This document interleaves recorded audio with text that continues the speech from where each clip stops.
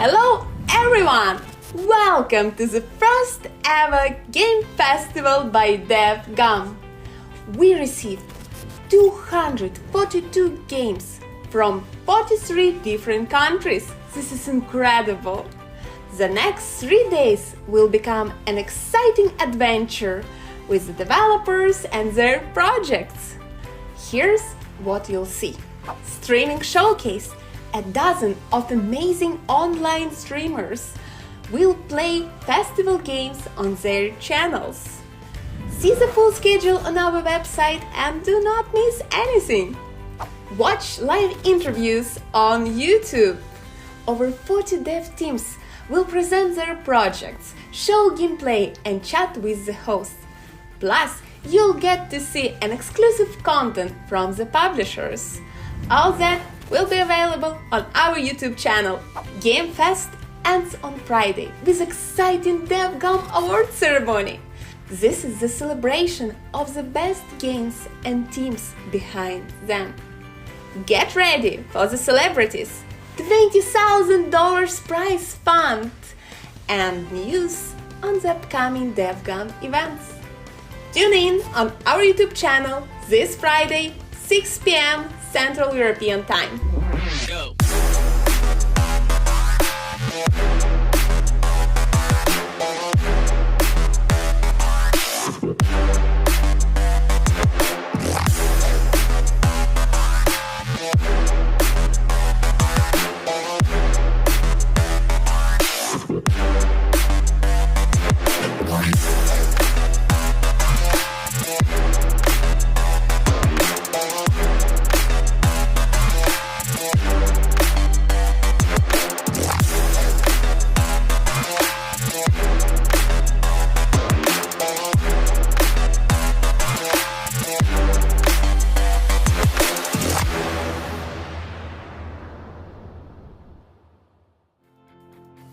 But there is more.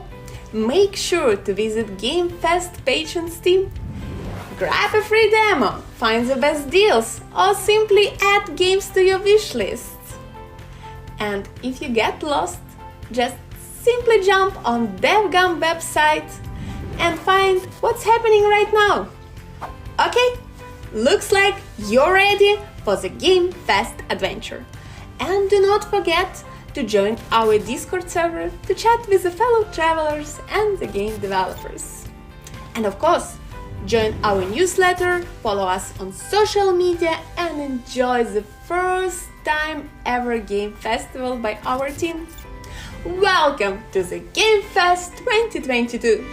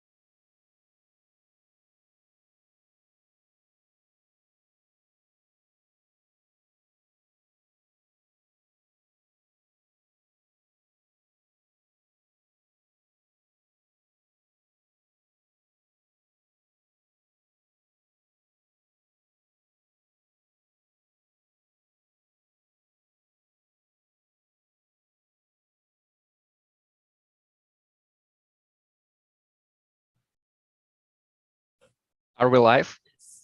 Are we live? We are live. Hello, everyone. Hello, DevGAMM. How are we all doing today? How are you doing, Anton?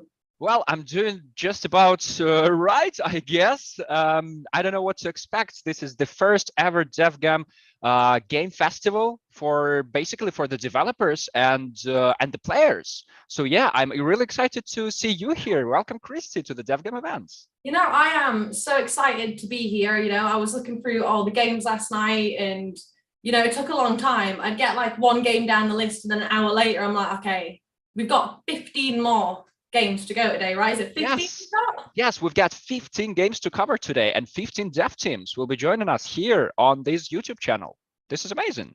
I know, I feel like this will be the most people I've ever met in a day. Like this is the first time me and you have met, like really, really out in the open on public. Have you ever been to DevGAMM events, like in general? No, I'm really ashamed I haven't, but I had huge FOMO. You are invited. You are definitely invited. I don't know. We'll see how the stream goes. At the end of the day, I might be the first person to be banned from DevGAMM. Well, I just believe it won't happen. I just hope it won't. Fingers crossed. We'll be fine. I guess we should introduce what's going to happen here in the next, I believe, 6 hours or so. So basically, Christie and I will have interviews with developers and dev teams from all around the world, like we mentioned, 15 of those, 15 games. And yeah, we'll see their games. We'll definitely see some gameplay, some trailers, and maybe we'll hear some incredible stories of how those teams came up with the ideas, with the craziest ideas for those games. Yeah.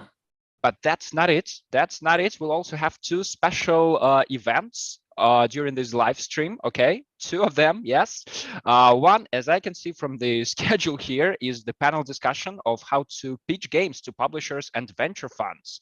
Well, that sounds important. I don't know what does it mean exactly, but pitching games, I believe this is something really, really important in the game industry and for indie developers, of course, whom we've got plenty of.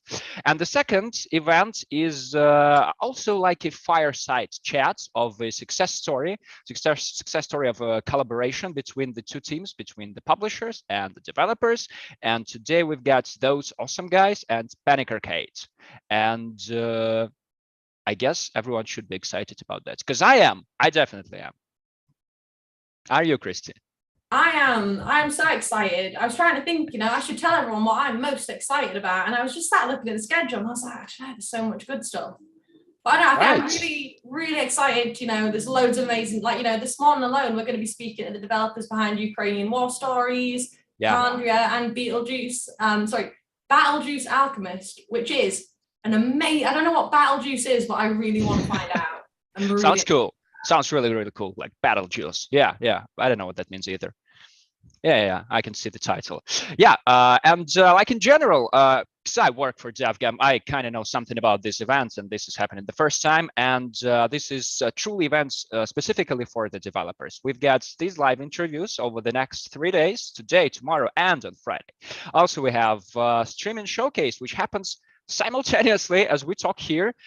Some online streamers from all around the world, they actually play the festival games on their Twitch channels. So you can visit devgamm.com/fest22 to see what's going on live and to see those beautiful games. And the pinnacle event of all the fest is the DevGAMM Awards ceremony, which will be broadcasted live this Friday, 6 p.m. Central European time. So this is about like 5 p.m. in London. Christie, you don't want to miss that. That's gonna be a top-notch show. You know, I realized we've been so excited with the schedule and like, oh my god, DevGAMM's finally happening. We haven't even introduced ourselves properly yet. Oh really? Yeah. So would you like to introduce yourself? Oh, you know, I was waiting to try and throw that ball at you, but yeah, I guess I'll go first, but I will remember this. Okay. So I'm Christie. I've worked in video games for, oh my goodness, probably like the past 5 years now. So that number is just gradually getting bigger and bigger because I'm getting older and older.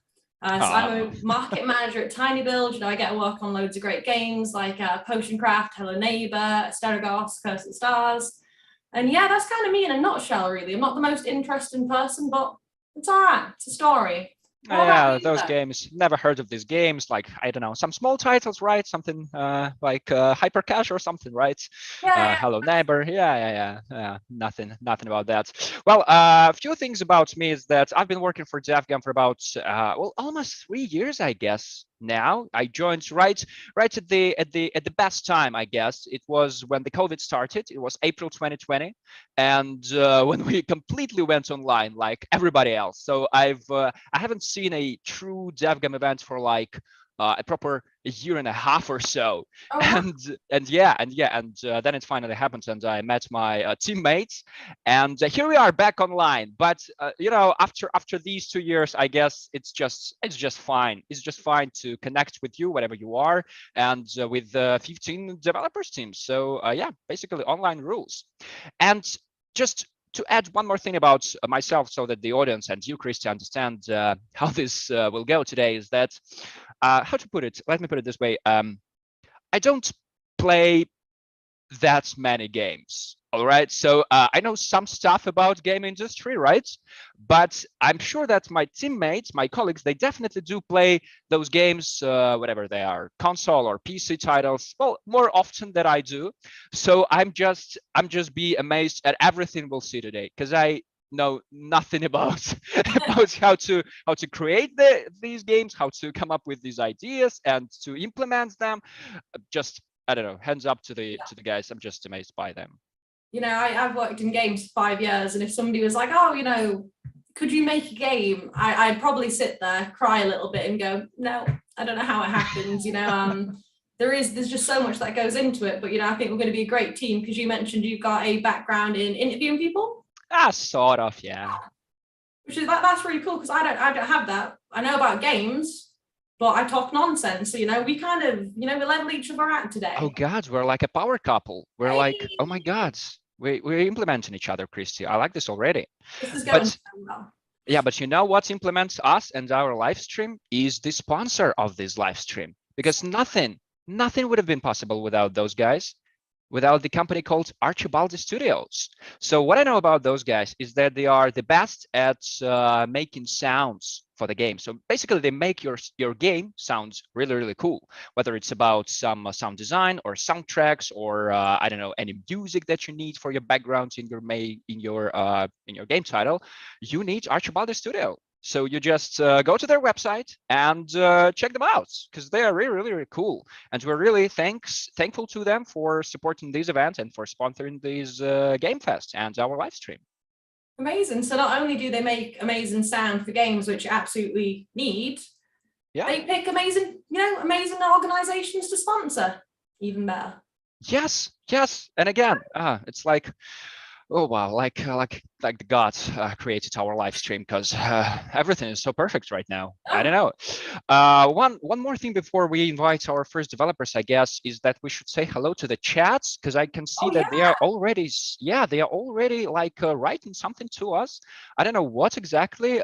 They say that everything is alive and greeting each other, and yeah, that's basically is what they have to do at the live stream.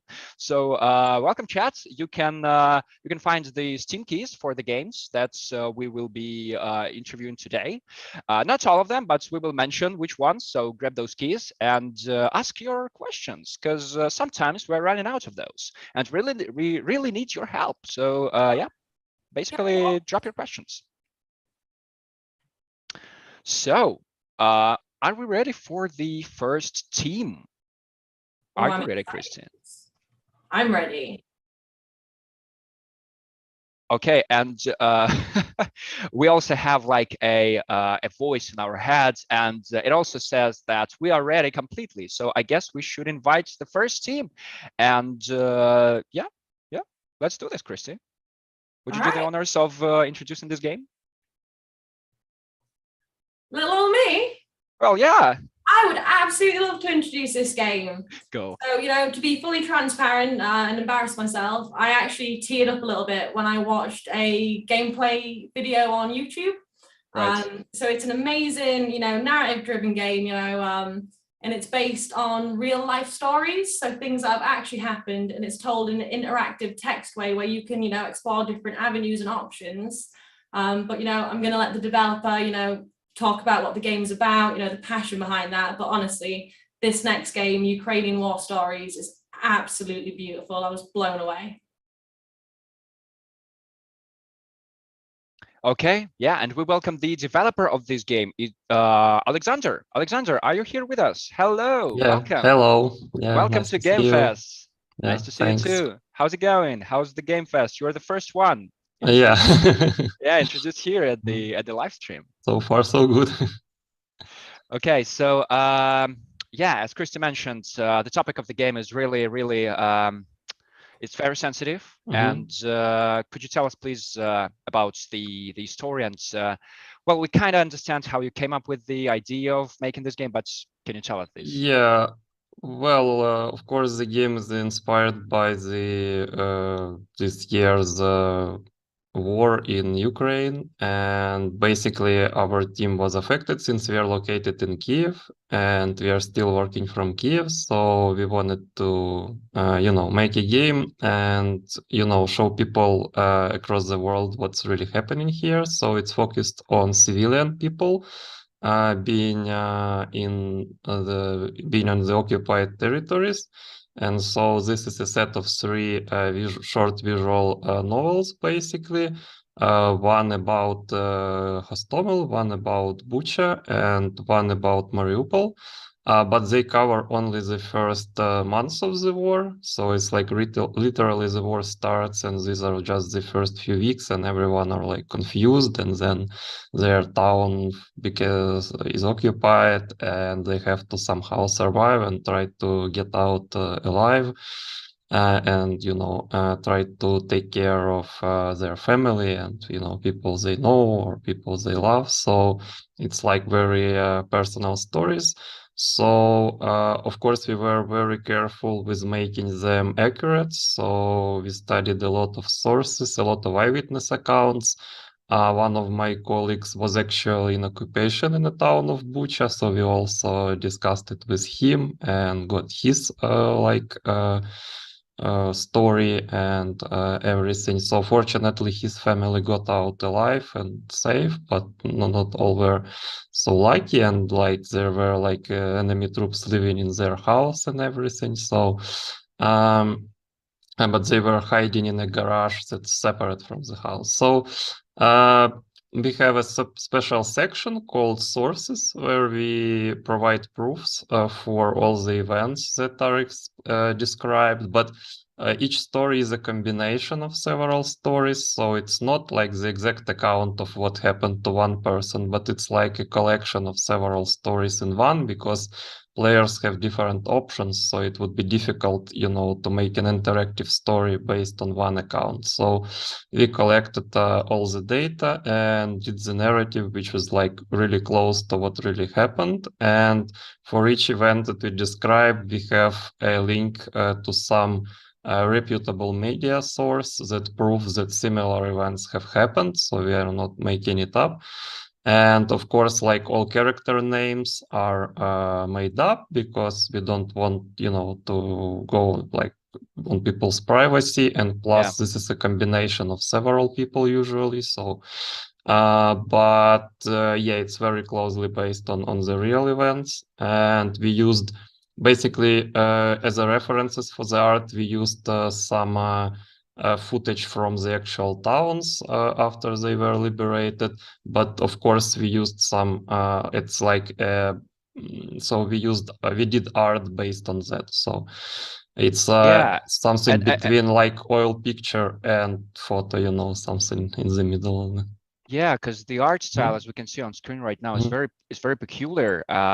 So you basically, how did you organize the process of making it? Like you saw some real photos, right? And then we gave them to our 2D style. artist who basically draw the arts based on that photo. So yeah, right. so we wanted the art style to be like not the exact photograph, but also very like have close resemblance to that. So to have like a picture or like an, like an oil painting of that photo or something, so it looks close to what it really looks like, but it's also a bit stylized. So it's not like the real photo, but it's close to that. So. Yeah. And how many people like at all worked at this project? How many people do you have in your team? Well, our team is now is quite, it's not so small actually. It's now over 20 people, but not everyone worked at this project all the time because we have some other projects we're working on as well. So I would say the key people were our narrative designers who wrote all the text basically. Of course, our programmers who did all the basically all the project, basically the groundwork for that. And of course, our lead art who suggested the overall art style, and our 2D artist who created all the pictures and all the interface and all the 2D arts for the project. So I would say those are the key people who worked on it the most. And then the rest of the team was more like providing feedback, maybe some suggestions and stuff like that, checking out there are no issues. And the key thing about this project is that we were able to do it. So we wanted to do it relatively fast. So we started in May and we released in October. So, and we have it translated to 12 languages. So so impressive. Like, so from May to October in the same year, you formulated the concept and released the game, is what you're saying? So basically, how much time did you spend on doing that? Because this game is released, as far as I understand.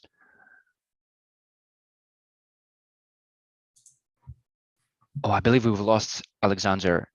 Oh, we have. Yeah, because he froze here. Yeah, well, in case it was me, I think we all had a moment of we'll all just be still together because we don't know whose camera it is. Yeah, this is true, but yeah, well, still, we hope Alexander is coming back to us. But before that, and if it happens, I believe that the game is really powerful. And what impresses me is that, well, it's not impressive, but it is a free game. So I guess yeah, they kind of making this available to everyone, I believe, to tell these stories and to show the truth, especially with the sources that they provided for the true events that happened. For any fan of kind of narrative-driven games, anything from Untold Stories to maybe like the Until Dawn game. That's a little bit of a tongue twister I've just invented. Those really narrative-driven stories, you will absolutely love the way that the narrative's delivered in this game. It's so deliberate. Everyone is so like characterized. Everyone feels like real within the game. You just kind of feel like this story's unfolding around you. And yeah, I found it just it really did blow me away. I'm almost a little bit speechless. Like I just saw it and I was just like, this is like games as an art form. Yes. Come back, I wonder, maybe if the chat have any questions for when they do hopefully maybe come back soon. Yeah, but if anything, if anyone wants to check this game, the links are in the chats, as we mentioned before that. So you can find this on Steam, and actually we've got a special section for these DevGAMM Game Fest on Steam, and this game called Ukraine War Stories is featured. So you can grab your I guess it has discounts. As if I remember correctly, I saw this game on discounts this morning, but it's a free game. So basically, yeah, stupid me. It's a free game. So yeah, download it and play it and check it out, definitely. So thanks to Alexander and to the whole Starna Games team for making it. And especially again with this incredible art style, because this impressed me the most about this one. It's like a canvas, like a painted pictures that we can see here. And this is, I guess, I don't know why, but it's so emotional. Like the art makes you emotional, and especially with the stories. So yeah, this is everything great. about it just builds up. And I was sat last night like a little puddle. Like I don't know how I can go on camera and talk about it. Oh my goodness. Whew. Yeah, but here we are, and here's the first game that we've seen. So how? I don't know. Would you want to play this game actually? Because sometimes it just feels we are so preoccupied with the flow of news, and sometimes they're kind of sad news and disastrous news about what's going on in the world. And games are like our escape from the reality. But here again, it's like continuous coming back to these disastrous events that happens in real life. I think games have a really unique way of conveying emotions and stories and messages. And I think this game, does that beautifully. You're going through it, and sometimes it's a little bit rough along the journey, and you're just like, oh, this is getting me in the feelings, but it's worth the journey. I was trying to think of like a really sad thing in a video game, and all I could think of was Super Mario in my head, but I don't think that's ever happened to Mario. Has it? Chat, has anything bad ever happened to Mario? Or is that a false memory? I'm going to stop talking about Mario anyways. Back to DevGAMM. Back to DevGAMM, and back to the next game. I think we're ready to move on and welcome the next team and the next game that we will have here. Again, I'd like to mention that everything that's happening now at the DevGAMM Game Fest is can be seen on the website, which is devgamm.com/fest22. We've got our streamers, we've got these live interviews, and of course we've got a featured page on Steam with the collection of games from that Game Fest, and actually from the few previous DevGAMM events, if I remember correctly. So hop on and enjoy the Game Fest. And we're really ready to proceed, right?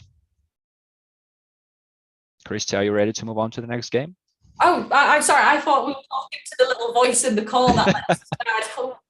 Yes, I am. I'm ready.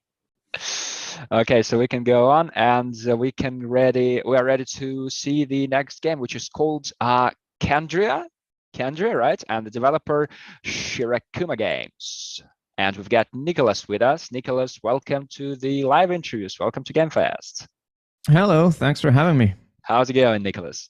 It's going all right. It's a bit sunny outside, so my camera isn't doing too well. Sorry about that. Sorry, I've just got to ask, is that a budgie cage? Yeah, there's two fellows in the back there. They're currently snoozing, but they might chime in every now and again, so apologies for the noise. So we've got a few special guests on this interview. Can I ask the budgies questions, and you can ask our lovely guests the questions, Anton? Is that like a deal for this one? I'll interview the birds. We can try, yeah. Yeah, that's definitely what they do on Twitter, I hope. So tell us about your game, Nicholas. Sure. What do you want to know?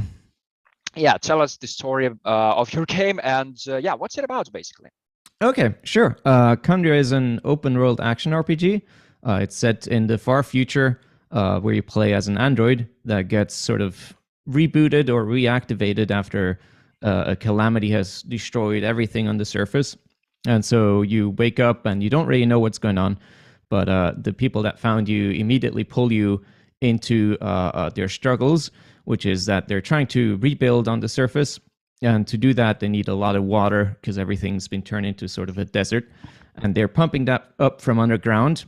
And someone else has turned off the pumps. And so you're sent to investigate what's going on. Why is the water stopped? And over the course of that, you sort of discover that there's other factions that are still alive in the underground complexes that people have built over the years. And they may not exactly agree on what your people are trying to do.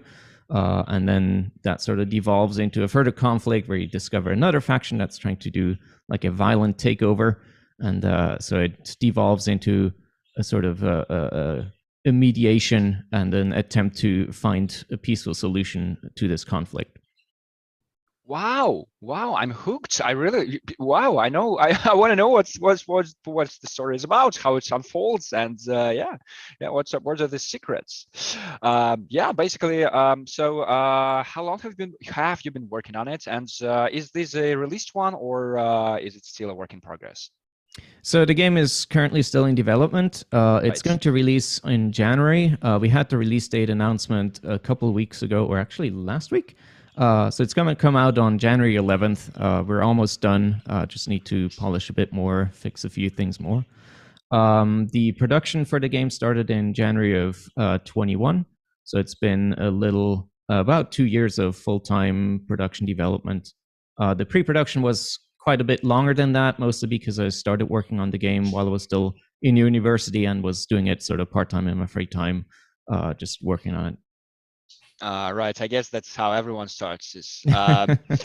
2 years, is this Christie? I don't know. Is it like a long period of time for making a game? 2 years? I mean, in games development, you've seen anything from like Duke Nukem that takes several lifetimes to people that turn around like, oh, I made a game in a week, and it's like, how would it work? Oh my goodness, What I will say though, say you've been in production for 2 years, it's coming out super soon. When I was watching the gameplay last night, the first thing that sprung into my mind was, it just looks so smooth. I didn't have a controller in my hand, but I knew if I hit that A button, whatever button it actually is, don't listen to me, I'm not the guide. But that dash, it just all looked so responsive, so quick. It did look really like nicely polished in the gameplay sense. Something like that though must be really hard to do, get the good the hand feel for the game. Could you maybe tell us a bit about that process? Is it hard, or is it easy, Sure. Yeah, it definitely takes a lot of iteration and also just soliciting feedback from others. So over the years, there's been a lot of very small tweaks, when you climb and you come up to the corner of an edge, it needs to pull you up over the edge, but then not if there's a spike on top, so you don't die if you try to go up.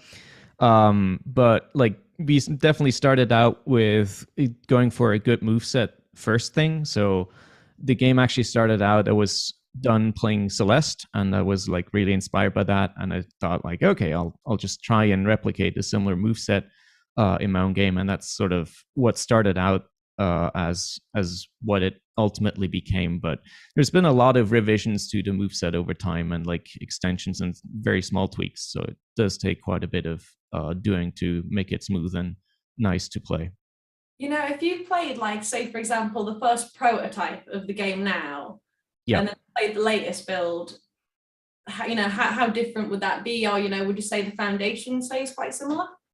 Oh, it's very different from the feel. The basic idea of just moving, dashing, and climbing was always there. We have a playlist on YouTube where it posted progress development things, and you can see the first build there. And even just from watching it, you can tell it's very different. Okay, and then one question for the budgies, and then I'm just gonna let everyone else participate. What are their names? Okay, so one of them is called Yuki, and the other one is called Flöckli, which is a Swiss German name for basically flake. Is the translation. Doesn't sound as good in English. So just one more time on the second budgie's name. Flöckli. Flöckli. Yes. I know if I try and say it, I know what words actually come out. So I'm going to let the interview continue.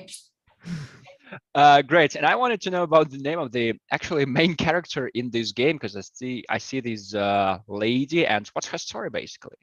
Right. So you play as an android who's just from the beginning on called the Stranger, because people don't know her real name. Later on, you do get to pick a name for yourself as part of the story. And she's basically in the world, sort of androids were introduced as sort of that's a bit of the complication of the world building as well, that it's not clear, are androids tools that people are just supposed to use, or are they people of their own right? So she starts out sort of just following whatever people tell her to do, but then over time she develops her own identity and ideas on how to proceed with what's going on in the story. So we're in the West Worlds now. Right. Okay. Okay, so tell us about your team and how do you actually release this game? Do you have a publisher or do you do everything by yourself? Sure. So we're currently self-publishing. We Cool. did have a publishing deal lined up, but that unfortunately fell through, which is a bit disappointing. But I think we'll be doing fine just by self-publishing on Steam and itch on our own website for the time being. The team consists of me doing almost most of the things. Like I did all the programming and level design and like world building, initial concepting. Then we have Tim, who's a writer. He did all the quest logic and dialogue and everything in that department. We have Fred, who did like the fluid combat animations, a lot of the background art as well. And then we have Mikkel, our excellent composer. So the soundtrack is, in my opinion, the best part of the game. Probably because I haven't touched it myself. Sounds like a small team, right? Yeah, and then finally we have Kai, who is our sound designer. But it's a total of 5 people, yeah. Right, cool. Christie, I had an idea, by the way. Since you are from tinyBuild, I mean, can people pitch you something during our live stream, or is this not allowed? I mean, you know, there are definitely channels. If any developers out there do want to pitch games to tinyBuild, we're always happy to hear them. Me, myself, I mean, anyone is absolutely free to pitch me a game, but I have terrible, you know, I've came up with game pitches that are absolutely ridiculous. Feel free, but I am not the gal for the job. See, but we cannot, yeah, we can disclose this information, so we can just say that you're from tinyBuild and people will just instantly pitch you any game that they have. Do you have, by the way, the elevator pitch, Nicholas, like something that's like 30 seconds that would sell your game, or do you not need this since you're self-publishing? I mean, I did used to have one, but I'm not sure if it's accurate anymore. I was never very happy with it because it's like a kind of a weird a blend between precision platforming and open world design. So like one of the tenets was that you can go anywhere you want, anytime you want. So like even right at the beginning, you have your complete moveset available to you and you can just explore the entire world, which is very unlike like most of the Metroidvanias and other trends going on right now. So it's been hard to pitch it to people because it's just like kind of a strange concept, but yeah. Right.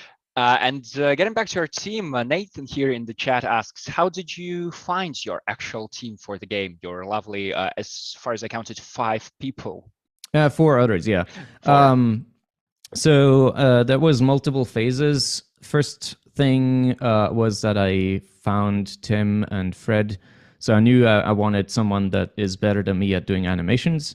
And I knew I wanted someone that could do all the writing because that's just a huge effort. And so I just published like a website where I had like the listing for the jobs and like told people to send me an email. And then I put that on Twitter, asked people to retweet. And then I also did a listing on like remotegamejobs.com. And that gave me, I think, around 50 applications for the art position and about 100 for the writer position. And then I had to like go through all the sample material and then do interviews and all of that stuff. That's cool, by the way, 100 applications. Wow. That's nothing though. Like in March in next year after that, we did another call for the composer.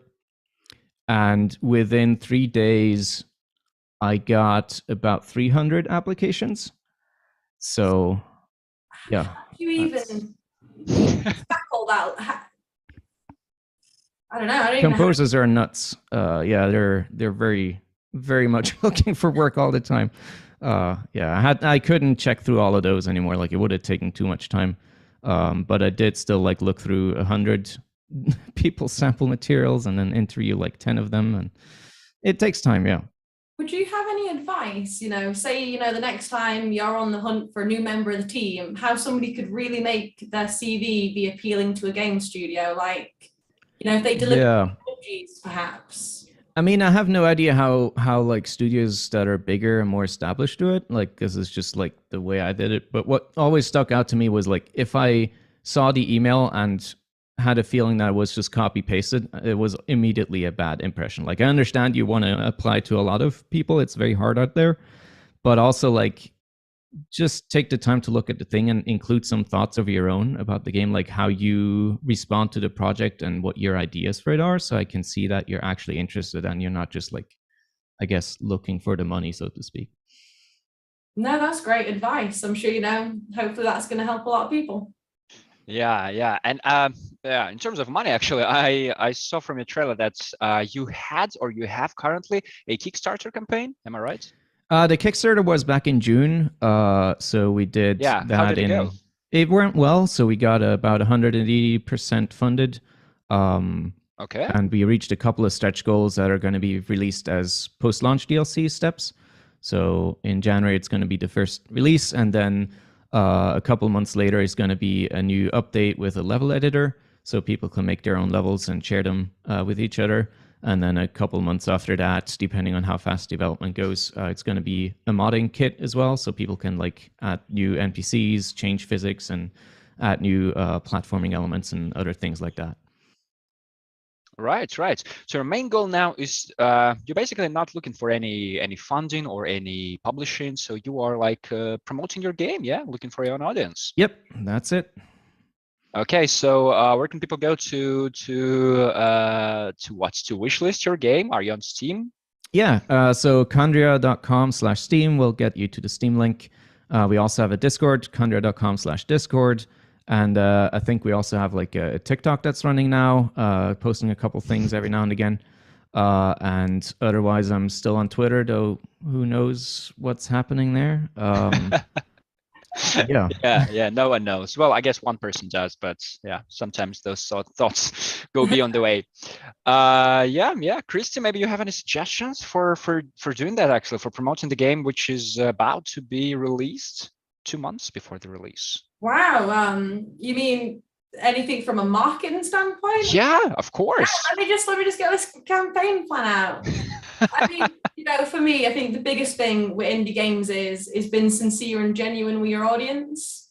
Kind of making sure you're showing them not content for the sake of content. If you try and push really hard and trailer like, action, buy now. I found with indie games, people are just like, content for content's sake isn't interesting, but if you show them, what makes the game special, particularly to you as a developer, you get such a better response, particularly on, social media, some communities on Reddit, they really appreciate that, genuineness. Yeah, that's definitely something we've been trying to go for as well. Like, I've been very open about our development process and like how things develop over time.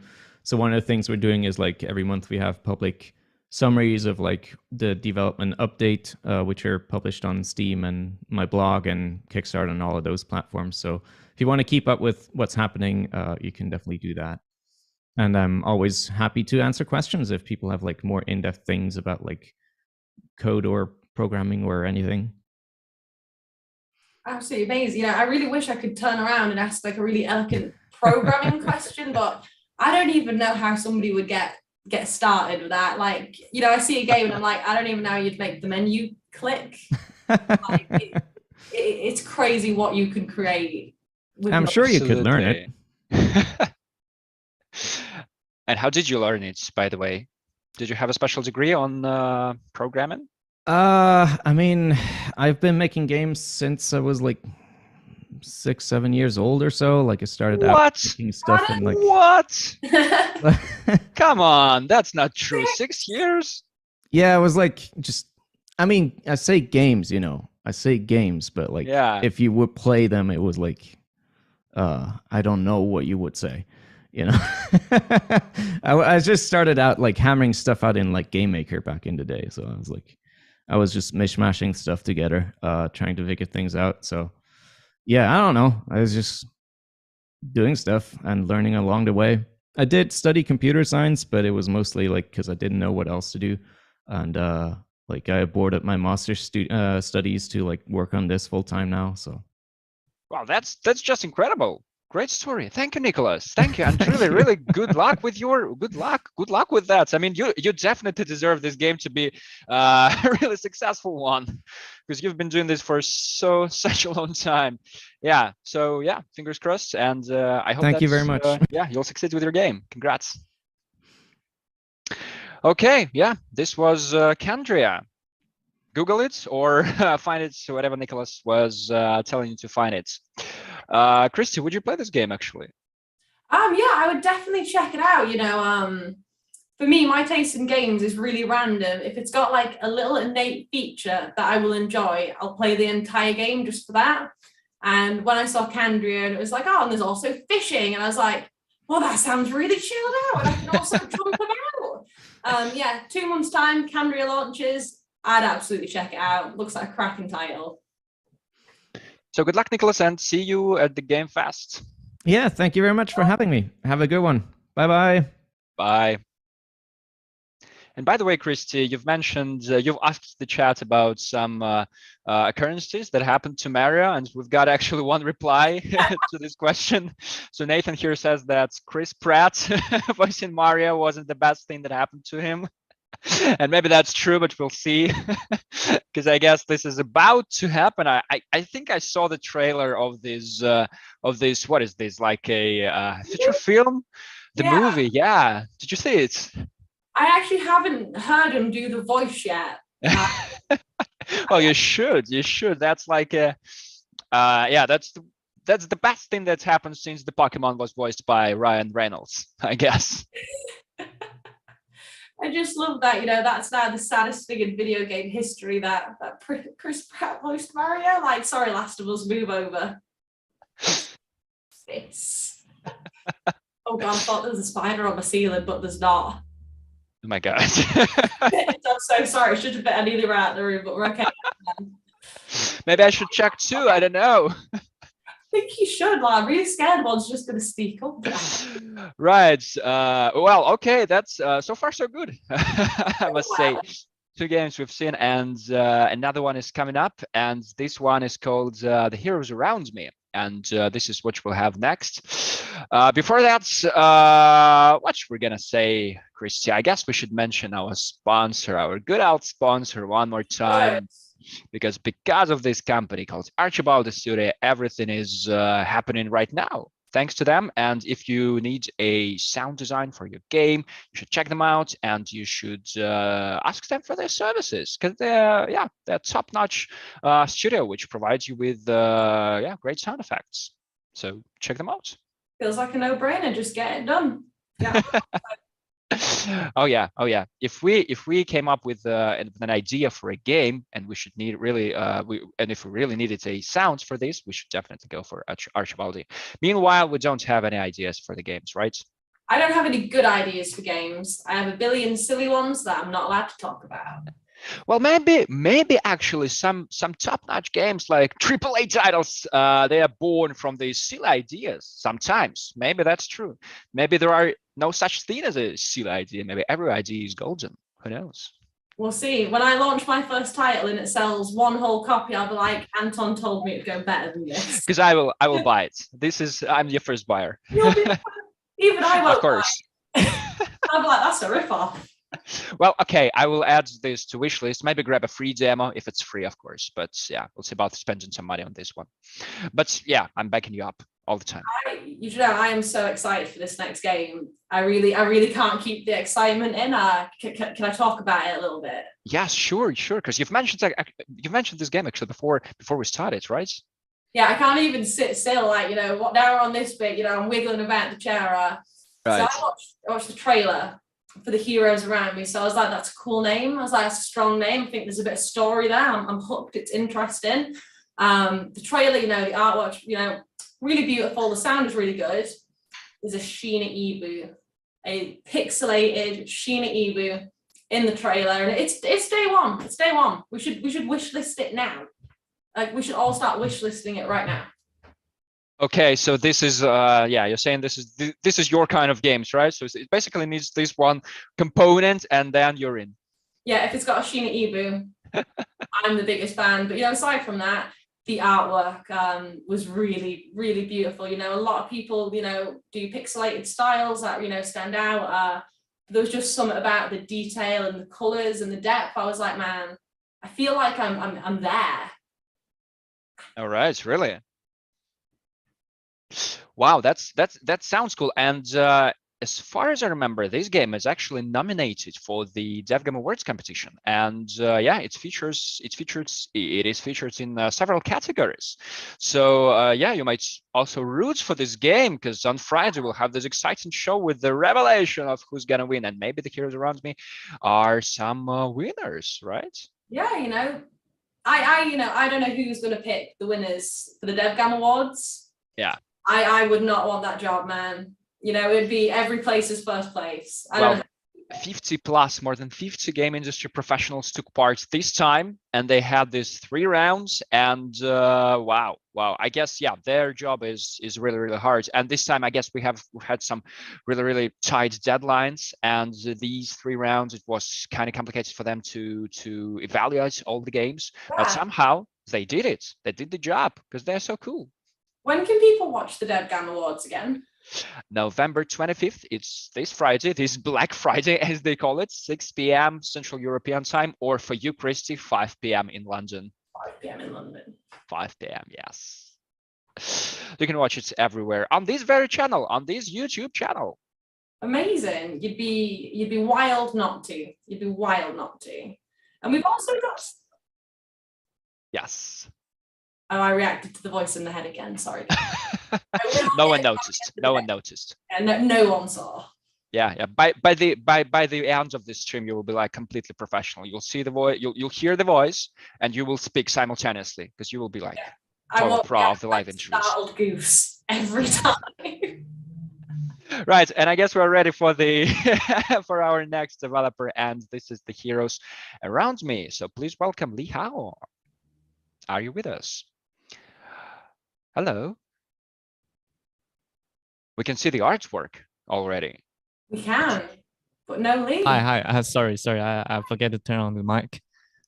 Hi, yes. Everyone. It's Lee here from the OK Joy of the heroes around me. Hi, Lee. How's it going? Can we see your beautiful face, or your game is fine enough as well? But are you with us? Sorry about this. It's good. It's very good here, but they for some technical issues, so I can't. All right, so you are in these mountains, right? Upload the picture. Yeah. Sorry. Yeah, enjoying this beautiful sunsets. Got you. Okay, so tell us about your game, please. So the heroes around me is a piece of art game, and it tells a story of a family of 3: their hardworking and quiet father Nan and his daughter Lily, and their pet dog Sesame. Players will experience the harshness and warmth in the simpler time of 1990s in China, where lots of stories are untold. This is a game that tells a story about a single father and his daughter, who has like very, very serious illness, and the father Nan needs to like earn his living and to save enough money to for the operation of his daughter. So this is actually the game itself. Wow, so this is like a personal story we have here again. Yeah. Oh my goodness. Yeah, and it's a sad one. And the dog. Here it goes. Is this story like based on some real characters? Maybe there is a story which actually happens in real life. Actually, the stories are fictional, but the background itself is from the life in 1990s in China. So like maybe most people's life are not such kind of like very, very such a sad story, but when it comes to my own family, that I also have a relative that kind of like this, but not that sad. So okay. So tell us about your plans about releasing this game. Is this a work in progress? Is this going to be released soon? What do you have in plan? Actually, we have a plan to release the game maybe next year. But Right. Seems the stories are still going. So the plan is the game is going to release next year. Okay, that's cool. Good luck with that. And as far as I'm concerned, you've got some Steam keys, and they are about to be dropped in the chat. So anyone who's watching, yeah, be there and grab your free keys. I'm sorry, I didn't get it very clear. Yeah, but I hope the audience gets it so clearly, because we've got some keys for your game on Steam, and they will be dropped right about now. So yeah, be there. And about Julie, how could you tell us a bit more about the team behind this game? Who's been working on that besides you? Actually, we have the develop teams consist of 4 people.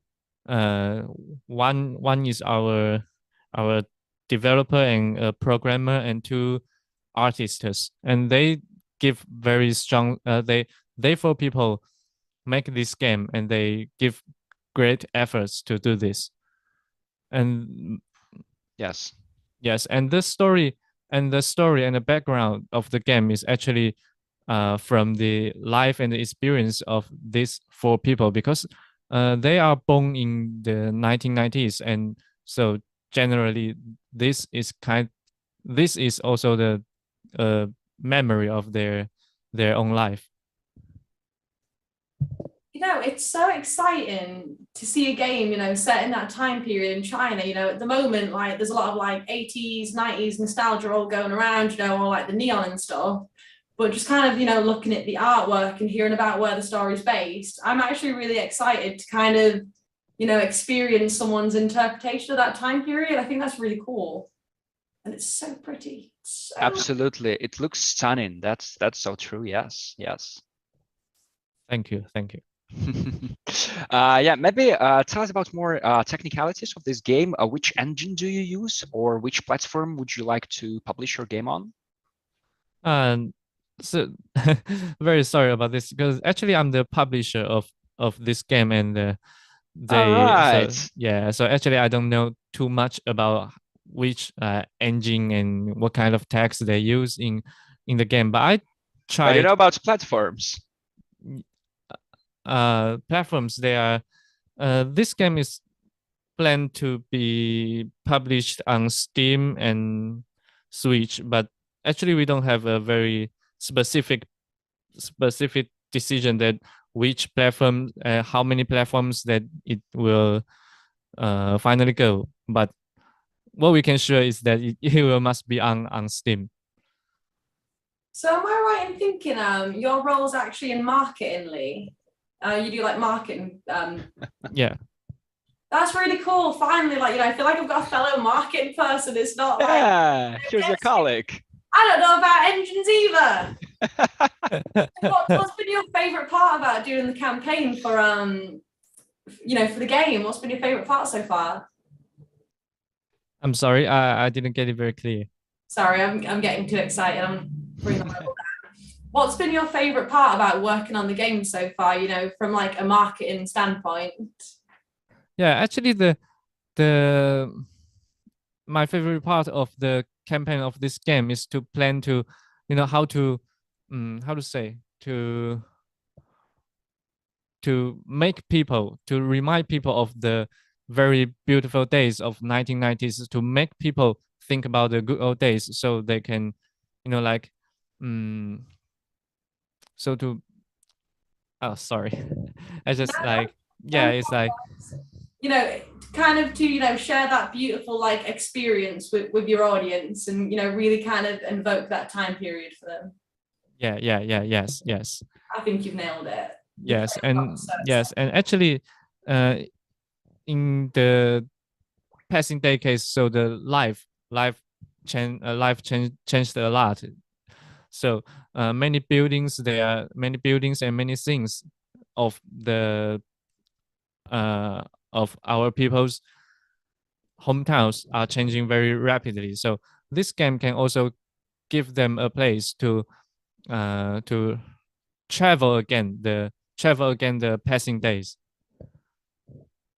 Right. And yeah, well, I'm sure you'll have plenty of players, and you definitely have one here, because Christie just very excited about it, very excited, and I'm sure Christie will play it. And yeah, good luck with that. Good luck with the release, with the upcoming release next year. Thank you. Thank you you very Thank much. you, Lihao, for joining us, and enjoy the Game Fest. Right. So, Christie, what's about to happen next? Do you know? Are you excited about the following activity which is about to happen? And I can see already some people are joining, and we're about to give this stage, to give this place to them, because in the next hour, all the developers that are watching this are about to watch a panel discussion on a very relevant topic, extremely relevant topic. Christie, do you know what it is? Well, the super secret, extremely relevant topic. Yes, what's it about? Pitching your games to publishers in our VC funds. Yes, those venture capital funds and publishers. God knows how to work with them. Everyone is excited about this panel because, well, it's unclear. What do those people want? How to work with them? How to talk to them? How to approach them? And those pitches, oh God.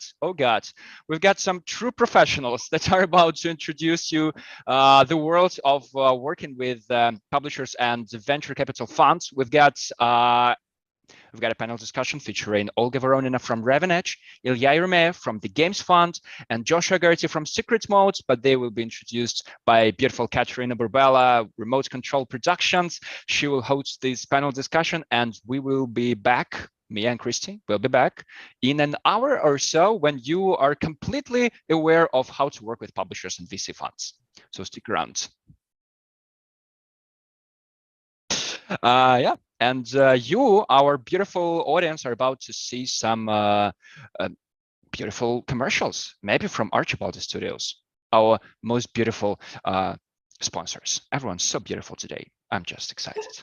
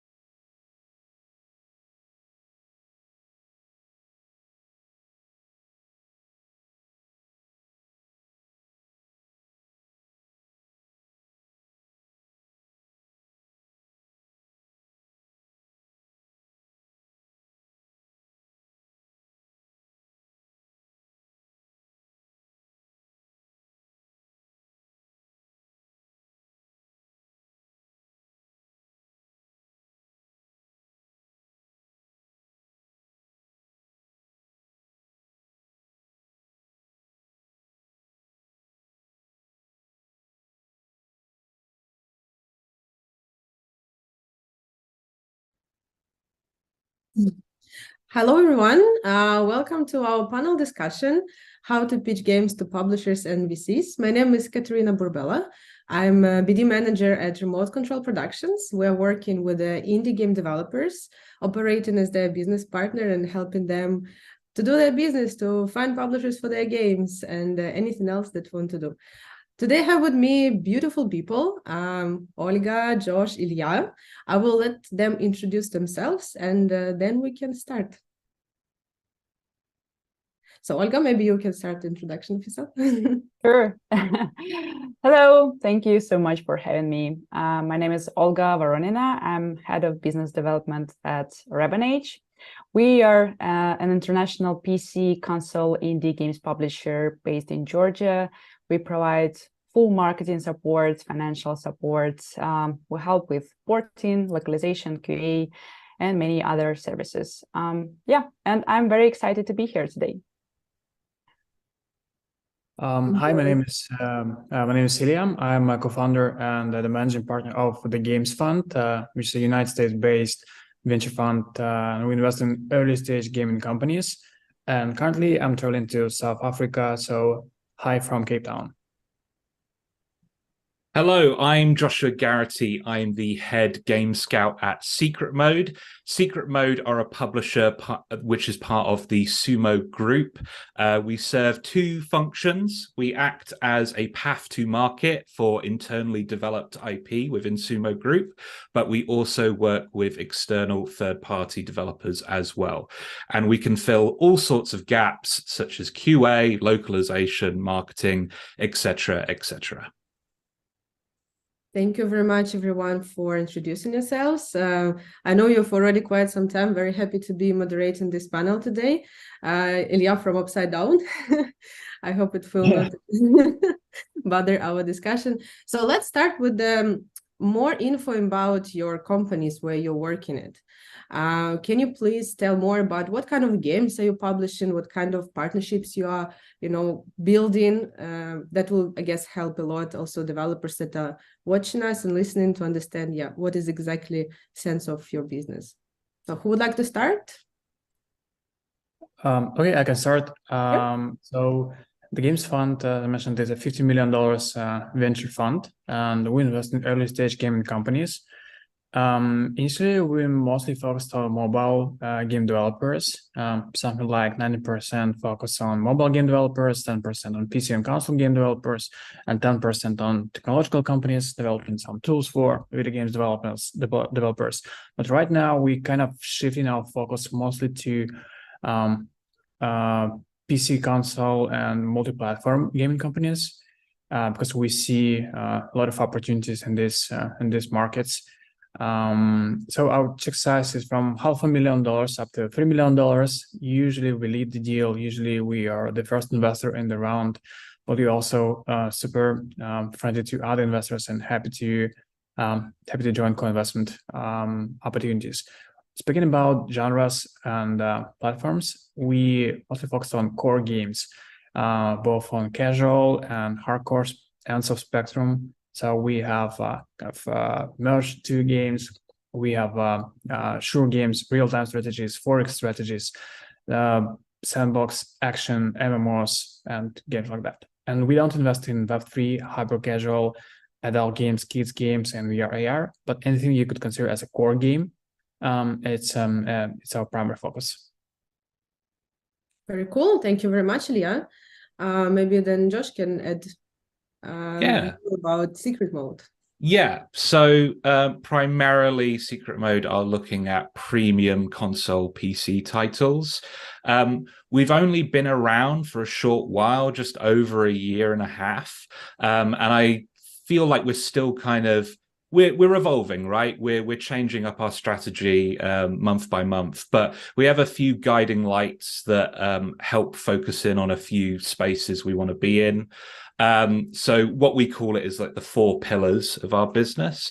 The first pillar is wholesome games. So recently we launched A Little to the Left, which I feel like is a great example of that space. The main reason for leaning into that is like it's a new emerging audience, but it's also an area that we've got success in. Like A Little to the Left was a big hit. We're building a community around that genre and that space. Why not lean into it? Why not sign more games in that space and build that community out further? We're interested in narrative titles. So that's deliberately quite vague. We're not just after like stuff that's like Firewatch or Gone Home. We'd be happy to take a look at more systemically driven narrative games like a Disco Elysium, but we care about narrative as a team. We're also looking at strategy games. This is mainly to do with leaning into the skill set of the team that we have.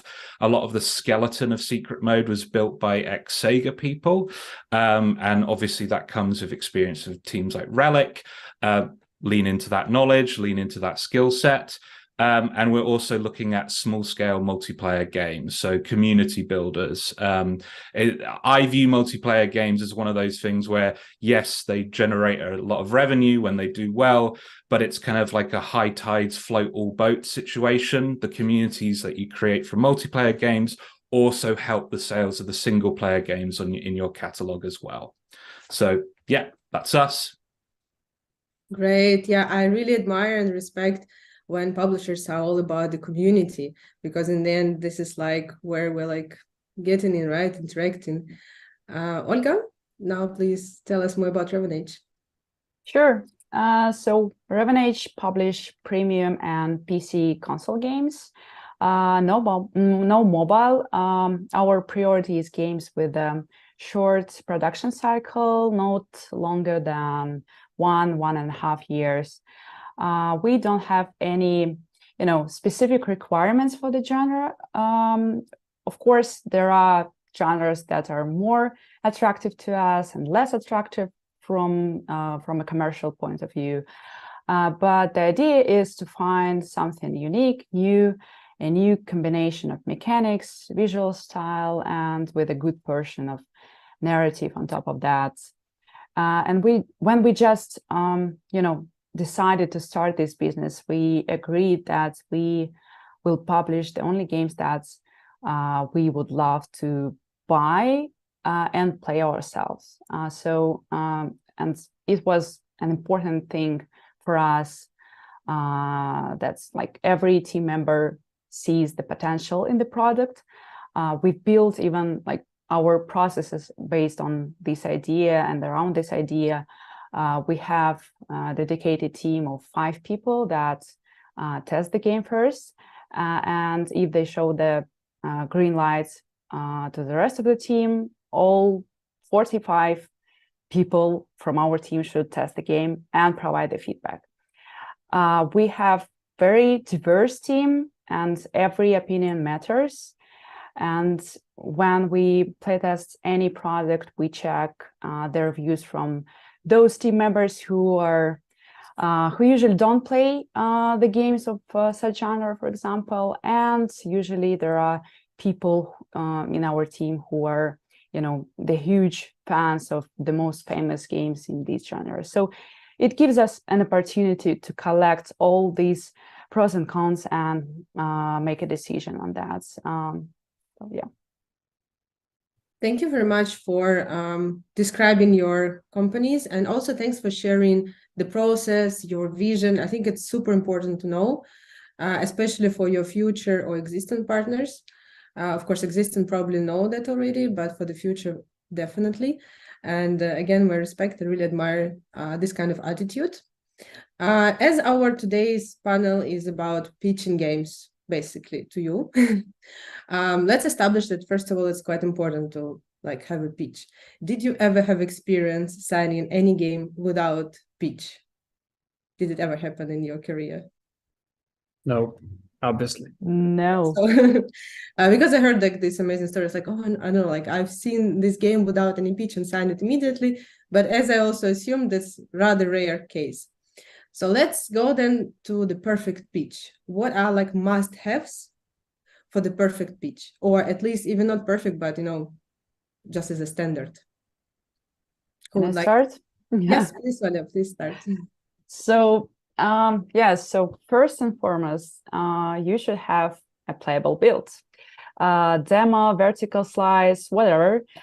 Otherwise, we will suspend the communication until the moment you have something playable, and put in your demo the content that you feel will represent the idea behind the project and can show the whole potential. And it depends on the genre, but in general, we want to see a game core loop. And if, for example, the game focus is on variety of boss fights. We want to check 2-3 boss fights. You can also use like white boxes to make them.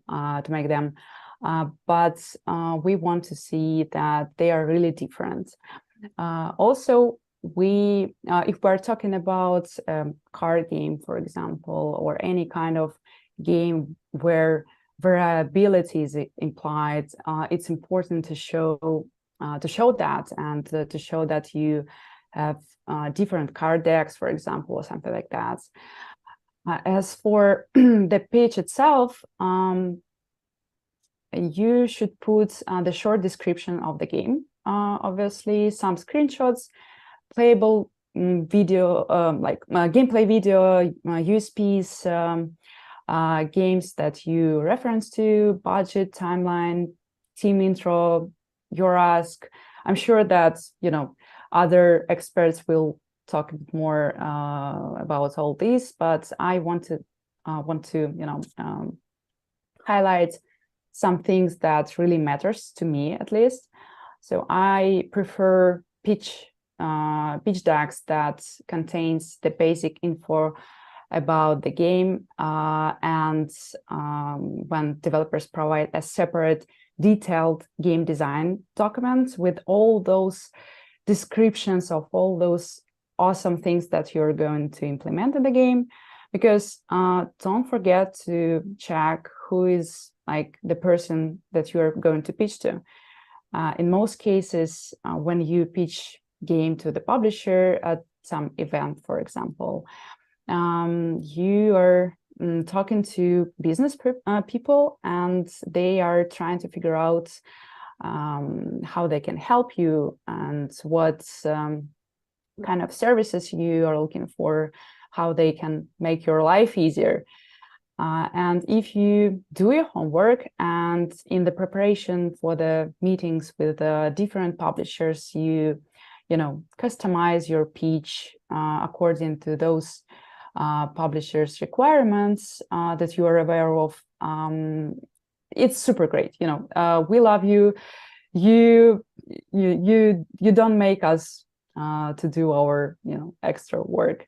And for example, if publisher says that don't include the porting costs in your budgets, because I don't know, we have in-house developers, and they will take care of all this porting, and just don't include that. That's like easy. In other words, it's always great to see that people can do some research, and they also interested in your partnership. All the PC and console publishers want to see your monthly burn rates and timeline for PC builds. That's the must-have, I think. Please don't include the marketing costs into your pitch, because if you have a dedicated marketing team that can take care of all the marketing activities, you need the budget for it. You probably don't need a publisher in this case. So try to find other like investors or funds, or get some grants or something like that. Yeah, that's all I wanted to say about must-haves. I'll pass the mic to other experts. Yeah, Olga, I agree with. Sorry, Josh. I just wanted to ask a question, Olga, because she was mentioning the very important, the playable build, and me as working with the developers, also very interesting to know. So yeah, and you all were saying, yeah, please, we need playable. What if developer has already relevant experience, and they've developed the game in the similar genre, and was even not one game but several, and it was quite successful? Would you consider then paper pitch? We're thinking on the same lines, Katerina, because I was about to expand on that. Like, yeah, I do think the experience of the team that's pitching to me does matter in that conversation, right? If I'm talking to a first-time dev, and I want to see more evidence, right? I want to see a prototype. I want to see an art deck. I want to see everything that Olga listed. But if I'm talking to somebody who has a few games out there already in the wild, they've proven commercial success, I may be more willing to entertain a paper pitch. I'm maybe more willing to go with something on concept alone. But you have to be realistic with yourself about your chances of getting through. Like it's not just the fact that you've released commercial titles. Is your next game in a space where you've proven your skill set? If you're like radically changing direction, like, oh, we've released commercially successful strategy games and now we're making a platformer, I'm going to need more evidence from you. I'm going to need to see a prototype. But if you're in a space that you know well and you've executed well in the past, okay, I don't need to see it as much.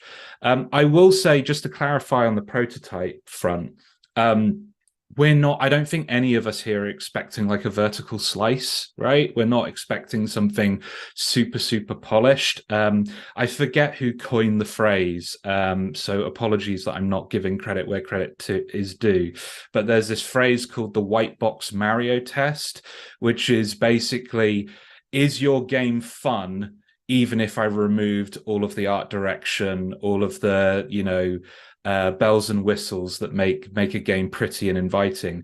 Is it still fun without all those things? And with Mario, the reason why those games are so great is controlling Mario is just fundamentally fun, even without the level design, even without the architecture around Mario. So that's an important thing to ask yourself when presenting a prototype to a publisher or Game Scout or CEO or whoever you're pitching to.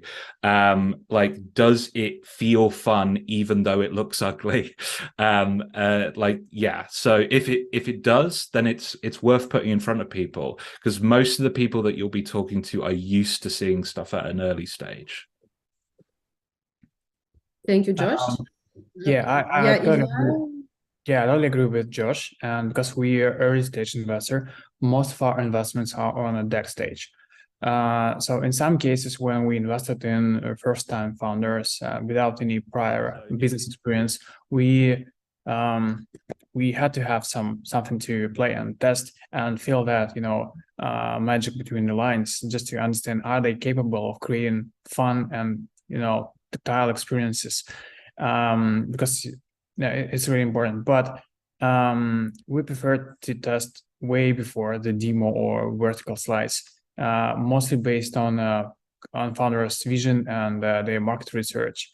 But we work kind of different from publishers because they're not mostly focused on the product. We're mostly focused on founding team and the business. And there is some things that out of the product. We have to kind of check if the founders understand how they want to create their business, how they want to build their company, what would be the pillars of their business, how large they want to be, what are the blueprints, what are they kind of company that they look for, look up, and what are they vision for kind of people design and team design and all the business mechanics that they want to implement in their business. And the product vision is actually just a confirmation of their, that they attached to the reality, and we're in line with our vision in the long term. Because we don't focus too much on a single game. We believe that the company could go far beyond the first project, and even if the first project would fail, we'll to keep supporting the company in their vision and in their pivot, in they keep exploring the adventure in a business startup life.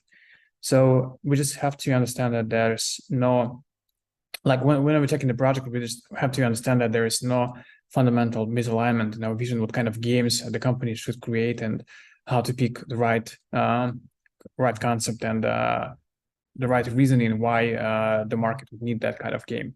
So 3 major things that we considering and analyzing when someone is pitching us a new company is if there is the market gap for that kind of product, if there is an opportunity, if this this team is capable of delivering that product, and if there is a commercial potential in this venture.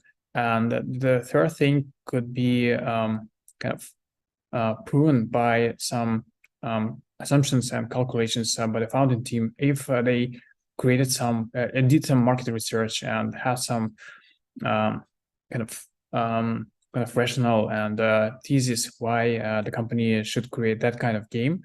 And we understand and believe in that vision. That could be really, really supportive for our decision. Great, thank you very much, Ilya. I guess, yeah, for you, it's definitely, I guess, a bit more important about like the future of the company and vision. Also, I wanted to ask you about some kind of structure of the pitch. So you mentioned that you would like to have a basic description of the game, right? I guess it will be very useful and insightful for our developers to know what kind of structure do you expect to see in the pitch deck. Yeah, and there was a question from YouTube, I guess. So how long the pitch should be? So we could also touch this question.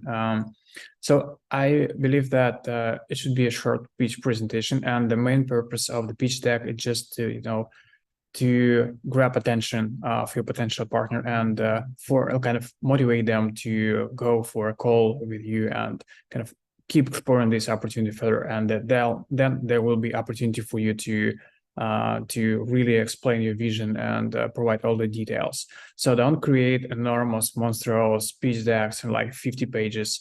Nobody would read them. And if you would see like 50-page pitch deck, it's most likely that we will skip this pitch deck. I prefer something short and kind of intense. I believe that any idea could be explained in like 10 slides. Like what kind of company you want to build, what kind of product you build, why the market needs that product, what the team looks like, what the budget looks like.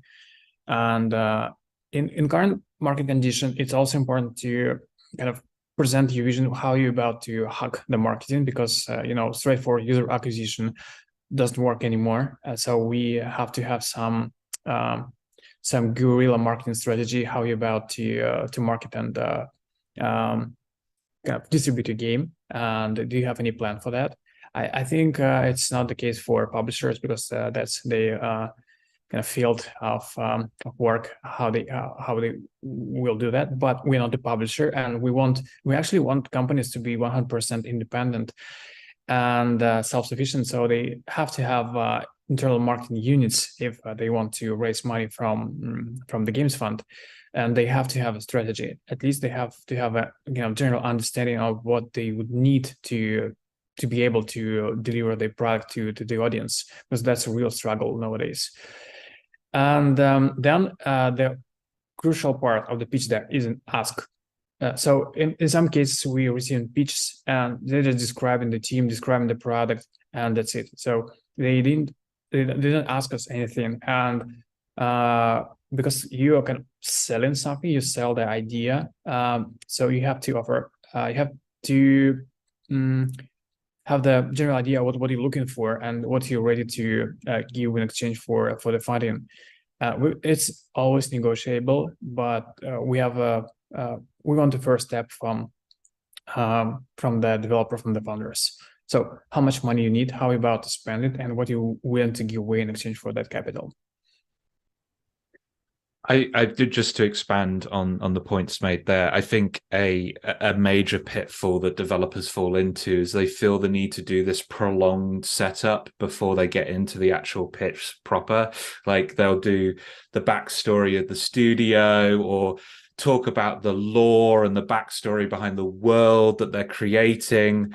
Just don't bury the lead. Just if you've got a cool mechanic, if you've got a cool art style, put that front and center straight away. Because the truth is, the three of us on this panel, we see a lot of pitches all of the time, and you have minutes, not even minutes, sometimes seconds to make a good first impression.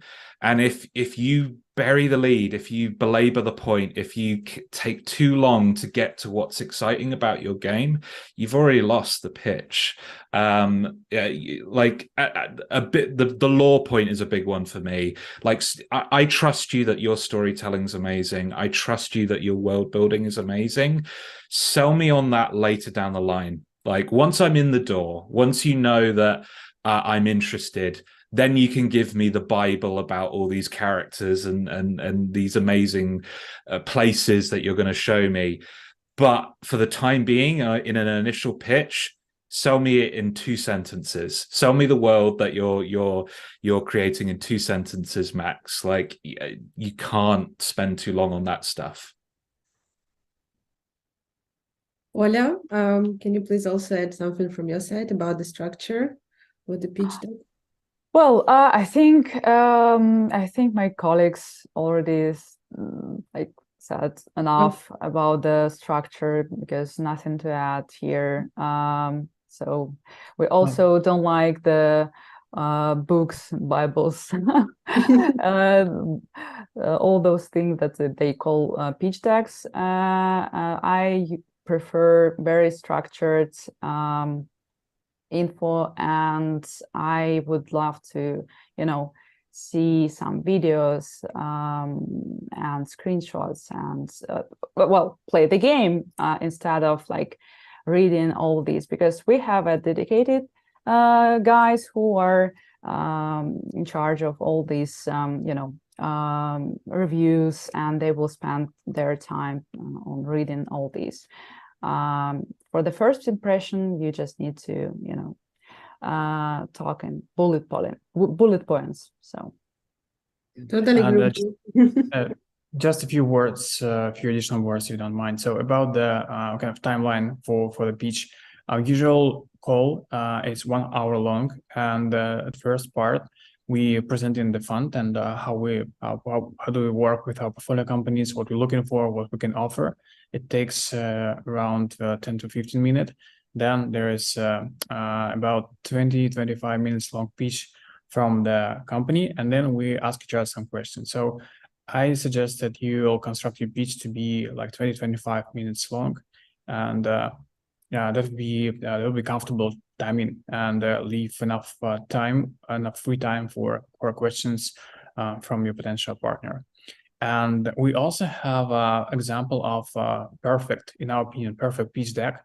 You can find it on our website at gamesfund.vc, in a section of materials. There is a kind of example deck of 10 pages. And that's exactly what we're looking for. It's not, the only option, but it's just in, the base, the template that you could use as a reference when you're pitching someone your company.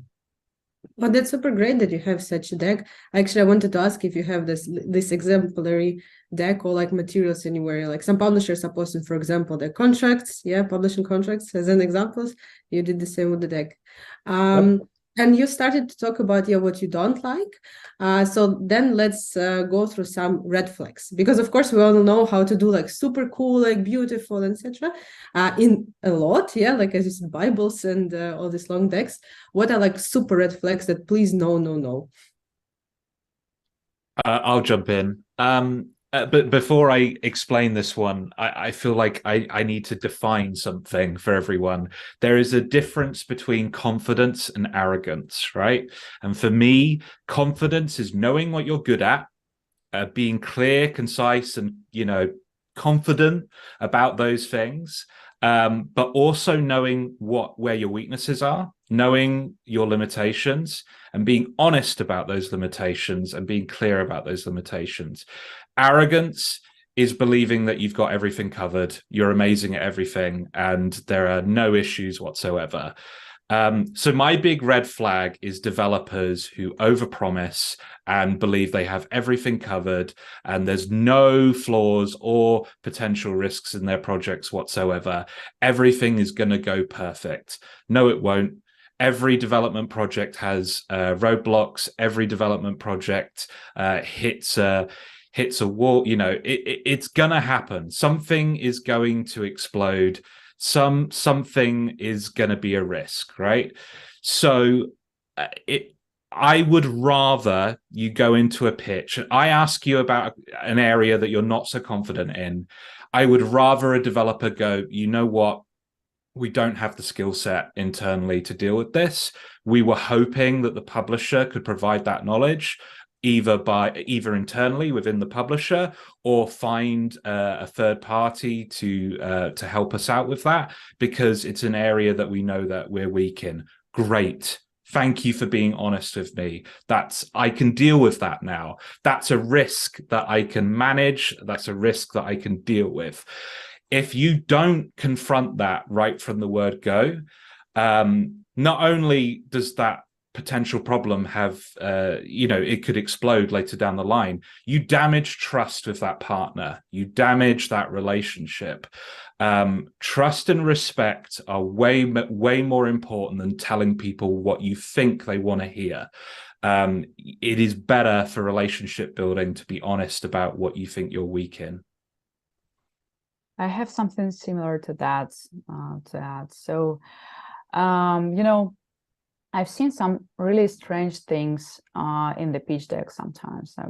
For example, we are a new team, and this is our first project, and we have only 3 people for now, and we're going to hire up to 100 people. That's a real, that's, by the way, that's a real example from real life, and I met those developers. So it sounds too ambitious for me. And when you do a wrong talk about references, for example, like we're going to make a new Assassin's Creed or a new GTA 5 or whatever, it sounds to me that probably, that you, your target audience, but you don't know how to find the right references, and you don't know how to talk about them. And usually it works better, this way. So you say, like, imagine the game with the parkour elements from Assassin's Creed and the mechanics from some, I don't know, like other famous titles. And we added our own juicy feature to that game, and here's the game. So you're amazing. That's so easy to do that, but sometimes we really see a lot of pitch decks that even don't match their references. So also, I think that's all that I wanted to say about the red flags. Ilya? We have I have a few red flags in my mind. So the first one would be if potential partners, if gaming startup founders, they want to get rich in process of building the company, not not focused on the actual result or on the outcome of the business efforts. So if I see that founding team has enormous compensation level, so really huge kind of enterprise level salaries, that's a bad sign for me. And I think that gaming startups, especially in these times, have to be scrappy, have to squeeze and use properly every dollar that they will raise, and put all the money, all the resources in development, not in a fancy life of the founding team. So that would not be a deal breaker for us, especially if there is some hard reasons why there should be some this level of compensation for a founding team. But that's something that we also pay attention to. The second thing would be focusing on some kind of art projects instead of commercial projects, because investment fund is a commercial organization, and we're looking to make some profit out of our investments. And despite it, as a gamer, I would love to see more kind of art house-ish gaming projects. But if there is no commercial potential and we just want to create art, it's not a good deal for a venture fund.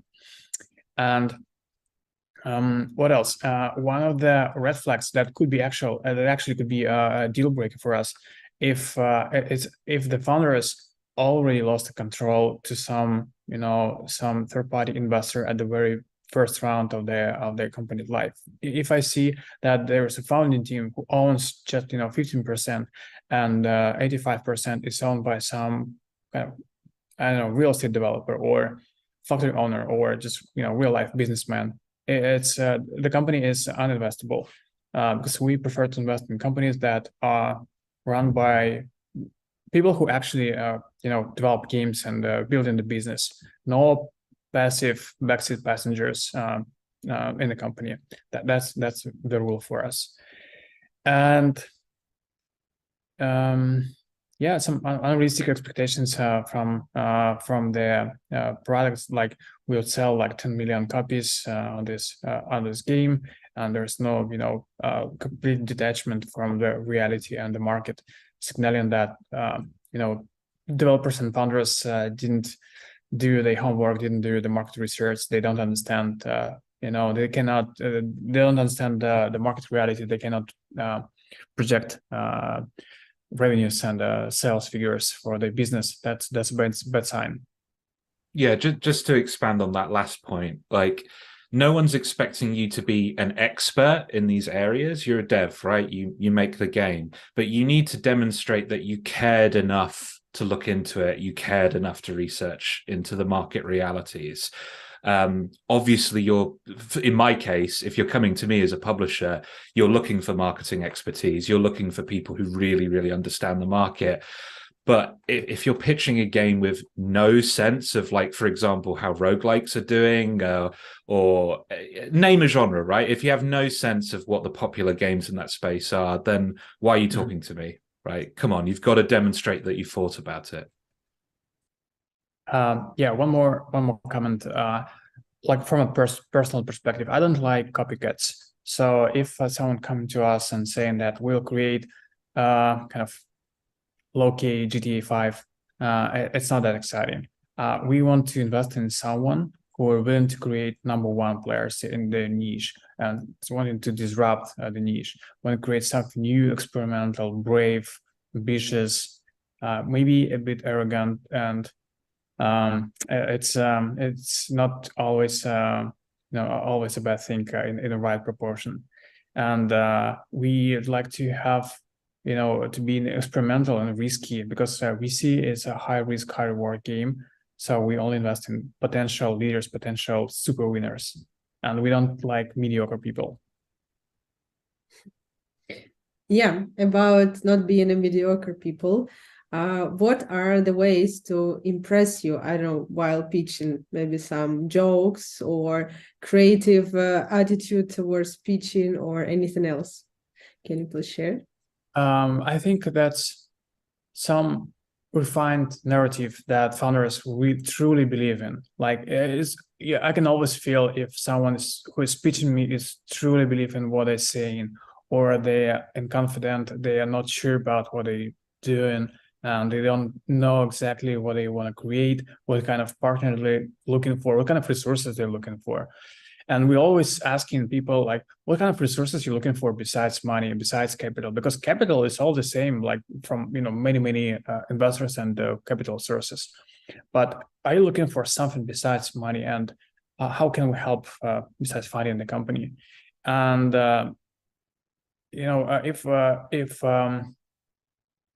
if someone has really strong vision for the company, they don't look for kind of control and maintenance and governance from their partner. They're looking for resources to fulfill their vision, to bring to reality, and that they kind of leaders. I can feel that they have extra energy. They don't drain energy from you, but they have enough energy to charge you and charge their followers, charge their audience, charge their teammates.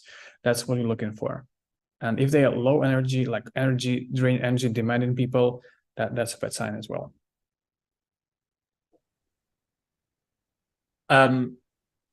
So a couple of things for me. I always find the pitches that go best Other ones where the developers can turn it into more of a back and forth, more of a conversation, rather than them just like presenting it very dryly.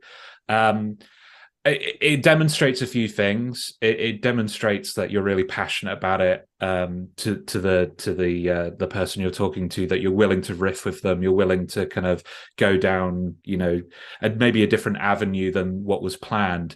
But it also demonstrates that you really, really know the pitch. You really, really know the game in a way that you're comfortable with it.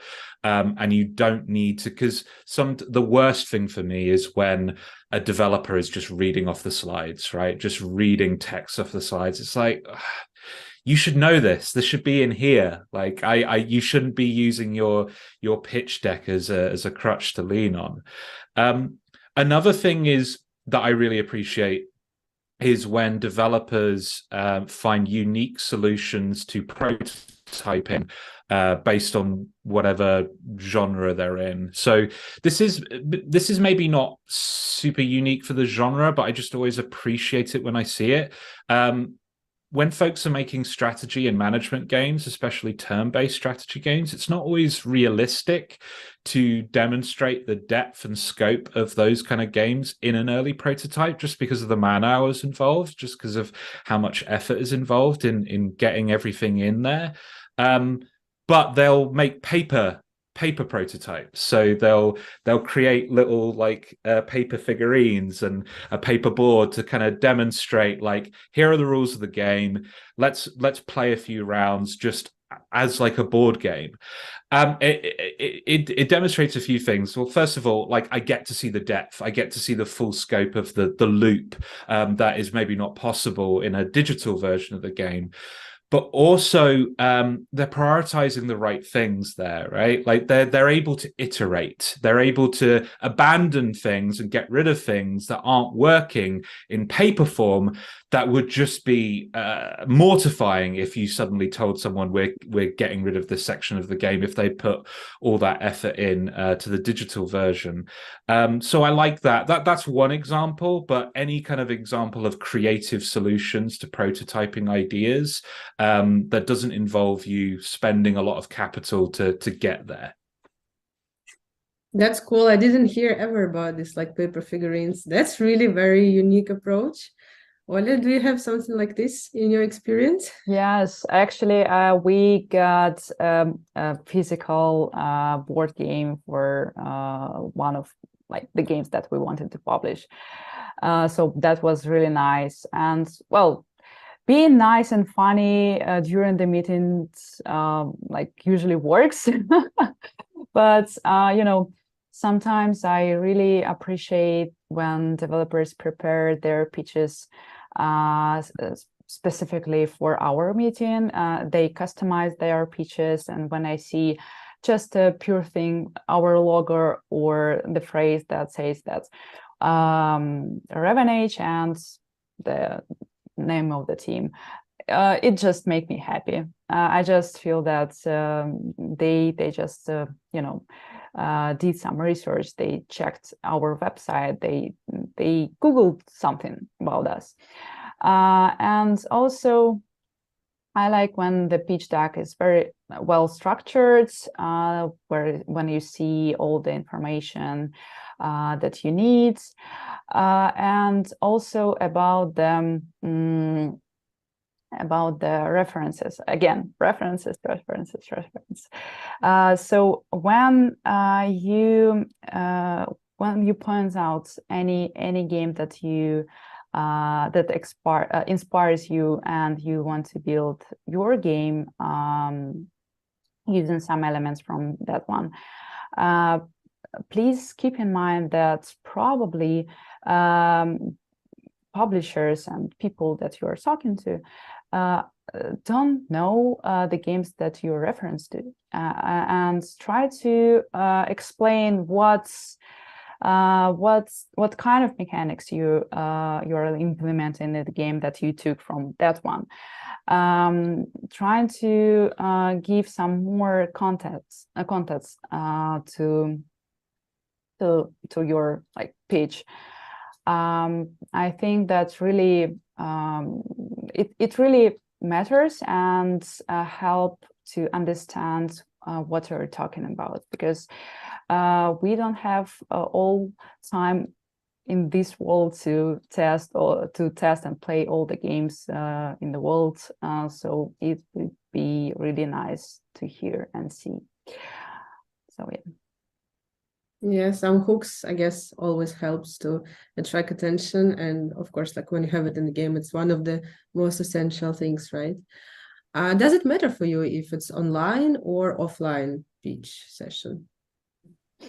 I think COVID made some things easier for now, and now you don't have to spend a lot of money for traveling and go to physical events. However, back in the day when we had the physical events,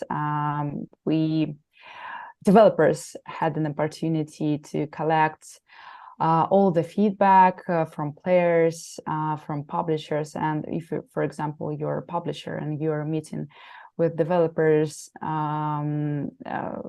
last day of the conference, then you probably are lucky and you will see the build that was improved, and developers implemented the changes, all that feedback that they collected from during the show. And now virtual conferences became very popular, and it gives an opportunity to everyone to join them, and it means that we get a lot of people in the attendance list, and most of them don't care about their profiles, and poor publishers, they have to check like hundreds or even thousands companies that are also attending the show with zero intro. And I'll spend many hours digging in until I find something relevant, and I will Google it. I will Google the websites in order to to find any potential any game that they are creating, but I will not find this information in their profile. It brings a lot of stress, frankly speaking. So my small advice for everybody, fill in your profiles. And also, if you're going to attend some gaming events and want to see the publisher, just send the rough information, what they're going to talk about, like who you are. Like, we are 5 people team from, I don't know, Brazil, developing action adventure game called whatever. At the moment we have we are at pre-production stage. We need $300K for the development, and we need marketing support from your side. That's it. No need to write again the whole story of your team. How did you decided to start this project, this business, etc., etc. So yeah, that's about the online events. My preference is in person. I completely understand the reason why virtual events became popular. And in some ways, they can be more productive. I see a greater variety of devs through those virtual events. But at the end of the day, as somebody who works in biz dev and game scouting, my bread and butter is relationship building and relationship management. And it's much, much harder to do that virtually than it is to do that in the same room as someone. When you pitch to me in person, you're not just getting that meeting, you're getting the conversation pre that meeting, maybe bumping into you in a bar at the hotel afterwards. the casual conversation that really reinforces a relationship and puts you in that person's memory. Whereas a virtual pitch, it's to be frank, it's so easy when you're seeing like 70 odd pitches across an event. It's so easy to forget one or two, even if they were good. Like sometimes, like, oh yeah, that didn't stick out in my mind for some reason. I'll have to circle back to them. Whereas that's much less likely to happen in person, and it can be something as simple as like a change of setting. Like maybe I met this person in a cafe. Maybe I met this person on the show floor. There will be anchors that will, secure you in that person's memory that won't happen if I'm just sitting at a desk.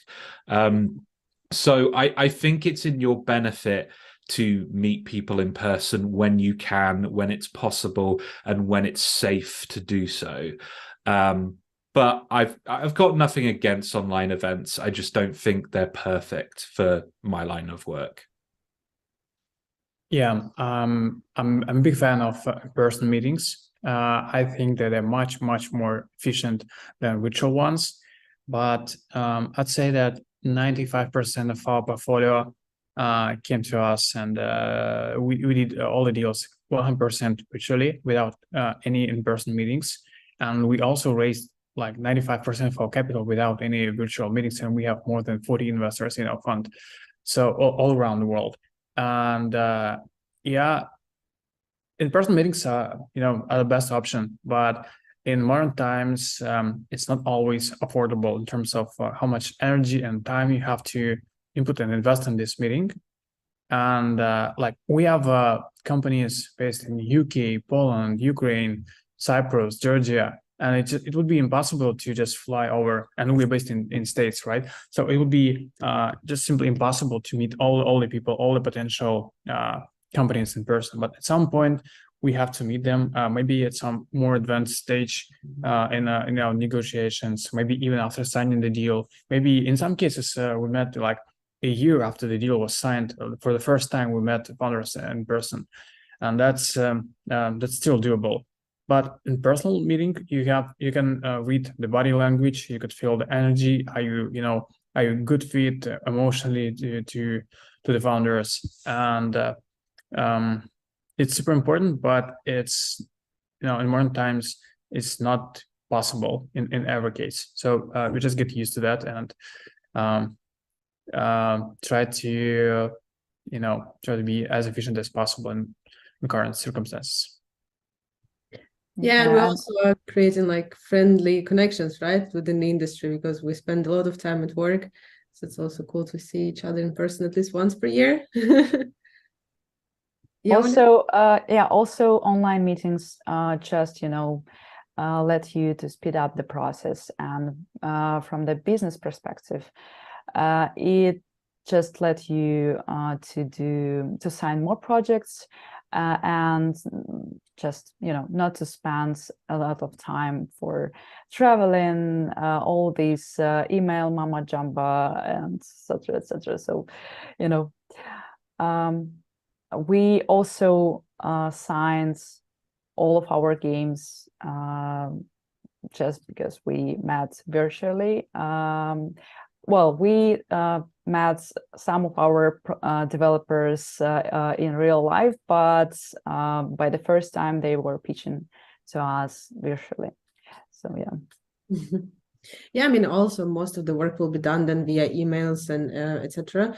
But I guess this like personal connection, at least a little bit, also makes a difference. We have a 1 minute, but also we have a question from the audience, and our audience is Lerica, and she's asking if you ever have received a pitch that you didn't like, but then the devs released the game and it was a commercial success. We did not. No. Not at secret mode, but definitely in my younger years, there was an example of a pitch that I let slip me by, and the game went on to be commercially successful. I can't name the game, unfortunately, but if you manage to find me in a pub or a bar and ply me with enough drink, maybe I'll tell you in secret. But yes, it has happened to me once. So here why we need to meet in person to get all the secrets. Actually, I had the same situation as Josh when I was working previously in publishers, so I know how it feels. So we can drink over that together. We're running out of time. Last words? I don't know. Thank you for having us. Don't be afraid to contact multiple publishers, multiple investors, and find out what would be the best fit for your company, for your exact unique situation. And it's never too early to contact any potential partners. We believe in in second chances and third chance and 10th chances. So first impression matters. But if there's no luck this time, keep trying. Keep in contact, send updates, and eventually we could find the common ground and sign the deal. If there's one thing I'd want everyone listening to this to take away from this conversation, is that passion is everything. Perfection, while appreciated, is maybe a tad overrated. I would rather you care completely and fully about the idea that you're pitching than get every little detail correct. And I can add, if you get a no from the publisher, I think there is a chance to pitch them again your game, and just don't be afraid. Try to get your feedback from the publisher and use this feedback to improve your game. And once you get the product that you think that is ready to show to the publisher, just go for it. Thank you very much. Thank you everyone for listening to our panel. Thank you, my dear panelists. It's a great pleasure. And yeah, I hope the rest will enjoy also Game Fest. I guess that's it from us for now. Cheers. Cheers.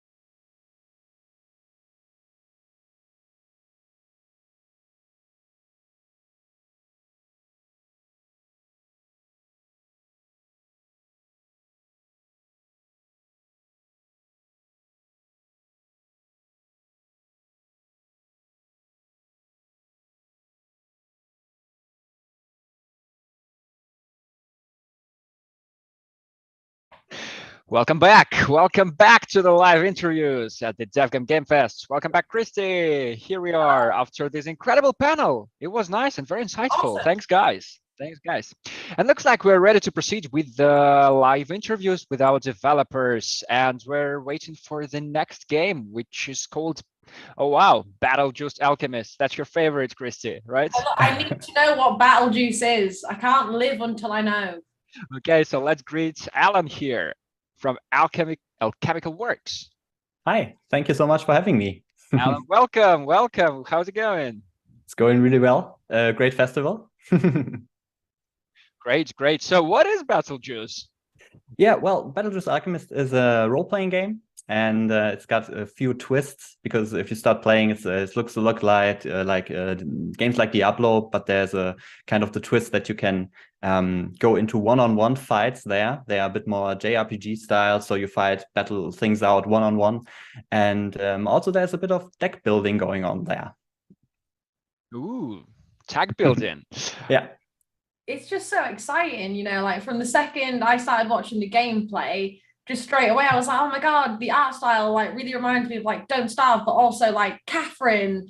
And like, you know, there was always something to look at. Even on the menu screen, all the little swirls on the ground. I was like, this just really ramps up the excitement level from this load in.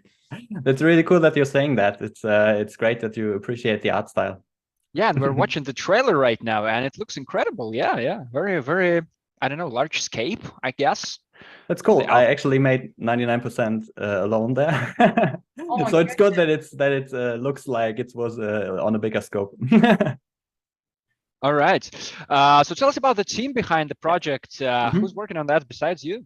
Yeah, it's actually, as I said, it's basically me, one-man army, but I have a team actually of 3 to 5 more people, like in the art department and art direction and QA and stuff. But they will only get on board if I get the funding and find a publisher for it. All right, so that's your goal, right? You're looking for a publisher now. Exactly. Mm-hmm. Okay, yeah, so right. We have our publisher. We have a representative of tinyBuild, Christie, as we established before. So pitch your game to Christie. Oh, pitching! I'm not prepared for that. I thought we were having like a cool You've little got hangout to be. here. You've got to be. Imagine we are at the festival and you're in the elevator in the same room with Christie, who's representing the publisher. So you've got to pitch it. You've got to pitch your game. What's your favorite thing about the game that you think makes it really special? Yeah, I think the special, as you already pointed out, it's of course the visuals, but you can't like build a game on visuals alone. I think the really cool thing is that it has a lot more depth than you expect from a game like that. It's as I said, the fun thing is you're playing an alchemist, and you're always playing an alchemist. Like I mean, a role-playing game, you would expect there are guys with swords and shields and stuff, but you're always an alchemist. But you can play different alchemists, so they can do different stuffs. They are more melee alchemists and ranged alchemists and spellcaster utility alchemists, this kind of stuff. And the really cool thing is they all got this cauldron strapped to their back. And the thing is, they draw the flasks that they throw from the cauldron, and they actually don't see what they draw. And this is where the deck building come in. So if you put only health flasks in your cauldron, you will always get a health flask. But if you put different flasks in there, you're not sure what you're getting. And this is why you have to make good decisions and plan your build, what you put in there. And that's, I think it's the cool thing about Battlejuice Alchemist. Yeah, I mean, there is so much depth to this game. You know, I don't think anyone will struggle, you know, find a unique selling point for it. You know, just from watching the trailer, like, you know, 1 second I'm like, oh, okay, look, they're kiting. You know, I understand this from, you know, playing League of Legends, and then it's like a close-up combat battle, and I'm like, oh, okay, we're all, you know, in the face like Pokemon. Yeah, exactly. A lot happening for players really to enjoy. I hope so. And this is also one of my design philosophies, because this is how I like to play games, is I like to go when I play like builds and stuff. It's like I go against the grain. I like that a lot. And I want to give players a lot of freedom. This is why, for example, if you like the top-down more and like to play this a lot like, as you said, League of Legends or Diablo, like this top-down view, you can opt out of these one-on-one battles. You can just say, nah, I don't want it. And you press skip all of them. And then you stay in top down and are not dragged into the close combat. But if you say, hey, I really want to be like have more control and be in a more controlled one-on-one situation, then you can always rush into close combat and do more of this. So I want to give the players a lot of freedom so they can express themselves and have fun with the game. Yeah. Amazing. All right. Yeah, very, very nice. And how's it going so far in terms of finding your publisher, your finance sources, or maybe venture capital? It was discussed at the panel before. Yeah, it's actually, I'm talking to publishers. I'm not allowed to talk about to whom, but I'm talking to people, and I'm pretty excited for this. And there's also in Germany, actually, I'm from Germany, and we also have government supported funding. This is also something I'm in the process of working through, and it's also looking quite good. So I'm positively looking to the next year, and hope in one way or the other everything will work out fine. Okay, so the basic plan is to release this game next year or maybe later? This also depends on, these contracts have to be, this can take time and stuff. Right. And so it's not clearly clear when exactly we start the getting the team on board and have the main production starting. So it's not 100% clear when we launch into early access. So I don't want to make any promises. It would be great if it was at the end of next year. But yeah, I don't want to make promises I can't keep in the end. Maybe you could share a little bit about why you want to work with a publisher as well. What kind of goal is there? Yeah, actually, that's a good question, because when you're an indie developer and you're always in touch with other indie developers, and many say, you don't need a publisher, you don't need a publisher. It's I think it's I want one, not only for I mean, the funding is the thing is that you're diversifying also your own risk, because a publisher makes more games than the studio can, and they can have games that perform really well, and then it's fine that some games don't perform well. If you self-publish and it's your only game you're working on and it doesn't perform well, so you can share the risk a little bit. That's a cool thing I think about publishers. The other thing is they bring expertise to the table. I can do a lot of things, but I'm, for example, not a marketing expert. And for example, what I would wish is a publisher to see what is the unique thing about Betelgeuse Alchemist. I know which things are, but which is the most marketable thing, for example, about Betelgeuse Alchemist. And these are things that a publisher brings to a table, I hope. Actually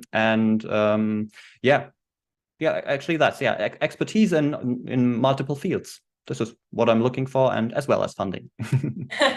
Of course, and there's the classics like porting and localization and stuff. But Right. And for how long have you been doing this game? Have you been developing it? Oh yeah, that's in the beginning it wasn't full time, but it's that's not the first time we hear this today. Yeah, in the beginning it wasn't full time, and now it's but it's been, if I take all the time, like when I clicked into Unreal Engine and made a new project, that was 4 years ago.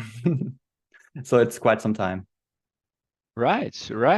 And I know for sure some keys are being dropped right now, as I can see in the chat. This is very cool. Yeah, so that's great. They are for the Betelgeuse Alchemist playtest on Steam. It's this, so you can join in and play the tutorial level, and you can also play the first area. It's a little town with quests and side quests, and you can get your companion and stuff. And yeah, it's that's the playtest, and the keys are for that. And I hope people like it. So you've probably gotten some feedback from the audience for this particular part of the game, right? For this intro of sorts.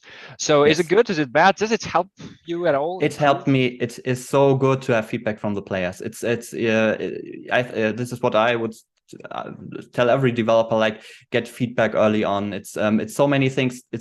I think the game is so much better than when I started, and it's getting better and better every week. And I can just push an update to Steam, and people can check it out, and I can reverse and change stuff. It's super cool, and it's cool to interact with players. I love it. Yeah.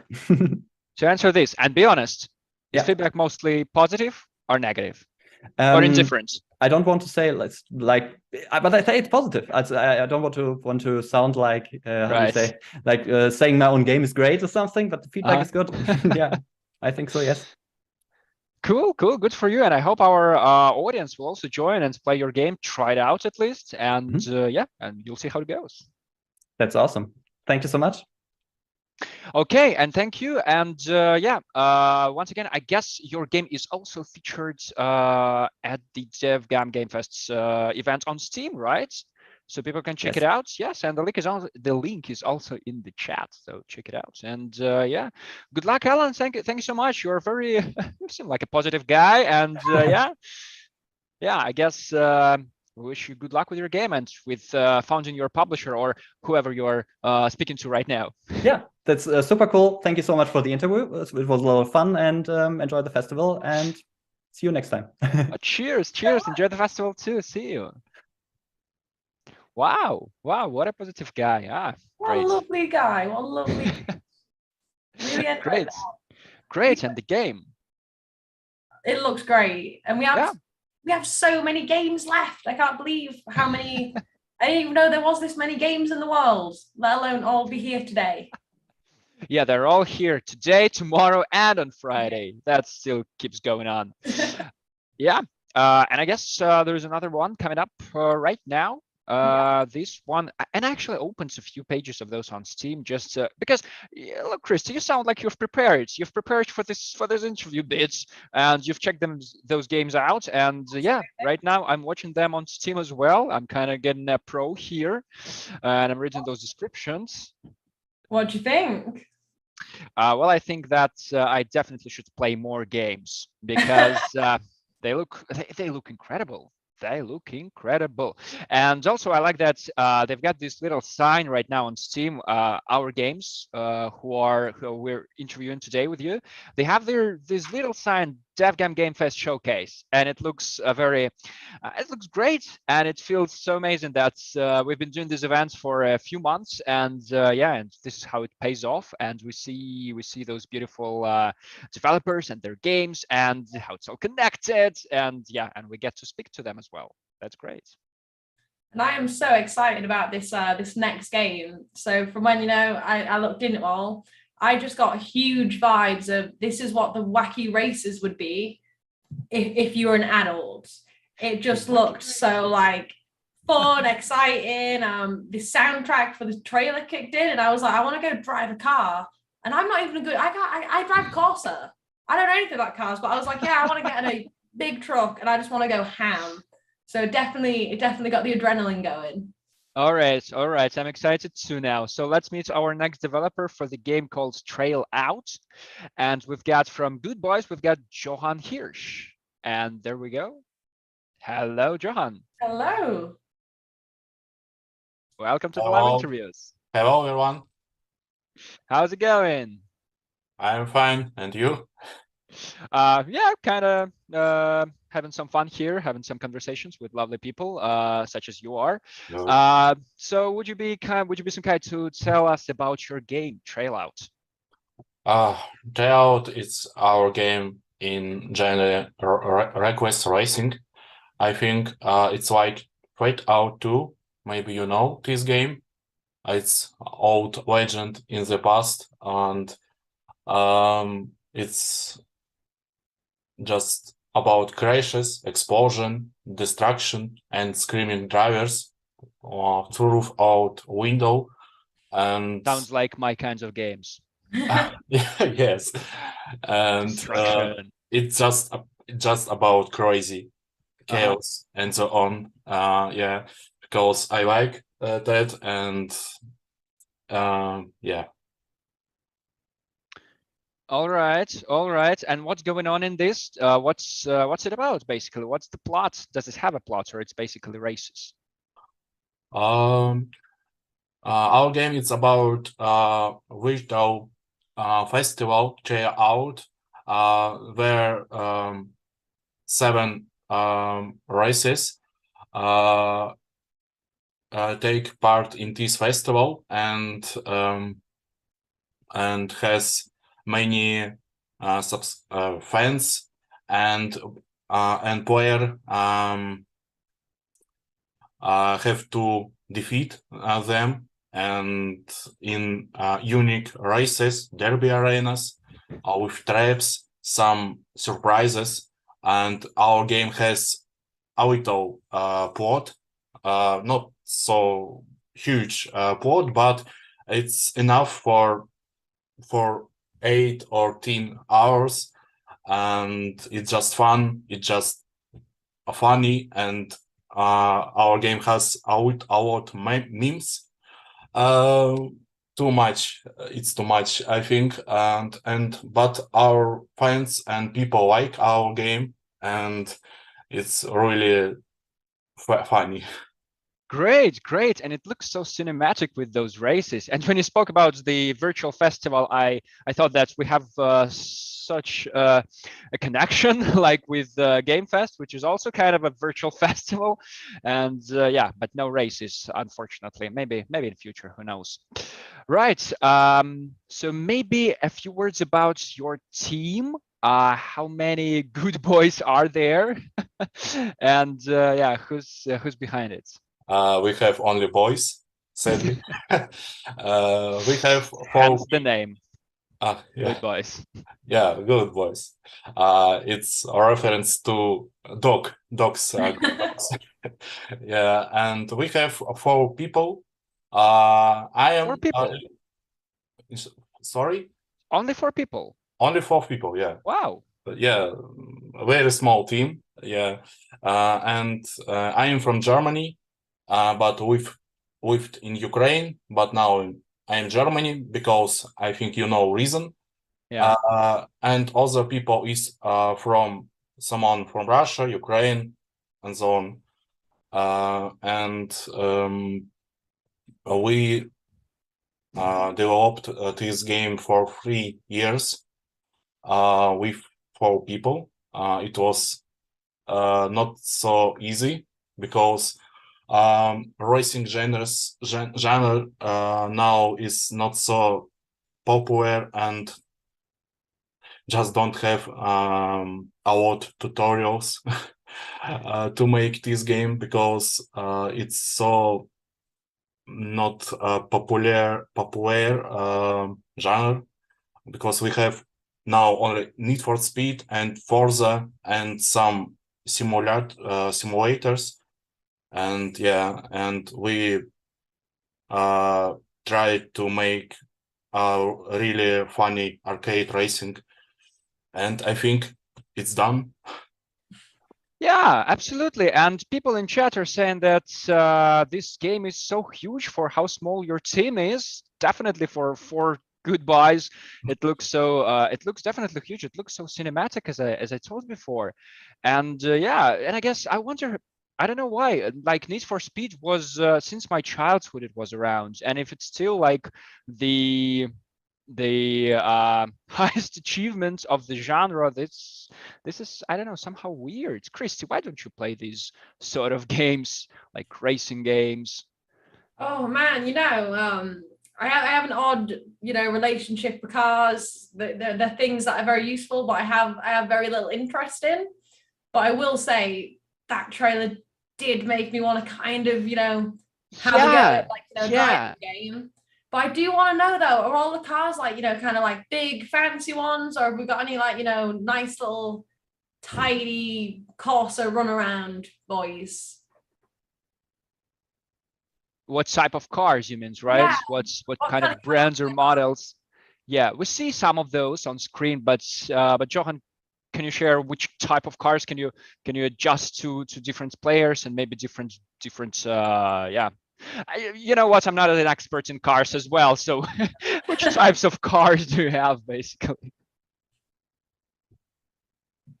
Sorry, I don't hear you. Yeah, we're asking about the cars. So we've got these kind of vehicles that you've got, but maybe some pickup trucks are there, or I don't know, other racing cars. We have our cars of types. It's from motorcycle to just, I don't know, really? retro cars from, for example, Mafia, Definite Edition, for example. It's very oldest car, yeah, retro car. And we have special mods with trucks, with sorry, I don't remember, monster truck, for example. Okay. Because our bosses has a special events for example, our one boss is like reference to Big Smoke from GTA San Andreas, and he has supports with guns, and these supports can just can be danger for our games, for our people, for our players. Okay. Okay. And we has a main point to make fun, not just racing, because I think Need for Speed for me, for example, it's very boring. We won't tell them. We won't tell the set. So Secret. yeah, because I like more Split Second or Fatal 2, or yeah, so not simple racing. Yeah, and we have planned to move to consoles, PlayStation, Xbox, and make multiplayer, online multiplayer, and because we have only now single player. yeah, that was exactly the question in the chat. Basically, people demand multiplayer for your game. Yeah, we have plans. Yeah, some plans. Maybe in this year we will have first beta test, or beta test, I think. Yeah. But we need more time because we are very small team. This year, you mean 2022 or next year, 2023? It's very because it's just 1 month left, and if you promise to release a beta version by the end of this year, that it's like I think in next year I can wait. for sure. Yeah, right. It's very difficult cool. to say deadlines, or you know. People are also dropping some names like Old Flat Out, like Wreckfest. Yeah, Wreckfest. And Trail Out is Flat Out 2 on steroids, people say. So they're complimenting you for sure. You know, if you ever wanted to make an accolades trailer, someone called Jake put out in the chat that Trail Out is cool. I think that's it. That's just the face of the campaign. Jake says this game is cool. I have no reason to not believe Jake. Yeah, that's true. There's also a question about, say, soundtrack. Yeah, we have. What about it? Sorry, you say? No, what about your soundtrack? Yeah, can you tell more about soundtrack? it? Yeah, we have. I think my opinion is very cool soundtrack because we have bands, French bands and American bands. It's called New Vegas on web, and Nick Era. It's a rock, drum rock. Yeah, I think it's rock genre with lyrics, and this lyric fit to our game. It's amazing, I think, and our game has special option to add your music, for example, if you want. Yeah, if you don't like our soundtrack, you can just change. Right. Cool. Yeah. Right. But I can imagine, like, you mentioned rock bands, and I can imagine that this type of games need like a hard rock soundtrack. Hard rock, like something like that. Yeah, Most Wanted. Yeah. Yeah, and also, in case, well, somehow you'll need another work on soundtrack or maybe sound effects. We've got this cool sponsor of ours called Archibald Studio, so we might contact them just in case. And maybe they will help you to maybe polish everything about sound and your cool soundtrack. Yeah. Yes. Yeah. So basically, wow, you've got. Well, I still don't understand. Basically, 4 people doing this cool game. I would like to, I don't know, to maybe provide you some help. I don't know, see what I can do for you, because like 4 people, that's insane to me. That's insane. Yeah, but we have a publisher from America, and they helped us sometimes. Yeah, and sometimes we have support from Sound Studios, studios, and yes, Very nice. Yeah, very nice. Everyone in the chat absolutely loves your game. So I guess you've got new players for sure. Yeah. And if people want to play your game, something is already available, you mentioned, right? On Steam. On Steam, yeah. Yeah, so it's like okay, beta version is what you're going to, what you promised to release next year, right? Yeah. Okay, cool. Thank you very much, Johan. It was a pleasure. Yeah, thank you. Absolutely. Good luck with your game and enjoy the rest of the Game Fest. Thank you. Great. Wow. And it really brings me to my childhood, I believe.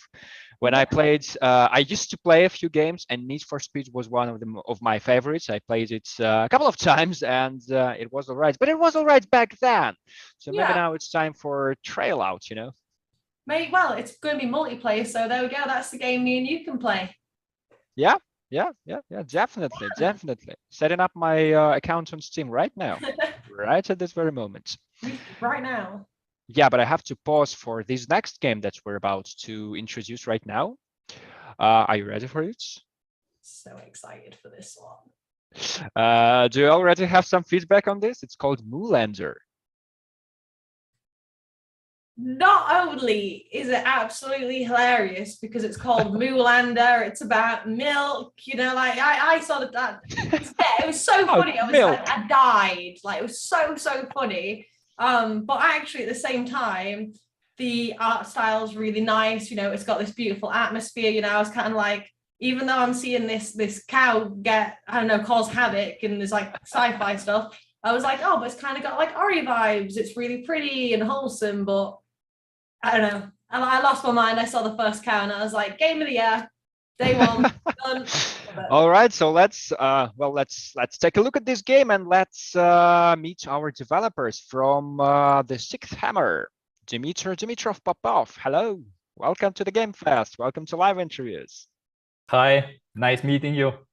Hi, Dimitri. So could you please introduce your game, which is kind of hilarious? Oh yeah, of course. So Moulander is a Metroidvania with RPG elements, and the cool thing about this game is in the real life, cows are these calm creatures, but in that game, cows are the ultimate bosses that are very powerful and have a little AI. Yeah. Wow, cows! So cows are the main characters in your game? Yep. Yeah. Okay, cows and what do they do? What's the plot?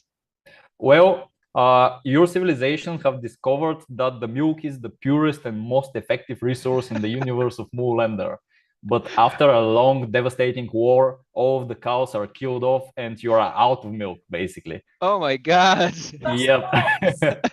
So you are sent on a dangerous journey with the last interstellar ship of your kind to find a mythical device that can produce milk out of nothing.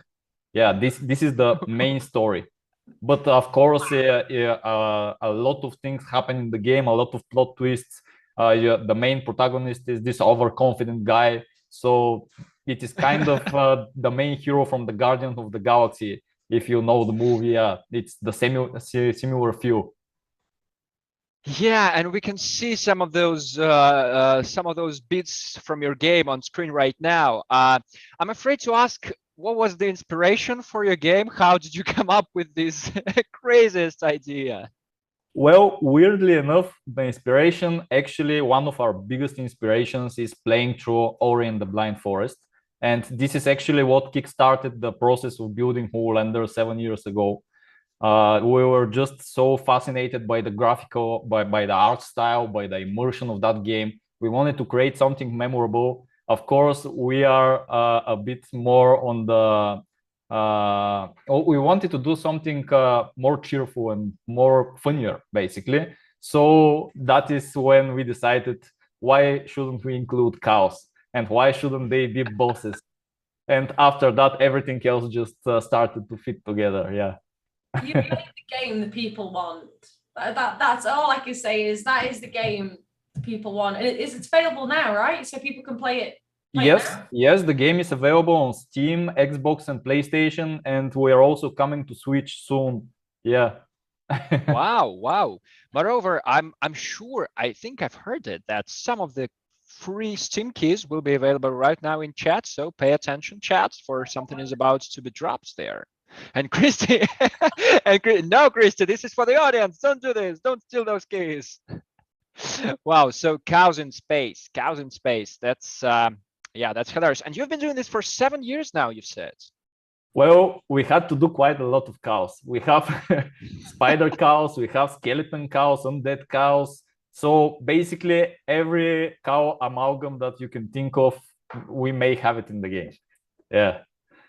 I'm sorry, spider cows? Yeah, we have cows that are crawling on the ceiling and tangle you in cow webs. Christie, maybe this is something that you saw on your ceiling a few hours ago. It's like a little horror game, and I still love it so genuinely. It makes me so happy.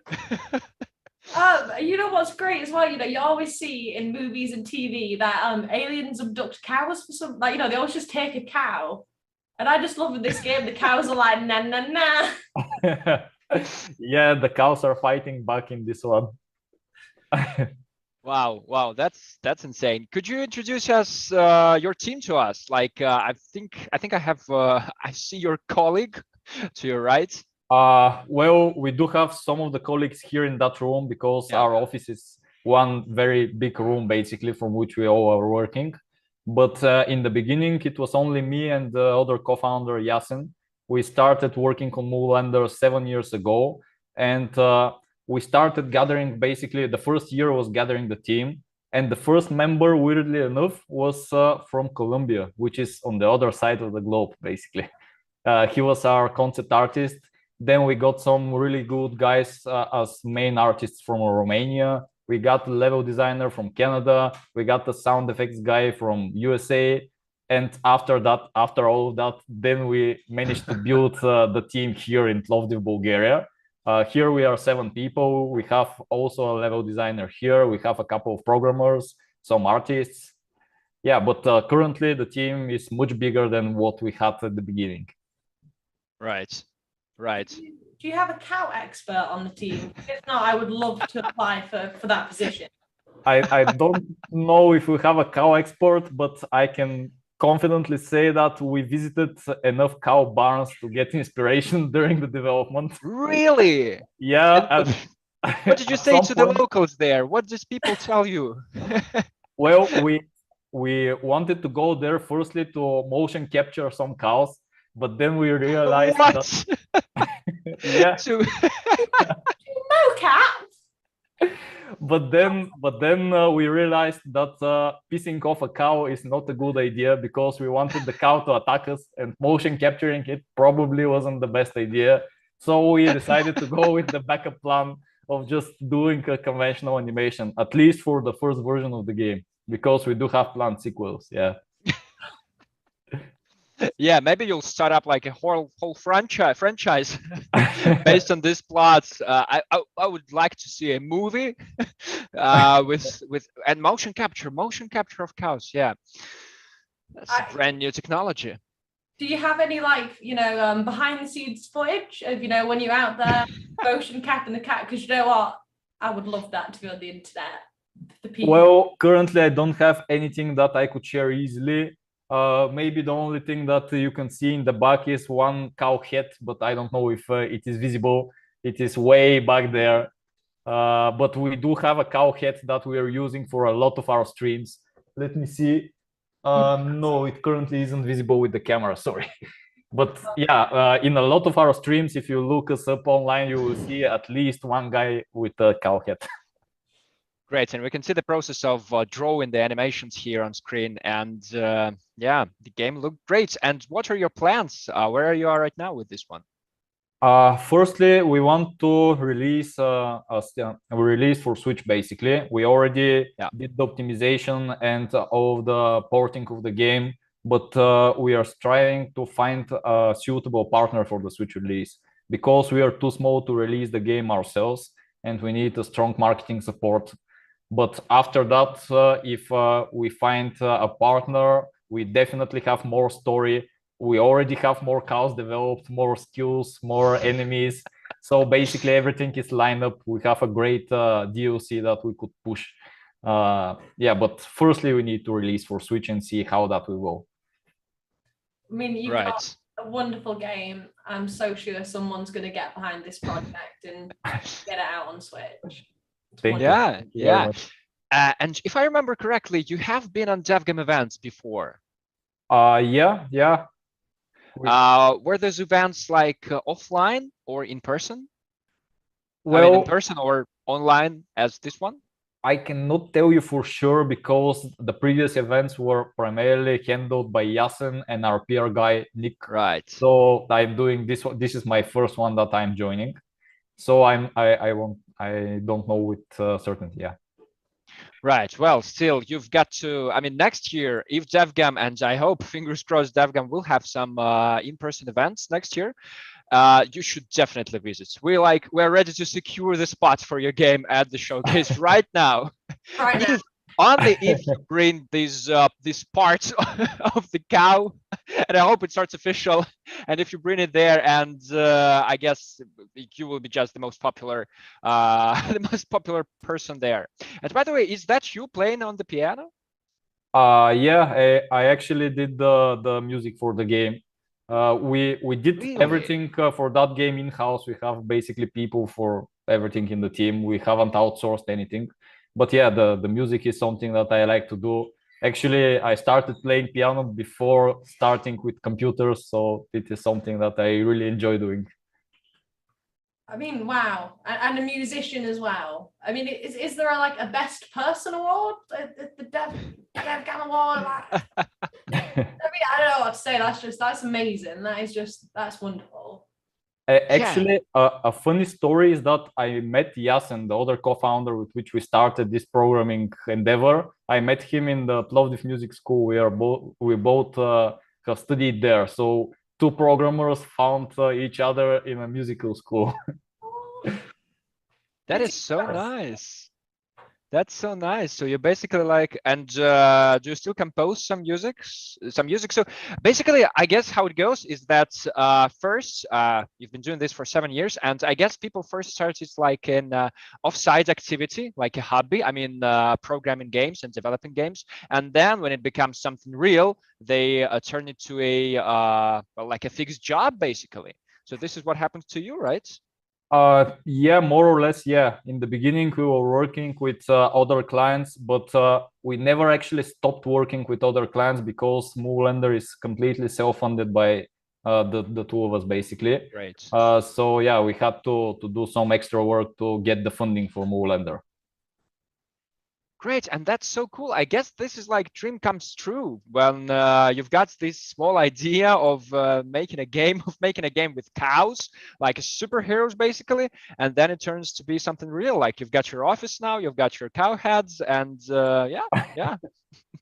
That's the dream. I mean, it is a dream come true. For 7 years, we have thought of the moment when we are finally releasing the game, and we even couldn't believe when we actually released it that we pushed that project to 100%. Okay, so have you come up with the like the finale of your plot? Do you know what happens to cows in the end? Because this is what will keep me awake at night right now. Yeah, we already have the complete plot. The first game only tells part of it, but all of it was ready before we start working on any of the games. So yeah, the story was first. Right, so it's got to finish like with the cliffhanger when the cow is heading off the cliff and you don't know what's going to happen next, and then the sequel. Well, you should play it and find out. Should we just spoil the story on stream like right now? Just the ending of the franchise right here, right now. No, fair enough. Yeah. Unfortunately not. Wow. So that's been a Moulander. Thanks, Dimitar. It's I don't know what to say. I'm impressed. I'm just speechless. It's just so lovable. I want the best for Moulander. Really? Yeah. Good luck. The best of luck to you guys. This game deserves a lot of attention and a lot of players. I really hope you'll become really, really popular. Thank you, guys. All of the team here are grateful that you like the game. Great, great. So thank you so much, and enjoy the rest of the Game Fest. Thanks. Bye-bye. Bye, bye, bye, bye. Wow, just wow. I loved it. I'm so excitable now. I don't think I'm gonna be able to settle for the rest of the stream. Do you keep like your favorite top of the games from today's stream? Have I got my Like favorite a game? personal ranking? Yeah, maybe.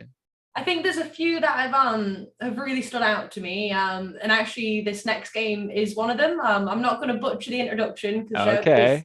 there was a lot to the game. But one thing just kind of got me, and I was like, yeah, I'm in. Dating sim elements. There's dating, and in the trailer, I saw Cthulhu. So I made a note. Can you date Cthulhu? And I can't wait to find out. I am so excited. Oh wow! Oh wow! Okay, so this one is called Romansylvania, and we've got our developers from the Deep End Gaze. It's Amanda and Bill. Welcome and hello, hello, hello. Hi, thank you so much for having us on. We're so excited. And to answer your question, yes, you can. Her name is Lulu, and she is an elder cutie. Wow, wow. So we need a proper introduction. Can you tell us more about the Romansylvania? What's it about? What's the plot? What's the idea? Tell us more. Sure. So we're the Deep End Games. My husband, Bill Gardner. I'm Amanda Gardner. Romansylvania is pretty much The Bachelor starring Dracula. What? Yes. That's exactly it. We're just making something fun here. Yeah. And yeah, we're just taking a lot of our favorite things and mashing them together. Yeah. There's a lot of action. It is a Metroidvania action game, but it does have these amazing dating sim elements with the whole framing of it's a reality dating show for monsters. And it's just so silly. It's so much fun. And it's been an absolute joy to work on. It's just every single day we come in and laugh and come up with crazy concepts. And it's been a blast. I've really got to know who's your favorite love interest. Who you taking to the castle? It changes all the time. Pardon my voice here, but one of the most certainly a fan favorite is PSL, who is a Switch witch. Made of pumpkins. So you see, she's like completely pumpkins, and it's just the most fun character. Yeah, it's been crazy. The response to her has been crazy. Like on how the game's not even out yet, and on Halloween, TikTok and Instagram, people were dressing like her and like doing little makeup tutorials, and I was like, oh my god, so exciting to see how she's just like everybody's commenting like, oh, best waifu and whatnot. So people love PSL. I love PSL. My favorite is Fenton the Fancy Man Wolf. We do a very interesting twist on the werewolf story, and we think it's funny, but he's also so just like intelligent, and he loves books and cheese, and so do I. It's autobiographical. Yeah. Now, so and the amazing thing is we somehow, against all odds, we have 12 dateables in this game, and they're all fully voiced. Yeah. And they're all playing off of a mix of like romance tropes, but also reality TV tropes, and also universal horror monsters. Like that, we didn't just do a werewolf; we did the Fancy Man Wolf, right? And then so we're taking all our favorite things. Wow! And we're just hitting way outside of our weight class with this thing. It's again 12 dateable characters. Yeah, the script was 500 pages total. So like there are 75 dates. Like there's just so much content. Yeah, really proud of what we've done so far. Wow, and it sounds, from your description, it sounds like those characters were based on some real life characters, right? So some people from real life. Well, I wouldn't say real life. I'm a romance writer, and I'm really familiar with all of the types of romance, the types of characters you can date. And so I thought, okay, take a trope, take a monster, make it interesting, make it unique, and see how it plays out. There's enemies to lovers, there's friends to lovers, there's exes. So we kind of take all of the romance tropes and have a different character that represents each of them. And then we make it our own. Like we have a Medusa, and she's really different. She's really kind of almost like post-apocalyptic, crazy. Sarah Connor from Terminator meets Beetlejuice. She's crazy. So yeah. I just saw this pumpkin lady. Wow, she's astonishing. Great. Yes, right. So is PSL your pick, Anton? Maybe. I have no idea. I really have to play this game. And by the way, they're all, despite being 12, they are all fully fleshed out. And so once you like, a lot of times you get surprised. A lot of people will go in, for example, seeing Brosifer and like, oh, that dude, I don't know about that dude. And then they get to meet him. It's like, he's really high energy. I like his feel. Yeah, he's fun. He's funny. Exactly. There's depth to him that you don't expect. So yeah, really, really proud of what we've done. But yeah, I myself am all over the map. I like PSL sometimes, but sometimes I'll be like, I think I kind of like chilling with Robert, our dead pirate. Yeah. We got a lot of good ones. Yeah. Right. So tell us the story. Well, I mean, there are two of you, but it's definitely can't be. It's like you've got to have more people on behind this project, right? Yeah, absolutely. So we've been lucky enough to have a lot of time to work this out. We knew this was special. We knew that we're going to be need a lot of iteration. I mean, games are all about iteration, but in this particular case, to get the story right, mixed with the combat, the exploration, Metroidvania elements, we knew we were going to take our time. And so, over the years, I've been lucky enough to work with some amazingly talented people and also admire people's work, like people like Reiku Murakami, who have always loved concepts. Phenomenal. She's like this horror legend, but she's worked for Marvel, worked for Capcom, worked for, you name it. And I've always loved her work. And with this project, I reached out to her and I was like, I love your work and I would love to see it applied to a dating sim Metroidvania. And she was like, I don't know. Like, I was like, I love the idea, but I don't know if that's my thing. And she's nailing it. So people we've wanted to work with, but then also people like Jim Bonney, who is our audio director. And I worked with on BioShock Infinite. He's a legend, he's won BAFTAs and just like does the most amazing. I mean, if you play BioShock Infinite, you know what the music's all about in that game. And so working with him. And so the core of the team is the two of us, my sister, Brendan Coffrin, who's our lead programmer. And then we have a whole stable of people who just like want to help out with the project. So occasionally they'll come in and they'll do some level art for us or do some animations or that kind of thing. And so, it's very lucky, but I think given that the times have changed, I come from AAA, but in the indie space, and especially the past few years, you have to kind of adapt. And we've been lucky enough to be able to do that. Just like bring in people who are like, I need to work on this project. And they come in for us. When we talked originally to people about this project, it was such a hell yes out of everyone. Like we would just say the word, like, so we've got this idea, Romancylvania, and everybody would just lean in and be like, I don't know what it is, but I want in, and that's the kind of energy we want. Absolutely, yeah. Great. People in chat are comparing it to the beta version of the Twilight movie, like a spin-off, maybe. That's funny. A romance. No, like I think that there's the Twilight series is fun, but I think that people really love, like, first of all, the idea of dating monsters. I don't know what it is, but people are fascinated. Vampires are hot, man. And that love triangle. Well, there you go. That love triangle. I mean, this is what do you call when you have 12? I don't know, 12 and oh my 13. God, like a. It's not a dodecahedron. Once it comes out the dodecahedron.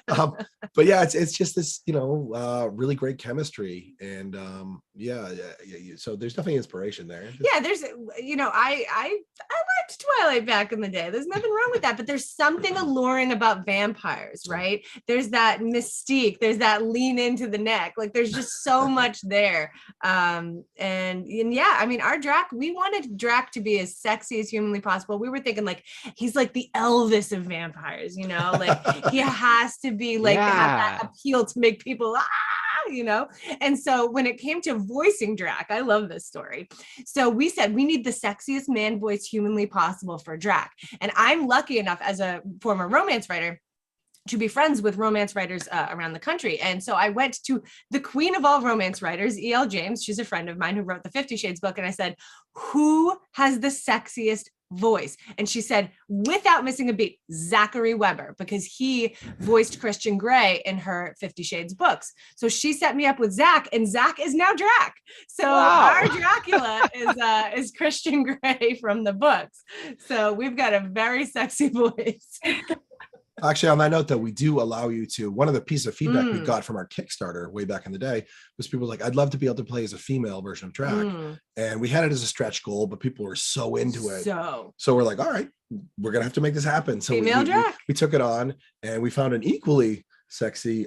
Yes. Also a romance narrator. Yeah. Yeah. So when we said, okay, so we need to match that energy that Zach has for our female Drac. And we found this audiobook narrator named Eva Kaminsky, and she just brings this level of like sophistication, and she's got this really alpha quality about her voice, and she's just awesome. So honestly, whichever Drac you pick, you will have an absolute star. And I can't wait for everyone to hear it, because these are tough roles. This is we have all kinds of references. I mean, like, we're heavily inspired by a variety of things, but everything from Arrested Development, the TV show, to I guess to some extent 50 Shades. So you're pivoting between really sweet and romantic and sexy, but then moving on to like really kitschy, tongue-in-cheek, really silly, funny. lot of puns. If you don't like puns, turn away. Puns are great. I love puns. Then you'll love PSL even more, because she's like the punny one. Great.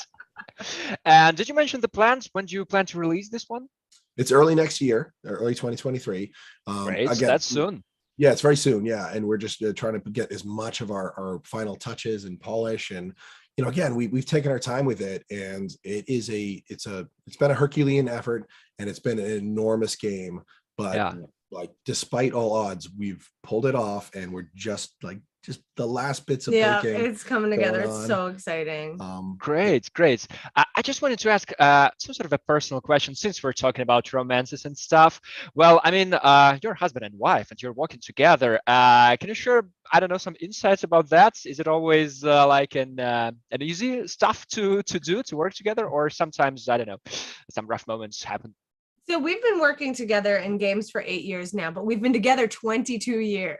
22. Wow. Even That's so before, it's pretty great. So even before we were working on games together, we were always creative partners. I would have him read my books, some of them, and edit and revise and give me ideas.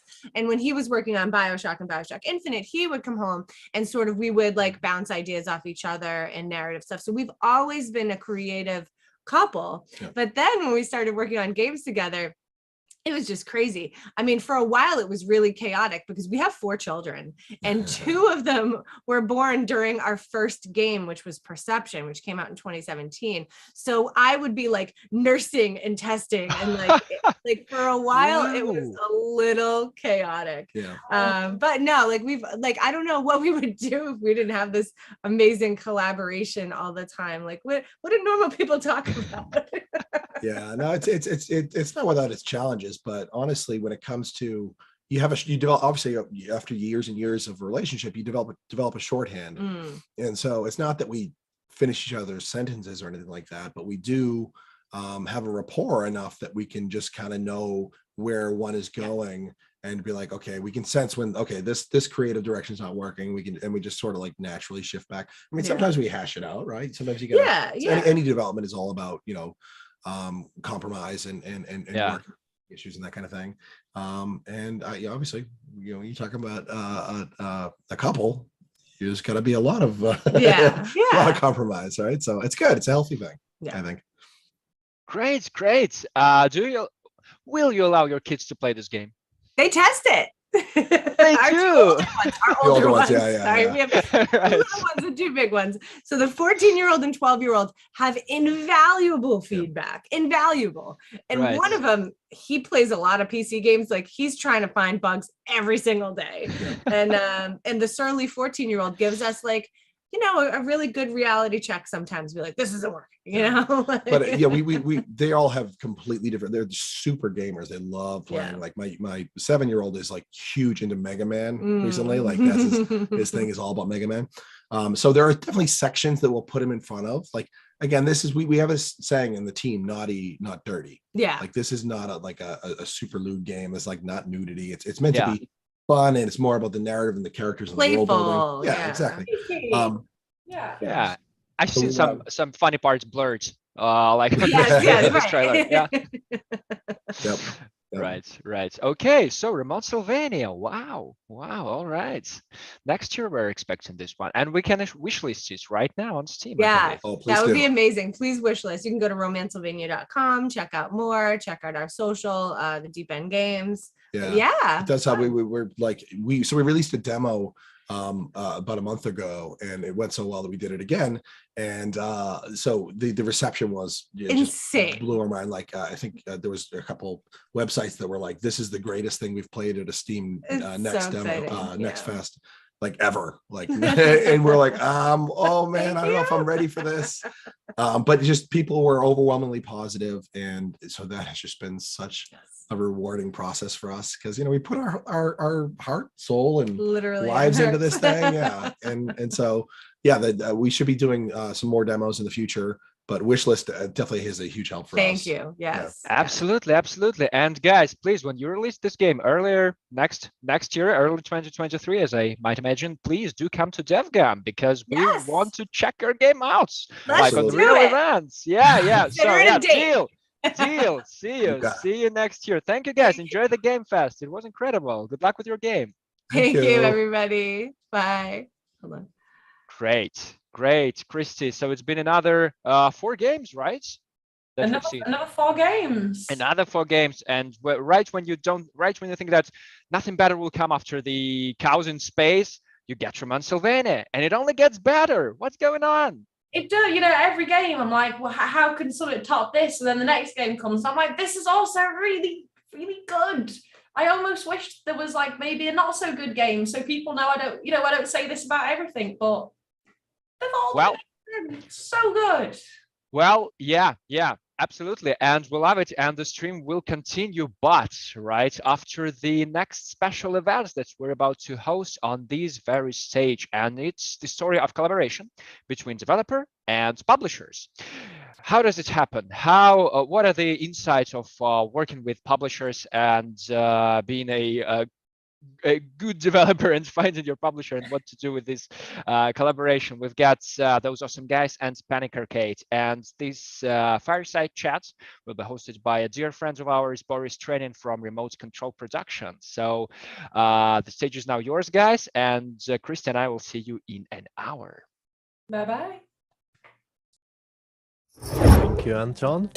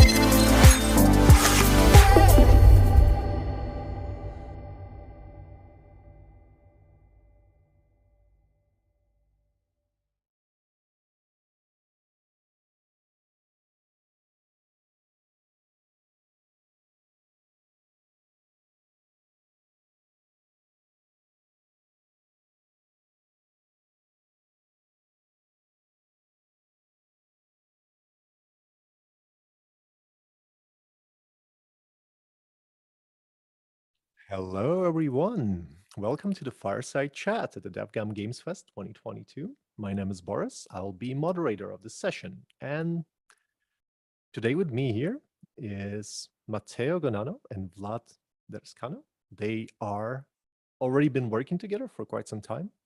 And before we begin, I would like to introduce myself a bit. I'm a business developer at Remote Control Productions. We are a family of game development studios from Europe, and my responsibility is actually pitching and leading those studios to collaboration. So I'm just as much as you curious about details of how Matteo and Vlad working together. So yeah, let's start with Matteo. Could you tell us a bit about your studio, where you come from as a developer, and what kind of games you make? All right. So hi, everyone. And I'm Matteo. I've been making video games for from quite a while by now. I think it's around 10 or maybe 13 years. I've started when I was actually in middle school with Game Maker, my first game engine. I'm 50% of Panik Arcade. I'm the developer and level designer, while I leave the art to my friend and colleague Lorenzo. And I've actually been making games alone as well, commercially, for the last 3 years. It's been around 3 years that I publish games both on Steam and sometimes on console. And I try to make my games following the Nintendo way of doing things, which may mean a lot of things. And I mean, that's it. Okay, and the projects you make then united by this topic. That's great to hear. Vlad, and what about you? How long did those awesome guys been around? Well, actually, we celebrated our 1 decade anniversary quite recently. So we've been around for quite some time. The company was founded by Nikolai Berbece, who is also our CEO. He started it as a game development company 10 years ago, made a successful game called Move or Die. Shortly after you know, facing all the trials and tribulations of finding a publisher and trying to be commercially successful, we also decided to branch into publishing. And our first published title was Monster Prom. And ever since then, we've been trying to find interesting, innovative projects that we can bring forth to everyone, share with the world, and I don't know, sharing the success of our developers, since that's the main goal for us, bringing interesting games that maybe most people wouldn't have found out if we were like a bigger publisher. So today is a bit of a surprise reveal at this for me, because when I learned that you guys gonna be in this fireside chat, I check out the project, and your project is Matteo. Would you name it for us? Yep, Yellow Taxi Goes Vroom, which is a mix, I'd say, between Super Mario 64 and Crazy Taxi, a short way to describe it. And as far as I can see on the Steam page, there is no publisher announced yet. So is it like the first ever public announcement of the collaboration between you two? Yes, I'd say so. Well, we have exclusive materials in our hands. Everyone should pay attention. And then how did it start?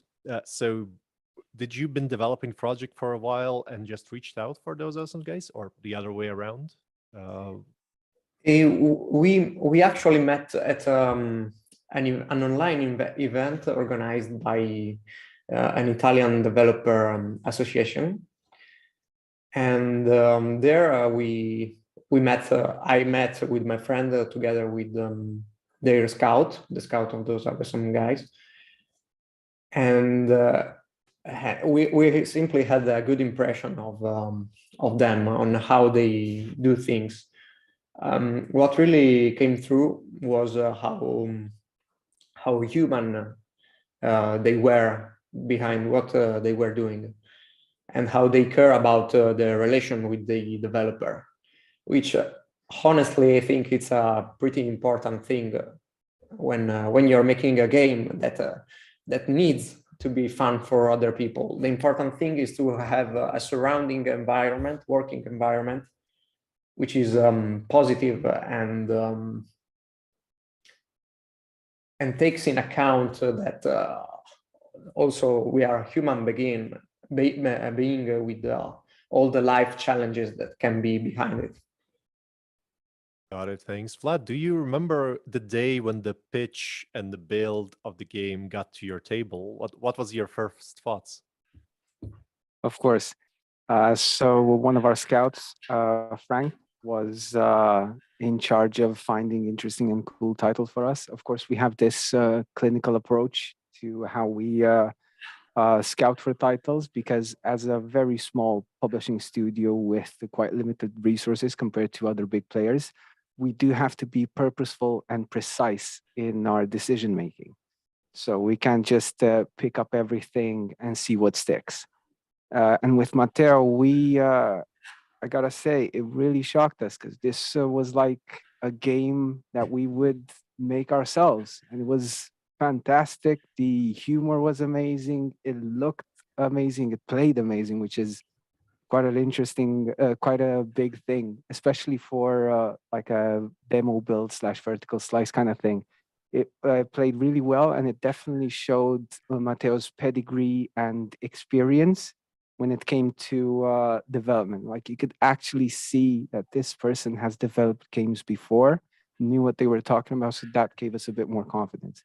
The fact that the style matched what we like to call our more punk rock attitude towards the industry was match made in heaven. And we definitely wanted to sign Matteo on the spot, but you got to be a little bit cautious. So we had to talk for a little bit, and we found out that we match in the most important areas. And yeah, as Matteo said, for us, it's not just a question of picking up a game, giving the developer money, and that's it.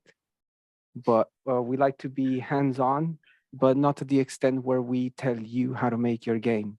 We try to use our experience and background as developers into our publishing activity. Our motto when we started this is that we want to be the publishers we would have wanted to have as developers.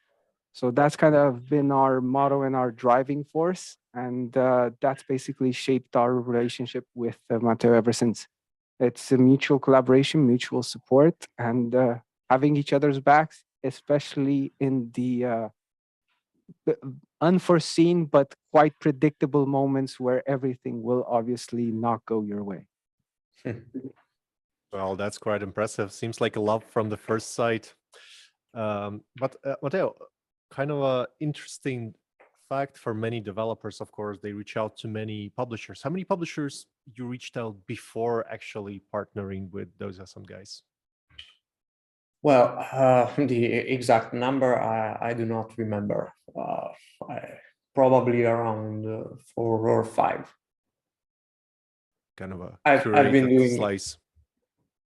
Yeah, I've been doing a bit of research, but we actually had a talk with those awesome guys and maybe one another. And I think that having a talk also matters in then taking a decision. Definitely. So how long have partnership been going ever since that first meeting and actually signing the project? Well, for now, we didn't have much trouble at all, actually. I mean, we really have a good time working together. You can tell it by reading our chat and all the jokes we make and all the laughs we have. And but in time, like how long have you been like developing this project together? All right, so we together with those awesome guys, it's probably since April or May, I'd say. And before that, to get to the demo stage? Okay, we started working on the demo when it was like July of 2021. Before that, we actually made a game jam build, which is of a totally different quality, but that's to be expected given the short time you have during game jams. But yeah, we took between July and probably December to work on a polished demo build, and we really took care in on working the game to the detail, to the small detail, like the small text animation and all of that stuff. We wanted it to feel professional, even if it was just a demo. So it was even like approaching the quality of the vertical slice when you approached. Yeah. We worked hard for that demo.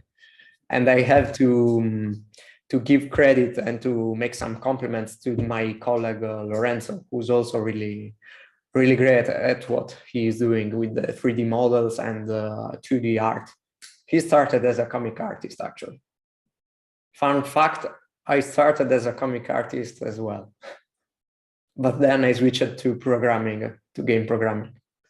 Yeah, if you guys in the chat will check out the Steam page, you will definitely see it. This artistic expression and how really nitty-gritty details are developed. This is super impressive and really takes a long time to crystallize. But once the partnership started, what were actually the things you, Matteo, been looking in a publisher? And then question to you, Vlad, from the get-go, what you as a publisher giving to the team? So how much match in this one? Okay, so I've tried to self-publish in the past, but I really cannot manage to handle all the universe that takes place around the development of a video game. One of the things I really cannot do is marketing. And but that's not the only thing that that a publisher can give us. What we actually get is also the feedback, a good working environment around, and community management, ideas which are not to be thrown away, the experience they have, which is immensely greater than us. I mean, when you are working behind the game development can take a lot of time. And the more you are, the better it is for the quality of the product.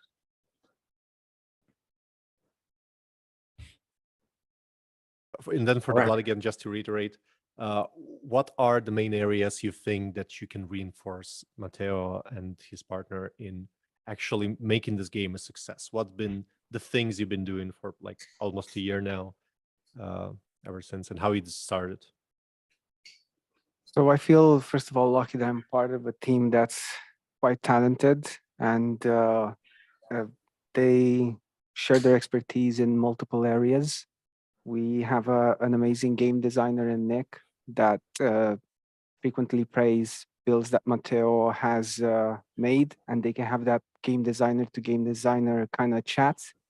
And then the fantastic art team that helps us with creating marketing materials in collaboration with Matteo. We've tortured immensely over the course of, for example, the trailer making, because he is the best Yellow Taxi Ghost Room player. No matter how much we've sunk hours into the game, no one can play it as good as him, especially considering some of the tricks that he can pull off in the game. Then it's just, it's basically just relying on an immensely diverse group of people to bring expertise from how to sell a game. We have people that we've stolen, so to speak, or got from ad agencies that help us with the more marketing side of things. We have amazing graphic designers that collaborate with Matteo. We have scouts that know the industry, like what's the vibe, what the industry is looking for. And we try to bring this expertise and knowledge level to each and every project. And we're also lucky, and it's very important to say that Matteo is open to advice, because I do understand that from a developer point of view, sometimes you could feel like maybe the publisher is telling you what to do. That is something that we're constantly aware of, and it's something that we don't want to do. We want to make this a collaborative effort, because we can't make the game for Matteo, and at the same time, Matteo, as he said, he cannot market it. So we have to come together, make sure that we all listen to each other as much as possible. And in the end, as long as we both have the common goal of trying to put out the best possible game, and that is what we both want, then the relationship just sails swimmingly. Got it. And for the specifics of the projects, what are the challenges of actually creating the materials and explaining the game to players? Because like from the first look, as you described it, a platformer like Mario 3D, but with the yellow taxi is a crazy taxi. Like sometimes without a background knowledge, it's hard to click with. So, and you said like you have a best player in the development team. So how do you utilize this expertise, this knowledge of the game mechanics to create snappy marketing materials? Well, it's basically you have to have in-depth knowledge of the game, first of all. All of us from the team, using our various expertise level and areas, play the game intensely so that we kind of know what are the challenges we faced as first-time players, and then how maybe we can address this. It's we're gamers first, developers second, and publishers third. That's kind of been the order in which we've got to this point. And yeah, it's about, you gotta think that your audience has a certain level of gaming literacy as well. So you try to make things as organic as possible. And you gotta grab attention, but not give too much away. Like as Matteo said, it is a intense game. And that's kind of the vibe that we wanted to communicate through all our materials. This is an immensely crazy fun game. You will be constantly bombarded with visuals, with stuff to do. So it's, in Matteo's case, it's such an easy game to market because it gives you instantly that retro feel. So you're instantly in that nostalgic mood. If you're a bit of a younger audience, you think, oh, this looks kind of different than everything I've played up until now, or at least that's what we're hoping to get out of our audience. And yeah, it just it falls into place if the game is good, because that's the main reason. We can sell it however we want, but the game has to be good. And if the game's good, you can see it in the way it moves, the way it plays. And Matteo's testament to the build that he pitched us is it's leagues above what 99% of what publisher pitches usually get. And that has transcended and evolved into a great game. Definitely. To the audience watching online, I just telling you, you should add this game to wish list because this is going to be a great thing to experience for yourself. But then a question to Matteo. How does then the collaboration with those awesome guys looks on a day-to-day, week-to-week basis? Do you have many calls or yeah? We do have calls sometimes. We handle stuff through chat mainly, and we daily communicate. I personally daily ask for feedback on new content I make.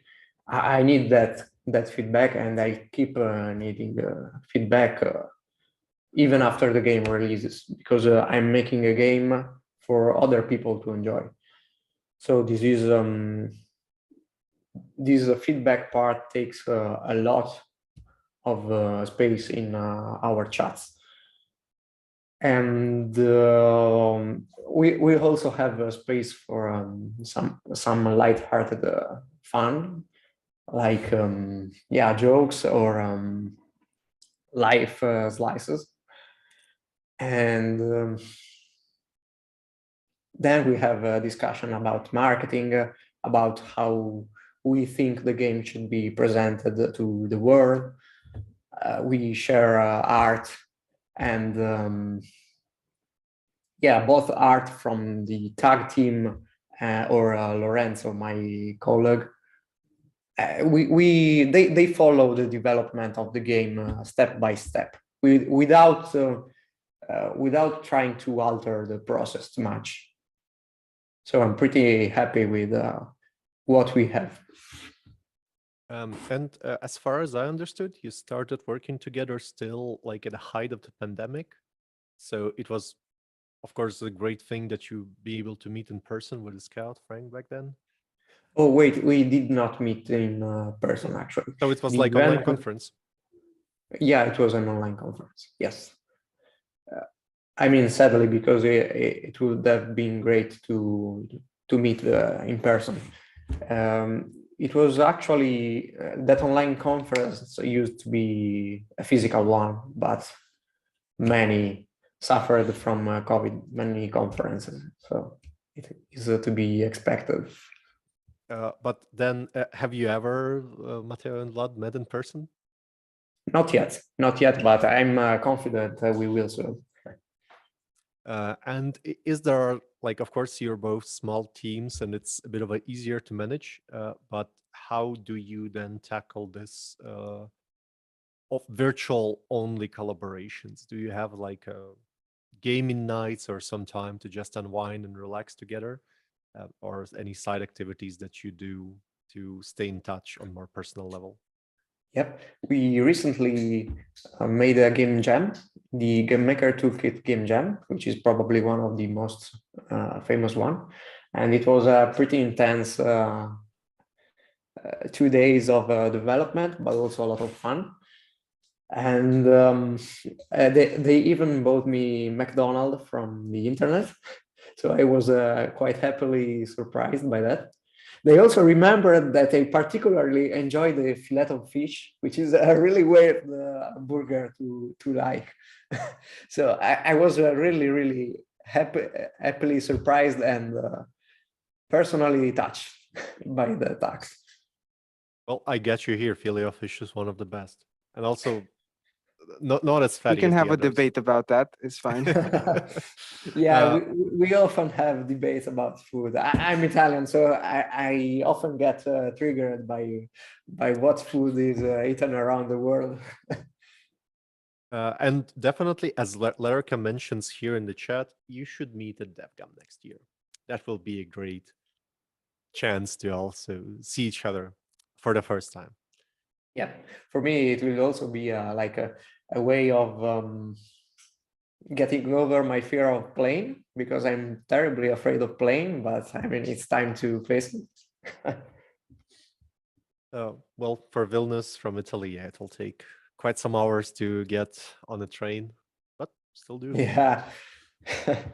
Yeah, I wouldn't do it. I wouldn't do it by train. I need to take the plane. I mean, facing your fears. Yeah. And what's there during the development or collaboration process, any crisis situation? Like you maybe had some specific difficulties on producing some feature or implementing it, and how did you overcome those? Okay, so regarding technical difficulties, not yet, luckily. But I'm confident we will manage to work that kind of things out. We actually had during August and September some personal issues not related to the studio or the game. And once again, they showed us how human they want to be and how human they are, because they gave us no pressure, and they actually gave us empathy on the situation we had. And most of all, they gave us trust. I mean, it's really a relationship based on trust. And given that we appreciated that a lot, and we also enjoy game development, we on our side, we wanted to meet the deadline, and so we tried our best with organizing the time and with life, and we managed to meet the deadline also as how can I say, as a respect for the trust they gave us. They really gave us no pressure. They were really empathic in those moments. So in the end, it all went great. Yeah, that's really nice to hear. And maybe Vlad, you can expand a bit more. So having such a small team, of publishing, do you really have time to like give this trust and love and respect to every team you're working with? I mean, small publishing studio, small team, we try to not take on more projects than we can actually handle because, as you said, they do require quite a lot of attention. And if anyone tells me that they've gone through a dev cycle start to finish exactly as planned, they are lying and I will never believe you. But here we sit with a unicorn in Matteo, who, I mean, there has not been major setbacks, but you know, life happens sometimes. Illness, pandemics, everything that's been going on. And even if those big events don't happen, personal life can sometimes take a toll as well. And we've been very fortunate with Matteo that he somehow managed to overcome every challenge and deliver on time, even though there was never a single question about pressuring him into achieving any form of deadline. Because I feel, and we feel as a team, that would be detrimental to the project as a whole. So yeah, if I can give some advice, it would be stay flexible, know when to pivot in case something doesn't work, and be human. Because at the end of the day, we know that Matteo wants to make a good game, and that's all that matters. If it takes us a bit longer to get there, then so be it. There's no use putting any undue pressure since there's pressure on us to succeed as a publishing studio. There's pressure on Matteo that he puts on himself to succeed as a developer anyway. So we do not want to make that situation any worse. In fact, we want to alleviate that pressure as much as possible in any way that we can. And if that means our team stepping up and helping him with whatever his needs are, then that's what we're going to do. Yeah, that's definitely a great advice to all, both publishers and developers out there, to have this attitude for a fruitful, successful, and long-term relationship. In the end, we do share the same goal, which is making fun games and fun experience for people. But talking more about the purpose and kind of the path you already took. So you signed the project, and then what? Then the next steps. So Vlad liked the demo. You, Matteo, liked those awesome guys.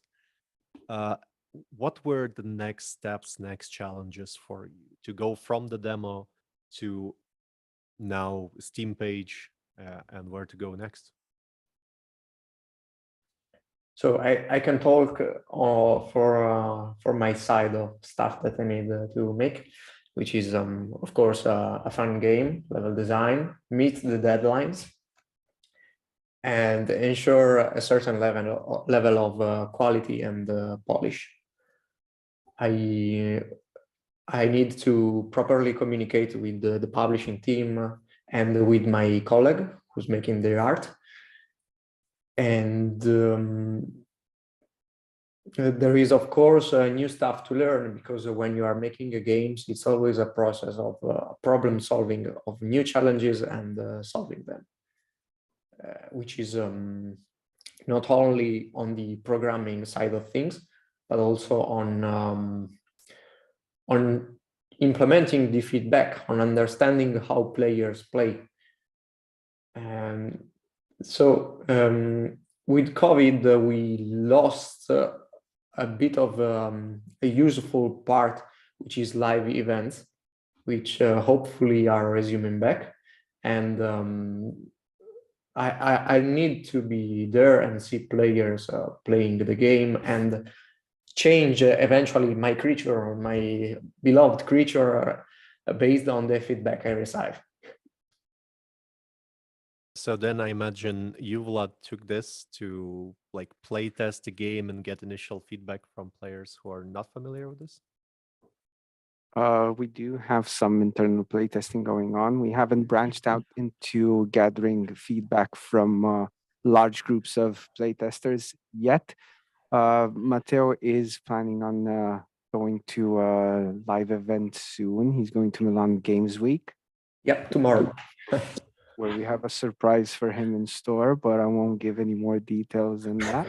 Okay. And yeah, the main thing after us loving the build and I think Matteo's knowledge on how to create a game is transpiring even through this chat. That gave us a lot of confidence. Then came the milestone of having to sign and negotiate a contract, which is the most feared part in any publisher-developer relationship. But we are trying to change a bit how developers feel about that part of the more business side of things. We try to have an open and honest communication even those times and actually give proper advice that they or Matteo can follow even if he didn't choose to go with us. We take a bit of a different approach. So not only is Matteo pitching himself to us, but we also do a reverse pitch, as it's called, where we pitch ourselves like, hey, listen, this is our team. This is what we can do for you marketing wise. Here, these are some of the ideas that we've had just on the spot about your game. You're free to take these ideas, make them your own, do whatever, no matter if you sign with us or not. And we feel like that is a good way to meet in the middle. And also it's a good way to make sure that you're building a long-lasting, fruitful relationship. And it definitely saves time and heartache in our own side as a publisher, because I said we're quite a small publishing team with limited resources, so we have to be deliberate in our actions. And finding developers like Matteo and others that we are collaborating with is just it's a challenge, but one that we've welcomed and we've learned how to navigate in time. So just to give our viewers the perspective, how many projects you receive and review per year versus how many projects you sign per year? Wow, hundreds.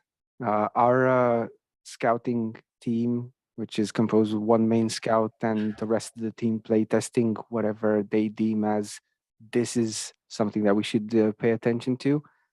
It is quite a lot, in the hundreds. I cannot give a precise number, but it's definitely in the hundreds of pitch decks and demos and vertical slices and everything that we try to go through. And I mean, we also put a lot of pressure and work on our own shoulders because we want to answer to everyone. And we just don't want to give like a standard reply. We try to give honest and open feedback to any pitch that crosses our door. And that unfortunately does take a toll and it does take time, but it's not something that we would ever regret doing. So definitely, again, a compliments to Matteo being not only in just top 1% of pitches that received, but actually like 0.1. Yeah, I think last year we signed 2 games, but we were in competition for many more. But it doesn't always work out now, does it? Yeah, definitely. Regarding the plan to go next, so we already saw the Steam page. Do you have then an ambition, if that's not a secret, to release on consoles, to go on cloud streaming platforms? How do you envision the future of your collaboration together? Well, we are planning to release on consoles, obviously, and Steam, first of all. Cloud gaming and all the other flavor, so to speak, will come after the initial release. And in the future, we, with every developer that we have signed so far, we've tried to not have it be a relationship where we make one game and it's done. We like to be quite forward thinking, and we like to pick our partners in such a way that we want to have fruitful, meaningful, long-lasting relationships. And to that extent, we're hoping that Yellow Taxi goes through and our collaboration with Matteo doesn't end just there. We haven't talked about what our future titles would be together, since our main focus now is building Yellow Taxi Goes Room. But there have been interesting ideas thrown around. There have been interesting mechanics talked about for future games. As Matteo said, we did participate in a game jam together, which was a lot of fun, and we got a game that we're actually quite proud of, and we were talking for a little bit about maybe making that into our next title.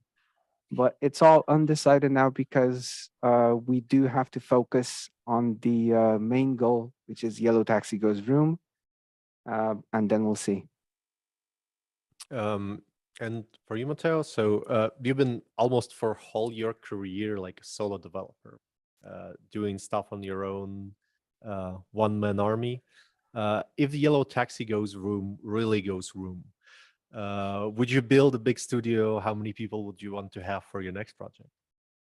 Well, I think I mean I like to have a small team. I don't know if I can handle like working with a lot of people and having to like manage all of them. So I think I still keep it small. Speaking of what the development group should be. We are currently a game programmer and an artist. There is also the composer who's doing really a good job. I don't know if we can announce him or give him credit. Okay, Jacob Lynch is an amazing composer.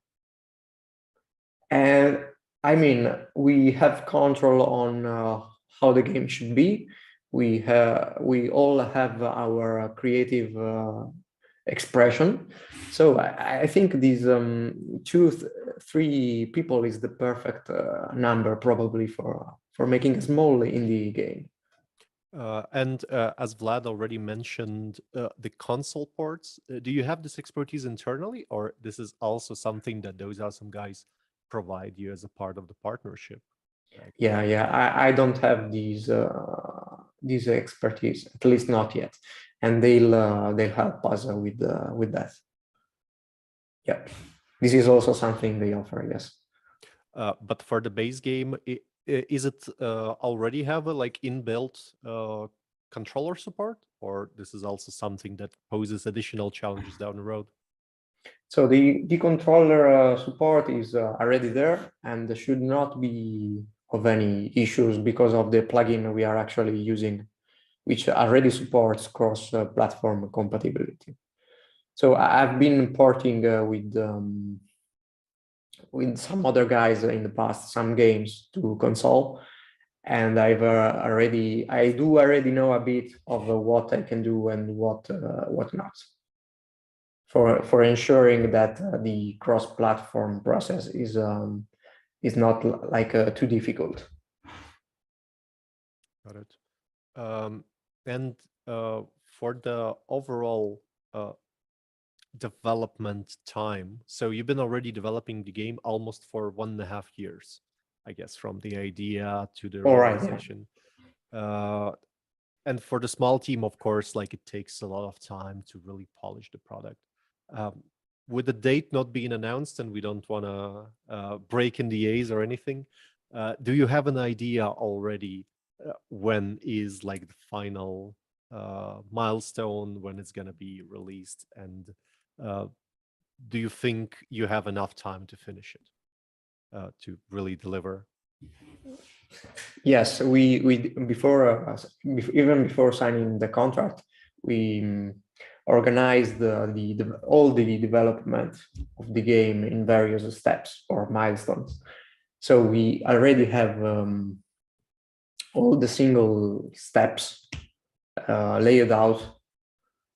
And I mean, it's necessary to have them because on the side of the publisher of those awesome guys, they need to know what are we going to do over time and how much it will take. It's also we have to coordinate with other parts of the team for marketing purpose or whatever other purpose there are. And so yeah, we do know. Vlad, does it often happens that developer that approaches you has like everything laid out? Because of course Matteo is like extra experience. He's been around for more than 10 years making many games. Do you encounter cases that are not that well planned? What do you do in those? I mean, gotta say the majority of the cases, they're not as well planned out or well thought out as Matteo is, but that's mainly due to his overwhelming experience within the industry. If he knows how long it takes him to make a certain system, he knows how long it will take him to develop something new that he wants to put in the game. So we trust his realistic estimations on time. But when we don't see that, we try to guide developers as much as possible through that process. Like, hey, this is why we set up milestones. Milestones are not important just because I want you to deliver the game in X time or whatever, because I'm looking at the bottom line. I need to get this out and make a profit. We're trying to organize it because it's very important for the marketing beats and for us to properly sell the game. We have to see, okay, what events can we get this into? Matteo, is a demo going to be a public-facing demo, going to be available for this time? How can we get the most out of this event, that trailer, this announcement? So milestones definitely help us in the planning stages and are quite important. So we try to guide developers through that process and try to really make sure that they give realistic estimates, because that's what's most important. No one needs overconfidence, especially because things will inevitably go wrong. So it's much better to be realistic at times, maybe even have a plan B that's more pessimistic, guide developers through that process of having a structure. And we also employ kind of a different tactic in where we have an immensely talented project manager that's also our chief administrative officer, who is overseeing each and every one of our titles. It's constant check-in meetings with them to make sure that they have all they need. And this makes the whole process much smoother and ultimately guarantees that in a very competitive industry, we're giving us and our developers the best chance possible. Yeah, sounds amazing. And for you, Matteo, this is a passion project, clearly. You understand it well, you love it with all your heart. And with the industry, like, in AAA studios, it's already a norm, being crunch, staying over time. But you, as one just of two people on coding and development, do you often stay overtime? And do Vlad sometimes like text you in the middle of the night, like, hey, go to sleep, you don't have to burn out that quick? Well, sometimes I am caught in the passion of what I'm making, and I do like midnight, but that's not the norm. I usually work on daylight and have my hours of rest during the day. So I tend to manage pretty well on the time I spend working. I mean, in the past, when I was not working with those some guys, I had that self-published release on which I've worked for months continuously without having much of a rest in between the various days. And so I've personally learned what's the importance of giving yourself rest and how that also impacts on the quality of what you're making. I mean, if I were always working, I think really the quality of the game, the fun of the game will decrease by a lot. So yeah, I tend to work a decent amount of a fair amount of hours each day, but I do not usually crunch. No. Yeah, I'm happy to hear that you create sustainably and kind of try to really preserve things to create even more games. And I guess that's the same for you, Vlad, being such focused team. I may or may not have timed out some people on Discord for talking work at inappropriate hours. But yes, we've made our fair share of mistakes. Like most things that we've learned within the industry, including crunch related and burnout related, we've kind of learned the hard way. And we don't want that to happen ever again, both with us and our developers. At that moment in time, we said that we were a bit younger and more reckless, but sustainable efforts is definitely the way to go because we also want this to be an enjoyable process for both sides.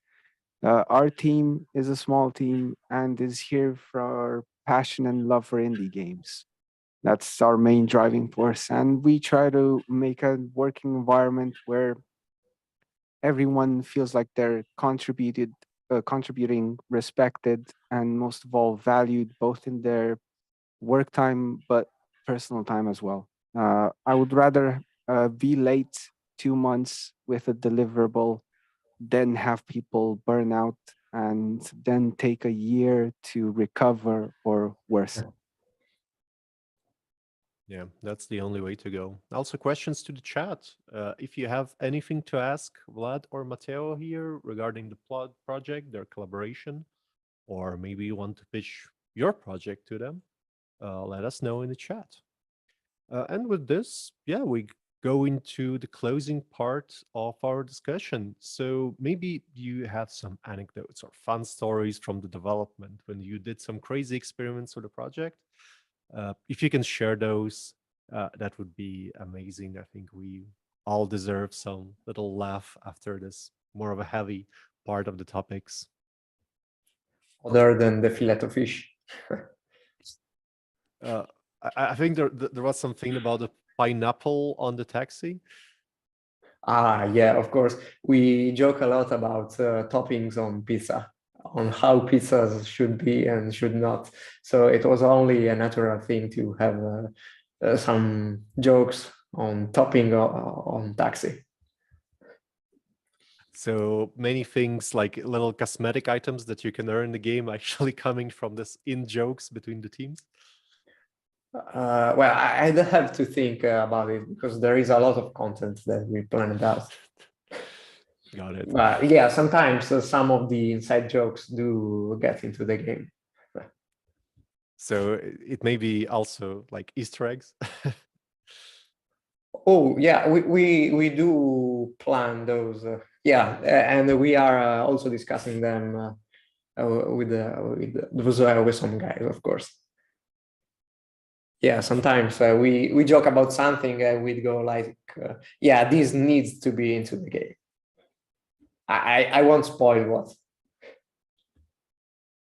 So game as a reflection of a sense of humor of both teams. And for you, Vlad, do you remember any of those? Well, I'm usually the fun stopper just because of my position within the company. I need to be the one that says, oh, that's a bit too far.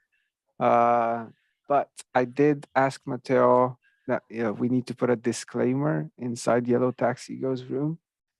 And we found a very creative way in which we also decided to pay a little bit of an homage to our lawyer who's been with us for a long time and who understands all our crazy antics. So before you even play a game, you have to talk in game with our lawyer in a room full of his clones. And you can only go further once you've accepted the terms and conditions legally binding you to Yellow Taxi Go's room forever. So we found even ways to make the boring stuff seem a bit not boring and more like our style. But yes, I fear that many of the jokes inside Yellow Taxi Go's room are jokes between us. But it's good because we've put a little bit of ourselves inside the game as well. So no matter if people do get the jokes or not, we still had fun making them. Well, it's not like players gonna eat you alive. That's a good idea, Matteo. Write it down. Okay. So there are some questions from the chat. Those are some guys' team asking, why does Matteo eat frozen pizza as an Italian? I think that's one of the running jokes, and I understand you don't have time that often to cook pizza from the scratch. But what's yours? No, it's really that I personally like frozen pizza. I mean, it's my local supermarket fault because they make this frozen pizza with the filling inside the crust, like cheese or mustard. So in Italy, you usually don't see that, and I personally enjoy it. But yeah, I have to be careful telling this around Italy because they could probably kill me if some other Italians hears that. Well, what you do behind closed doors and your thing only. What's your favorite topping then for the pizza? Probably salami. Good choice. I mean, it's pretty common. It's pretty common. So another question for Vlad is, what is the maximum budget aim for you for the games you publish and fund, if you can disclose that, of course? It changes. So as I said, because we want to give maximum attention and maximum effort, as Deadpool would put it, to each and every one of our titles, the budget changes as we sign titles.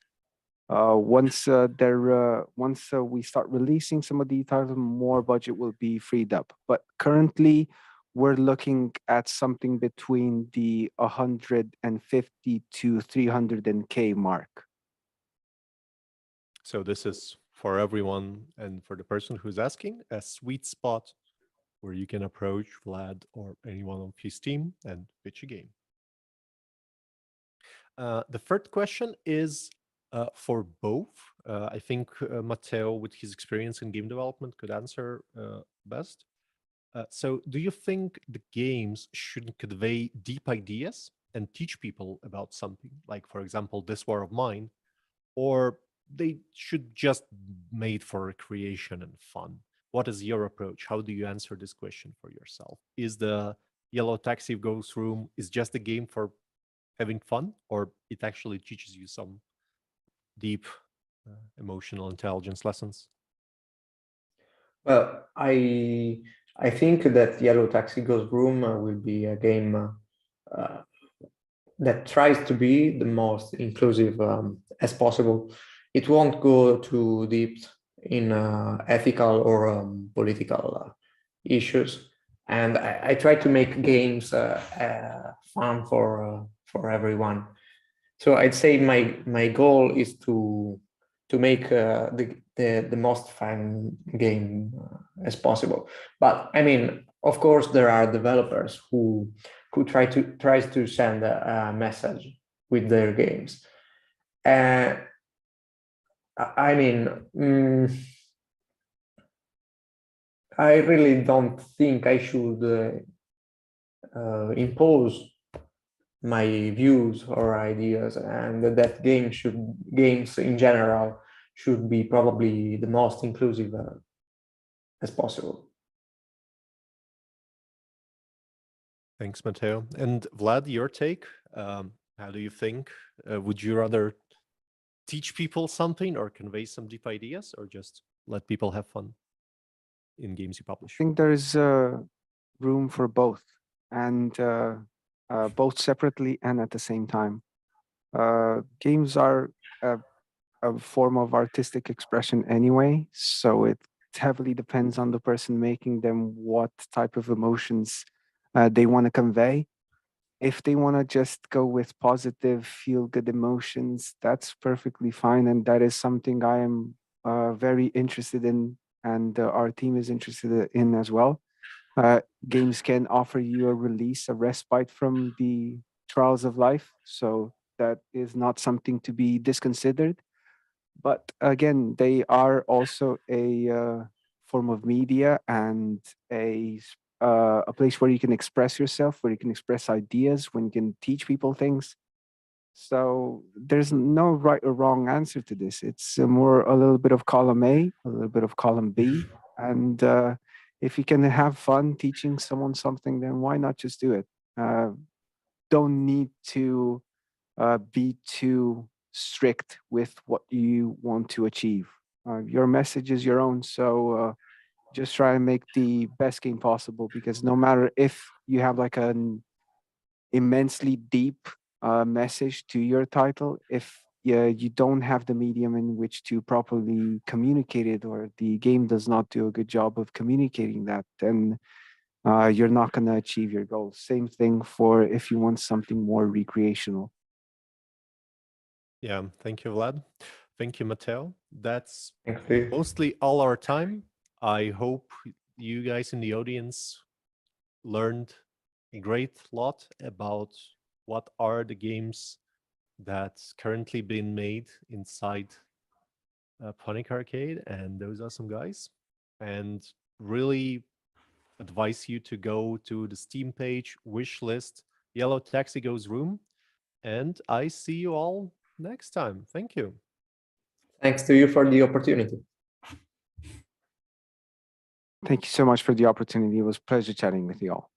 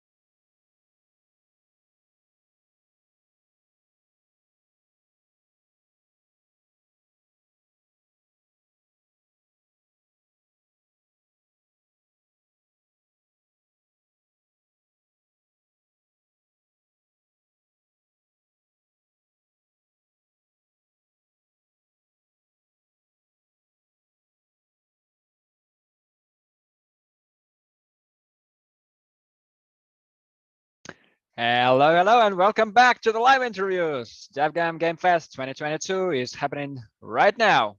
And we're back. Christie, how's it going? Going good, but I missed you. These breaks are too long. Like, no more breaks, okay? I'm done with them. Oh, I missed you too. Missed you so much. But there were some awesome guys, and they went room. So I guess our audience was all right with that. And we've got lots of games to watch and lots of developers to speak to. And for instance, let's take a look at the game called Solitaire and the guys from Bird Shaker Games. Anke and Michael, Hello, hello, hello. Welcome. Hi, guys. Hi there. How are you? We're fine. We're fine. What's up with you? How's it going? Thank you. Thank you. Very good. Thanks for having us. Great. It's a pleasure to have you here. And yeah, we'd like to hear more about your game called Solitaire. Yeah. Let's start with our one sentence for the pitch. Okay. Okay, yeah. So very straightforward. Yes. Yeah. You see, this is Rio, and we have the game Solitaire, and it's a cozy choose your own adventure, but mixed with fortune telling and solitaire. What? Fortune telling? Solitaire, all combined? Speaking of fortune telling, how is your luck today? We will tell you. Oh no. Okay. Oh no. I'm so afraid of this stuff. We have the cards 0 to 7. So 0 is little luck, 7 is big luck. 0 is like you're dead tomorrow. And 7 is you're rich. You're rich beyond your wildest dreams. Very cool. Christie, but you go first, Christie. Oh, I'm so excited. Do I say when? Yeah, I go like this, like point. You've got to be 3, and you say stop. Okay? Okay. Okay, I start here. 1, 2, 3, 4, 5. 5. This one. Oh. Oh my God. Ta-da! What? Okay, this is the best game ever. Everyone should buy it now. Buy numerous copies. Wow. Remember us when you're rich. We're looking for a platform. Right, well, I'm done with work for the day, guys. I'm just going to go wait for my money, so. Bye, Christie. See you next time on your yacht or something. Yeah. And can I pick one too? Yes, of course. I'm shuffling. They're I'm being shuffling. shuffled right now. Oh, you're shuffling. Oh my God. Okay. Yes. Okay, Yes. okay. So excited. Okay. I'll start here again. 1. Yes. Oh my God. 2. Oh God. 3. Which to pick? 4, 5, 6, 7. Stop. Let's go with 7. This one? Yes. Okay. No. Oh, that's all right. Okay, so my yacht's gonna be a little bit smaller than yours. Yeah. But it's still really big compared to 0 and 1. We have a cute two with onions on it. Oh. And the 1 has a skull, so that's bad. That's worse than an onion. Yeah, maybe. So is this a cards game that you have, guys? Yeah. It's actually a solitaire game. Okay. And it's kind of a mix of you're this person who owns a small cafe, and she inherited a deck of cards from her deceased grand aunt, I think, and she can tell the future with it. And it's kind of like a mix of playing solitaire, reading. You get soul cards who have like a picture on them, and your customers that come to your cafe ask you questions like, what should I study?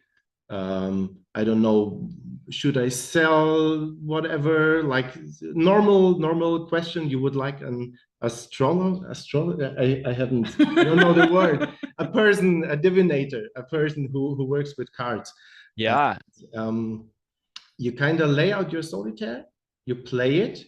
If you play it well, your soul card is complete, but you can play less well and your soul card will be missing things. And then you have to tell the person the answer, your customers, the answer to their questions. So it's part of you. But it's also special because the cards need some interpretation by you. So it's based on what you see inside the card, and maybe you make a difference between what I am seeing, but telling our customers, and so they will come back to you and let you know how it is going for them. And with the story progress, you will know your guests better and better, and hopefully care for them. Yeah. How did you come up with these? Are you familiar with like dark arts in real life? Maybe, we can't tell. Okay. Actually, it was dark when we had the idea. We actually during Corona, so everything was closed. And we were just walking on the beach all the time and kind of thinking about the future. And yeah, it's kind of when it came together, we wanted to make a game about the future, actually. The future and solitaire in a new way. So it's a lovely card game, but it needed some flesh around to be special and it looks lovely, judging by what we see right now. He's an illustrator. Oh, really? So cool. And who else is in your team? How many people do you have on board? We have 3 people. And this is our programmer, Benedict. And it's his birthday, so happy birthday, Benedict. Happy birthday to Benedict. Right, that's why he's not here. I got it. All right, he's celebrating. I'll pick a card for him. Uh-oh. Sorry, Benedict. Sorry. Yeah, so he's our programmer, he's our directive lead and artist, and I'm in the middle of everything, doing also game design and scripting stuff and the business things which are needed to be done. Right. And I wonder, is it more more complicated to pitch these kind of games, like these card games, or people are just all right with that? It's more easy when you have some play around, because it's an uncommon set of features and that sounds interesting, but normally when the people play, they grab the concept. So it's a little bit difficult. Some people for some people it kind of clicks with the description, but most people really have to play it for a bit to kind of get the feeling it's going for, because it is in a way it's a story game. Actually, you're kind of choosing your own adventure, but you're not choosing your adventure, you're choosing people's adventures, your customers' adventures for them. And they kind of, most of them, like in our script, most of them do what you tell them, right? If they ask you, your Rio is like this girl here. She's your half sister, and she wants to study, and she's asking you, well, should I go for what I love, or should I go for something that's more smart or financially stable? And you can advise her, and she does just that. So you have big power in your hands, and the story is all about how you wield it, because you will have bad news sometimes. The cards sometimes are bad or show something complicated or sad. And you have kind of the responsibility of telling people. You don't have to tell them the truth. You can you see the pictures in the cards, and you can interpret them in different ways. And it's unclear yet if it will influence the story or not, what kind of power you have. You don't even know in the beginning. So I like this suspense, this intrigue that you're keeping. So currently our prototype is on Steam, so that you can play it and have a look for yourself. And we are searching for a publisher to get over the prototype state and build the whole thing. All right, and I hope DevGAMM Game Fest will help you with that. And the link to your game on Steam is already in the chat, and our audience is impressed. Someone's adding your game to wishlist already. Oh, thank you very much. Yeah, that's for sure. And also, I'm just wondering, we saw a glimpse of the guy named, I guess, Leon, with these antler things coming out of his head. What's his deal? Could you share, please? You're kind of in a house for outcasts a bit, because you're not a super successful person yourself, and you got this card and your last bit of money. And you're kind of not you, like that sounds like my life in yes, that's the game about me. I didn't know it's you. And you kind of came into this house where all kinds of people live, and with all kinds of backstories. And I kind of wanted it to be a bit more supernatural, so you're not sure what kind of power these cards have and how the world is. But it should still be familiar. So you won't like meet a dragon or something like that. Or black magic. Yeah. But you will meet kind of people from different maybe spheres. Maybe it's the right way to tell it. Right. Well, very intriguing indeed. Thank you. Okay, Christie, maybe you have any questions to our beautiful developers? I mean, yeah, absolutely. You know, for me, the thing that really stood out when I first saw the game's name written down, I was like, Solitaire. I was like, has somebody made Solitaire into like a Souls-like or something? So excited that Solitaire is actually, you know, a part of this, but it's just, it's like next level. You know, you've added this like whole new like layer of Solitaire and almost like made it cool. You can say like Solitaire. Who could have imagined, right? Solitaire is in fashion again, right here, right now. Yeah. Wow, great, guys. Right, so what stage again is your game on? Like the prototype stage. Okay, we have a vertical slice to play. You can play the first 2 days of your cafe right now, and yeah, of course later on there will be much more to see the development of the different characters and of your choices. Yeah. So currently it's the first look on this stuff. Great, amazing. Okay, guys, so thank you very much for joining us, and good luck. Good luck Thank you with very much. finding those publishers. Good luck to you too. You already have it. The card said it. Think of us when you're rich. Thank you. We'll get back to you for sure. Bye. Bye. See ya. Bye, guys. Wow. I'm just impressed, you know, when we see Moonland, you like guess, yeah, that's the pinnacle events. That's the best that you can see today. And then there comes Sylvania, and now even cards. God, so I know. It's just everything, you know, how many calls have you been sat in and work and it's just like, well, just play a bit of Solitaire in the background. And I'm like, I could just play Solitaire all night and no one can judge me. That's true. That's so true. Right, maybe you can play another game like all nights long or all days long. We'll see. It's the one which is called Shumi Come Home. Oh. You see what, yeah, just by the name that it is an emotional story involved in here. Let's ask the developer, is that true? So we've got Noah from Some Humble Onion. Some Humble Onion, how do you even come up with a name like that? Hey guys. Hello. It's welcome. It's a weird name. I know it's kind of goofy. It is.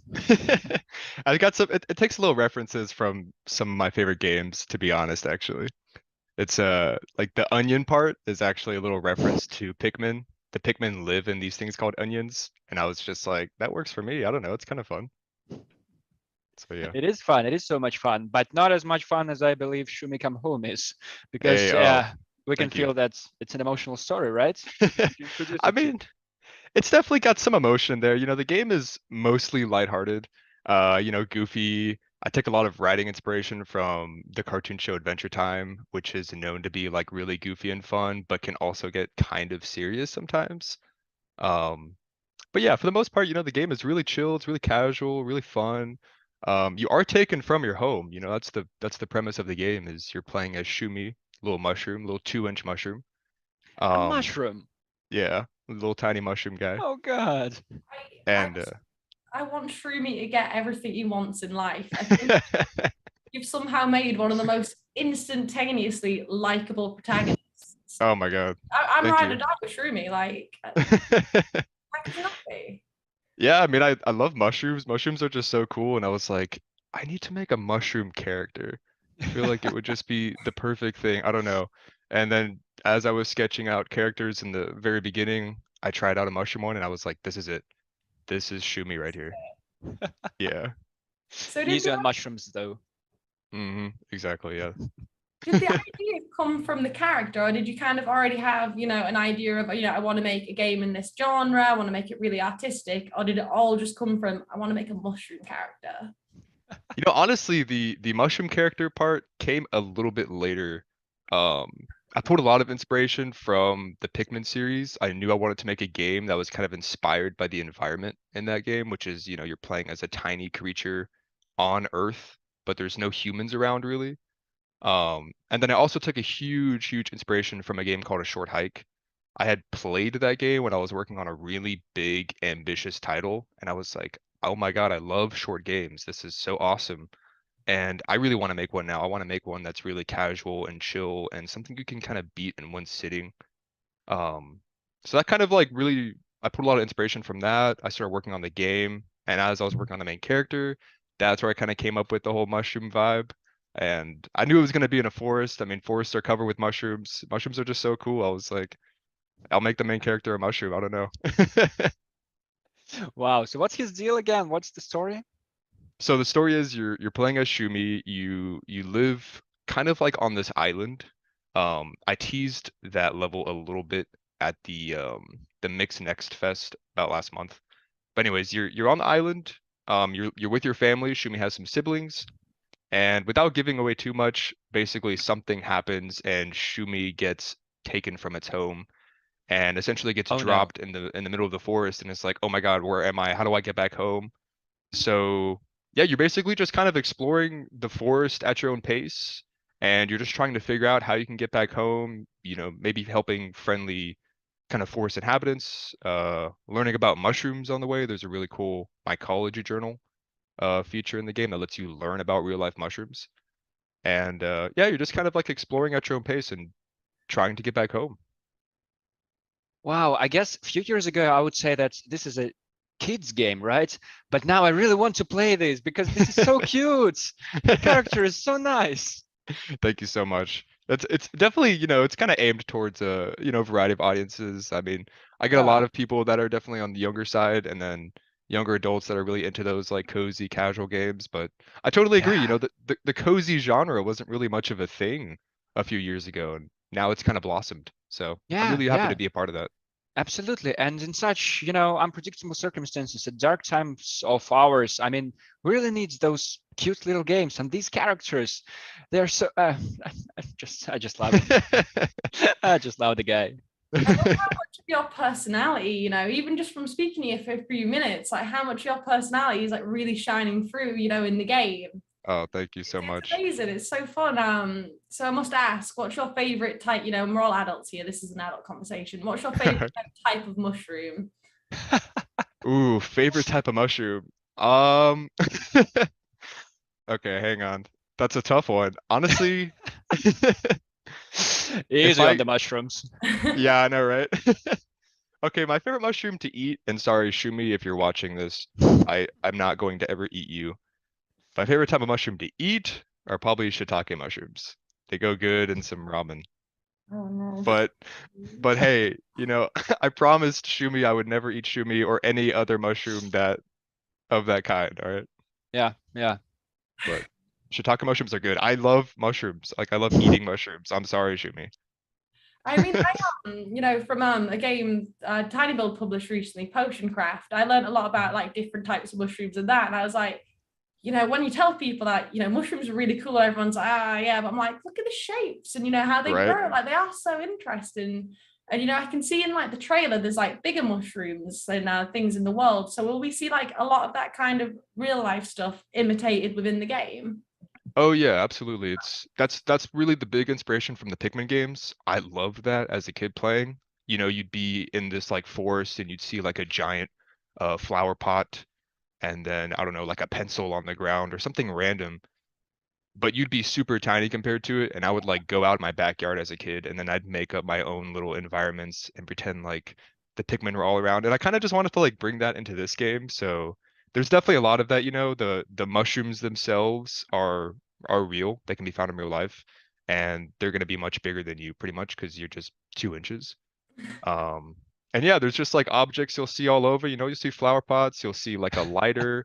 Like, did you have to do some research on that, on mushrooms, on what stuff you can find in the forest? Oh yeah, tons and tons of research, and it was a lot harder than I was expecting because there are so many mushrooms. There's like thousands and thousands of different species and variations of just one mushroom. So finding the facts for each of those, and just trying to make sure you're identifying them correctly was really tricky for sure. And in the comments, our audience wants to have a figurine of Shumi. So any plans on that? Maybe on some merch? I have right here. I have a little Olimar figurine from Pikmin, and I would love to get one that is Shumi. Fun fact: this figurine is 2 inches, and I basically use this as a scale for Shumi when I'm trying to create models for things. And I would love to get a little Shumi figurine of that. So who knows if the game does well after launch, we'd love to do some merch, maybe a Shumi plush, maybe some little figures. Gosh, yes, that'd be awesome. absolutely. I'm totally down for it. And when is the release? When do you plan to do this? Well, so we're hoping to get the game out early spring. And That's we soon. recently, it's coming up. The game is getting close to being done. We recently just got almost all the music implemented. All the levels are being tested, and we recently announced the Switch port that's happening, and that's definitely making development a little bit more challenging. So hopefully we can hit that early spring release. And right now I'd say we're on that date for sure. Very nice, very nice. And our audience can already play some parts of this game, right? You are on Steam, as I believe. Yes. Yeah, there's a Steam demo. It's been up for a little while, and we're going to keep it up as well for a little bit longer. And it lets you play the first half of the first level, the first kind of main level. So you can definitely get in there, experience it. It's going to be a little different in the full release, but for the most part, it is just, like you're playing the full game, just a little chunk of it. And I also wonder who's behind it, who's behind the game. Well, looks like you're alone, know everything about this world, but does anyone help you? I do have a very talented musician. His name's Ethan, but he's known by Fail Positive online, and so he handles all the music. Yeah, right. I know, right? He handles all the music, and he also does some of the little jingles that you'll hear, like when you get an item, it does like a little jingle. So he makes all that. And aside from the music, I'm doing everything else: the writing, the art, the programming, all that. I do marketing on my own, and also luckily thanks to my publisher, Moon Eye Studios, they also help a ton with the marketing, and they're also handling the porting. Thank God. So yeah, aside from that, it's pretty much just me. And it's very hard, I will be honest. Solo development is very tough. I think For how long have you been doing this? Like these games specifically? Shumi, I've been working specifically on for about 1.5 years now. But that's not long, like 1.5 years. Well, I mean, yeah, 1.5 years sounds like too much, but for a game of such a level, and especially when you're working alone, almost alone, I must say that's impressive. Oh, thank you so much. It feels like a long time sometimes, but then there's a lot of devs out there with different scopes and timelines. But I've definitely met developers who have been working on their games for like 3 years, 5 years, and I'm like, well, maybe I shouldn't complain. 1.5 years is not so bad.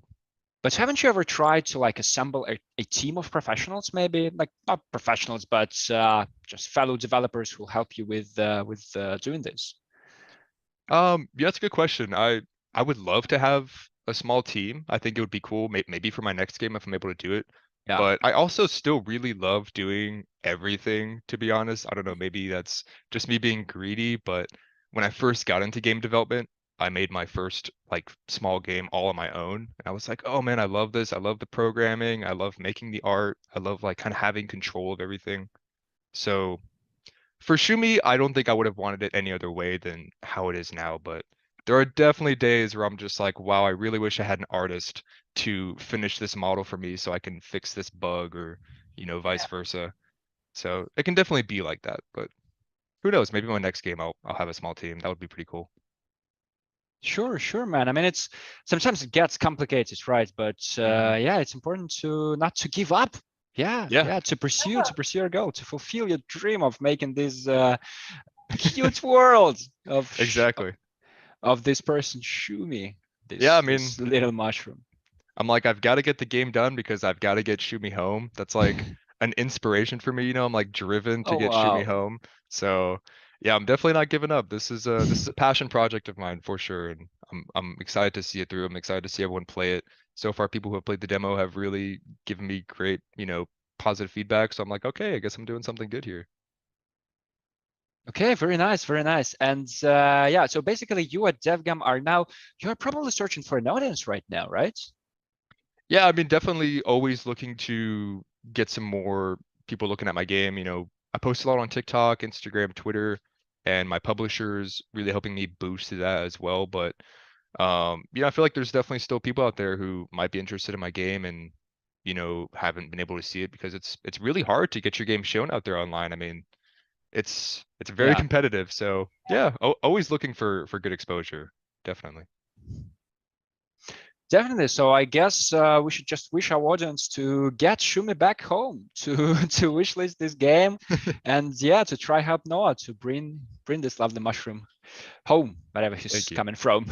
Thank you, guys. Yes, please bring Shumi home, everyone. All right, Noah, thank you so much. It's been a pleasure. Please join our further DevGAMM events. We'll be glad to see you at our showcases. Absolutely. Thank you all so much for having me. This was awesome. Great. Good luck with your game. Bye now. Bye. Bye. See you, Shumi. Noah. Just confused. It's like the same personality. Very, very cute game. I don't know. It's not for kids though, right? It's because I don't know why. I just feel some I don't know, feel ashamed that I want to play this game, but I probably shouldn't be. It's not for kids. Getting Shroomy home is for. Because I'm a grown-up man, right? And I probably shouldn't play in these games, but I want to. You should play this game. You should get Shroomy home. Good. Then wishlisting it right now. Right now. So this next game is potentially one of the most unique concepts I've ever came across. So as I, was first unwrapping it, I was like, oh, okay. I was like really story driven. I'm like, oh my God, there's a mystery. And then I'm like, there's murder. And then it's like, oh, and you can manage a circus. I was like, I'm sold. I don't know what else you could possibly want from life. But I'm so excited to meet these developers because this game looks wild. Wow, I just can't. These stories, how do they come up with that? Let's bring them here and ask it. Circus Electric, the game is called, and we've got here Chris and Ivan. Guys, welcome to the live interviews. Great to be here. Fest. Great, guys. So Circus Electric, what is this? What is this? Well, it all comes down to our guys at Zen Studios here. We love RPGs. And a lot of our guys really got into the game Darkest Dungeon a few years ago and Eratus, Lord of the Dead after that a bit. And we want to make a game like it, but we wanted to make a game that kind of stood out and had its own kind of, it stood out in aesthetically, story-wise, things like that. So we were like, what's a cool thing we can do? We went back and we were like, steampunk's cool. That would separate us a bit as a game that plays kind of like Darkest Dungeon. But we went back and researched the era, and we were like, what? We came across like these circus posters from like the late 1800s, early 1900s. And we were like, circus people, they have their own kind of X-Men type mutant powers, that could be like a pretty cool way to do an RPG that isn't just your standard, wizards and knights and that sort of thing. So we really like that idea, and we like the steampunk idea. So we were like, what if we made a circus steampunk game set in London in 1899? And that's kind of how Circus Electric came about. Okay, just the casual stuff. Can happen every day to everyone. Right. I mean, to me, that's so unique, and you guys are just so casual. Yeah. So, anyways, we had this idea, and it makes sense. And I'm like, I don't think my two brain cells could have even got close. It's the team effort kind of thing, and it's the we had multiple ideas we were iterating on at this particular time. We decided we wanted to do another RPG after games like Operencia is another one we had, and Castle Storm 2, Dread Nautical. But yeah, we were like, yeah, we really like Darkest Dungeon, and we want to make a game like it, but we don't want to make like just a clone. We want to make something in that vein, but make it stand out. And I think we've done that. Okay, so could you share the plot of the game? What's its based Yeah, on? yeah. You know, that's actually another thing about this game is that it's very much story driven. You know, and it takes place, as I said, in 1899 in London, and you follow this young journalist. Her name is Amelia, and Amelia. Like 10 years ago or so, she was kind of estranged from her uncle, who ran this very popular circus called the Circus Electrique. But there was this terrible accident that killed Amelia's mother, and so she blamed it on the uncle. Uh, and you know, he shut down the circus for a long time, but now it's coming back in 1899. And as a young journalist, she has been assigned uh, to cover this grand reopening. She doesn't want to be there. But as you see in the opening cutscene, you saw a little bit in the trailer there in the background. There's something happens during this grand reopening, and people in the crowd just start going crazy, and they start attacking each other. And eventually it starts happening all across the city. And Amelia needs to figure out what's happening and how to stop it. So she begrudgingly accepts the help of her uncle, who offers her circus or his circus performers to help protect her as she works her way through the city. So you're actually controlling the performers and following the story of Amelia and her uncle and all the fun stuff that happens along the way. Wow, that's cool. That's really cool. What is the stage of the development of your game right now? Where you are? Oh, it's available. It is available. Yes, it's available. It's available now. Pretty much everywhere. Steam, Switch, PS5, PS4. And as for Steam, I guess some keys are about to be dropped in the chat. So watch out, guys, in the chat section, because yeah, you're about to get something. Okay, very cool. And when did you guys release it? In September. What was September. It? So it's 6th or 9th, somewhere around there. Yeah, right. It's been more than 2 months now. How's it going? What's the feedback? Good. You know, the people who are into this sort of game seem to really dig it. So you know, can't ask for much more than that. Ivan, you got any thoughts there? It's performing good, and as you can see, it's quite unique.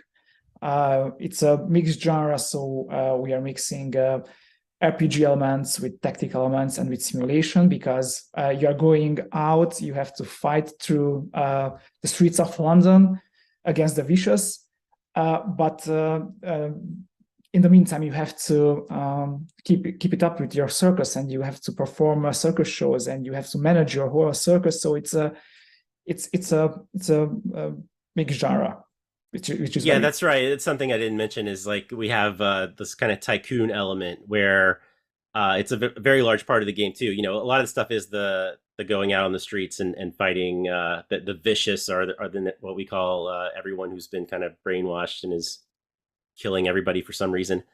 But then we have this element where you're still putting on your circus because the show must go on, right? And it's a tycoon, almost puzzle-like game. You can see a little bit of it at the moment right there. That's kind of what it looks like. And it's about like getting the right performers to perform together to get your maximum results. They all have a certain degree of chemistry, and it's just you could spend a minute doing it. You could spend an hour doing it. It all depends on like how much you want to put into that sort of thing. Yeah, so it gives the players a lot of freedom to enjoy, you know, the different elements of the game to whatever extent they want to. That's really cool. Yeah. It must feel so strange though, like, you know, launching a game. How long did you spend in development with it? It was about 2.5 years, Ivan, something like that. Yeah, that's right. Yeah. 2.5 years. Yeah, and then it's out, it's released, it's in the wild. Like, you know, how does that feel? Like, you know, you've made like a piece of art, you've released it into the world.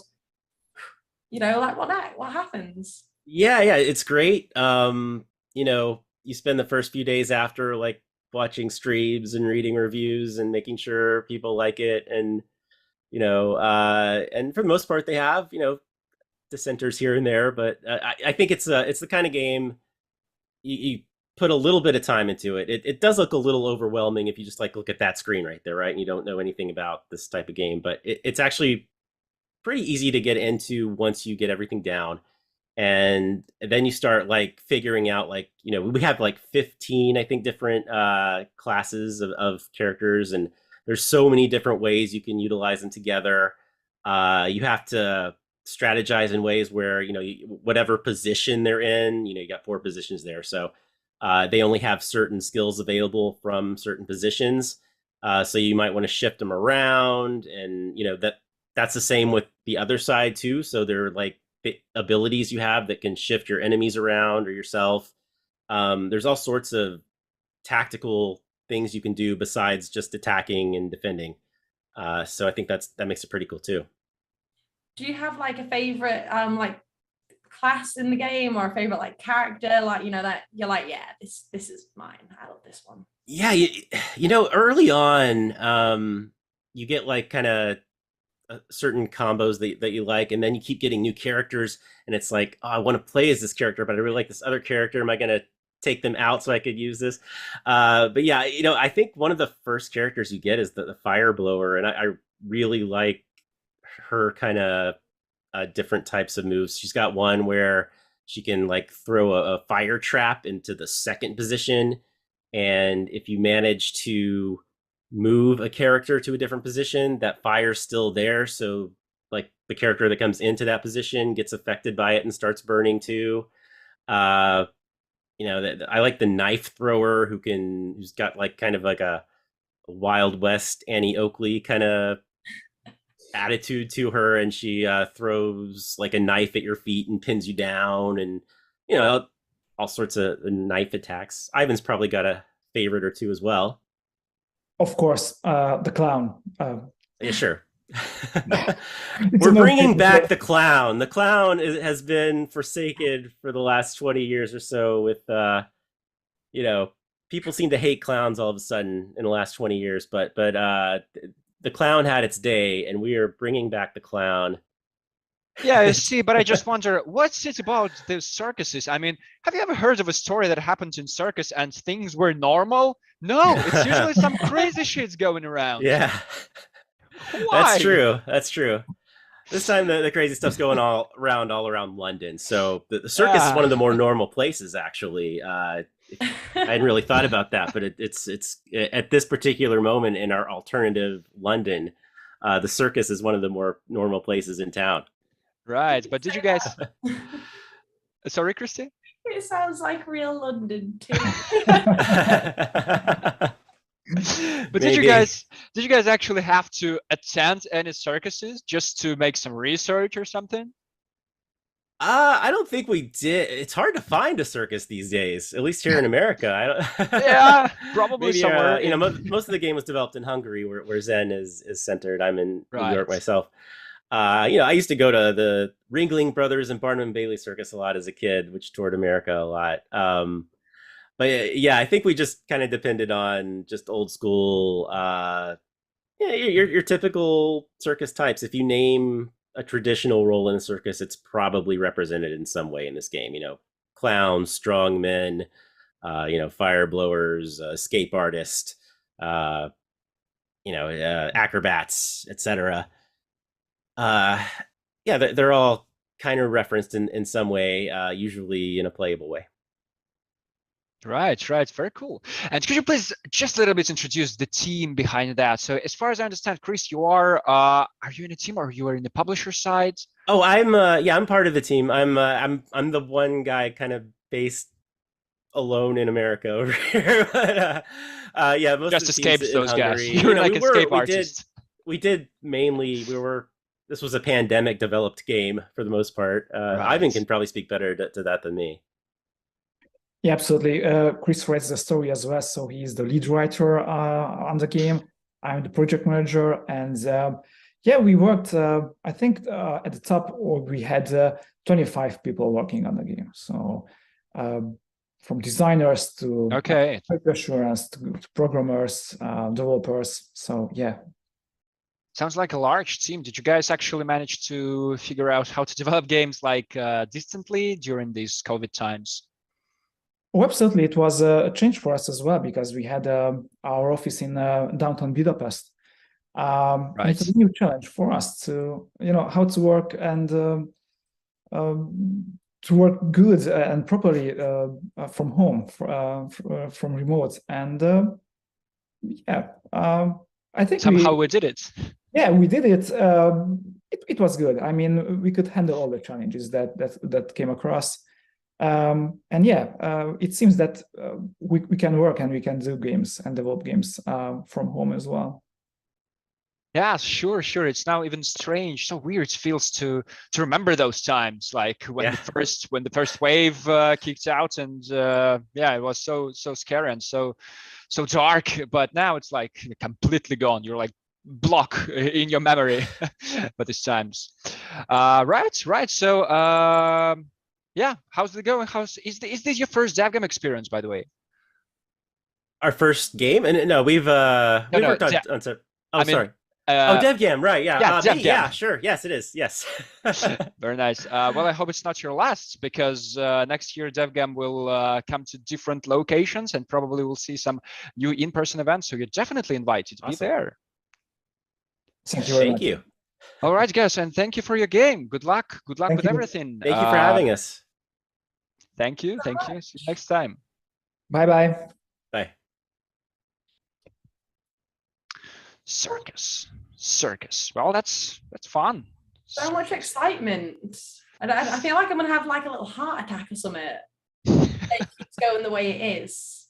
Don't think I hope. But we do have another really cool game coming up next. Okay, which one is that? I'm gonna say one word, and I reckon everyone is gonna get instantly jazzed and hyped. Parkour. That's it. I remember that. I remember that back from 2007, when everyone were, I don't know, jumping from the bricks and walls, and I don't know what people did back then. I just was a child, and but everyone was jumping and running. That's what I remember for sure. And now it's back, right? Yeah, I mean, hey, parkour was like the coolest time. You just had people like running slightly up a wall, and I'm like, you know what? I needed to see that today. So I'm hoping with this next game, it's gonna just reignite all things. Like nobody will walk anywhere ever again. All right, so let's welcome our next developer of Parkour Legends, right? We've got Daniel. Hey, how's it going? Hello, Daniel. It's going all right. How are you? I'm good. Yeah, you guys like hit the nail on the head. Like parkour's coming back. So please tell me, can you yourself do parkour? So I myself can't. That's why making this game is wish fulfillment. Because like games, like they're to break away. That's why from we reality. do games. Exactly. Like I'm not gonna try and do a Kong from a rooftop to another rooftop, but I'll do it in the game all day.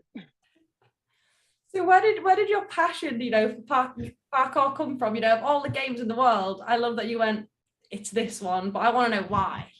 Yeah, it's kind of like what you're saying, like circa 2007, me and my friends in college running around, yelling parkour, jumping off walls.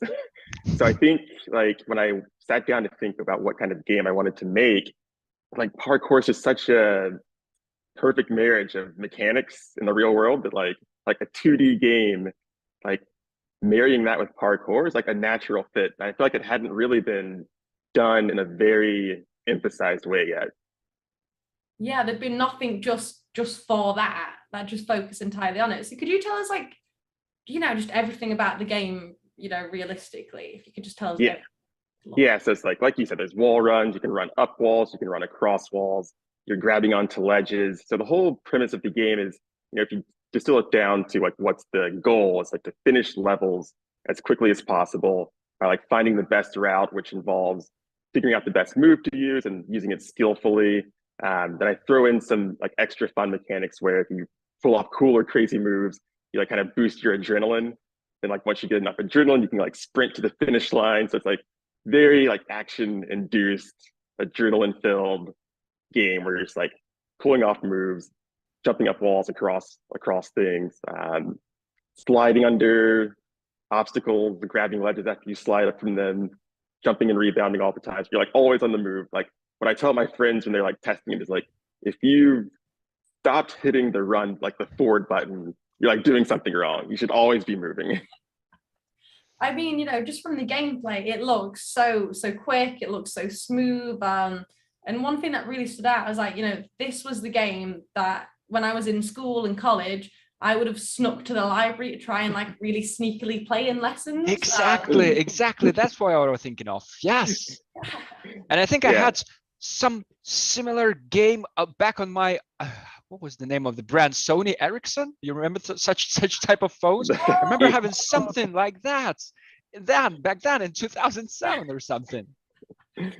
Yeah, it's like bringing nostalgia, right?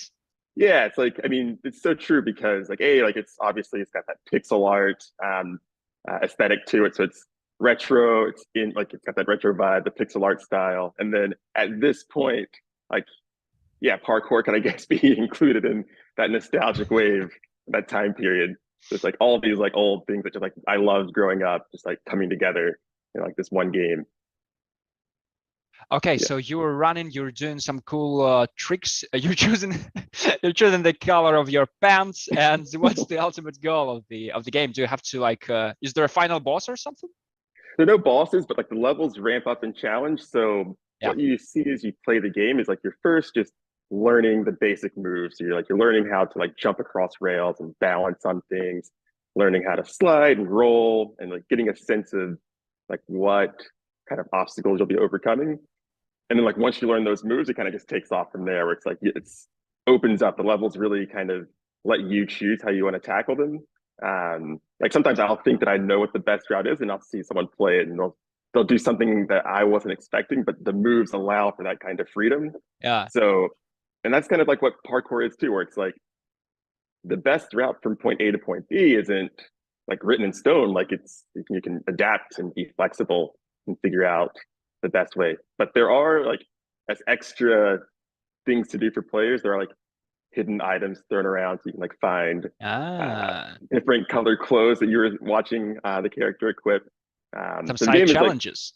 Yeah, like little side challenges. Almost like some games will have like hidden stars or something. And I wanted to like make sure that there is an extra benefit to like finding the hidden items. So like, you can change your clothes, and there's just a little taste of it. What you saw there is like more stuff like baseball caps, and can get a hoodie, some nice clothes. I love to like in the demo that's available now, you can like get a full yellow suit. Like I just like want yellow shirt, yellow pants, yellow shoes.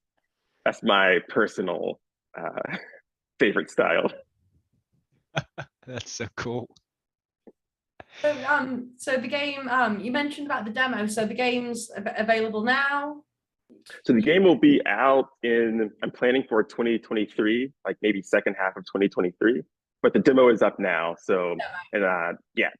So I just actually put up a new demo that has even more moves, objectives per level. So like trying to like really increase like the replay value. So it's maybe you go through, you get the fastest time, but now it's like, oh, can you go through without ever hitting the jump button? Maybe.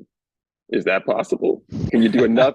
Can you string together enough parkour moves that you don't necessarily have to jump? Like that's like one of the challenges, among many others.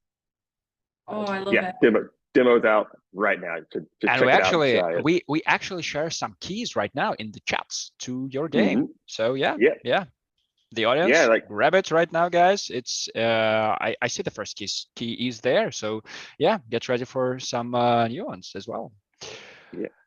Very cool. And I just watching on this, I just keep wondering, do people still do parkour in real life? I have no idea.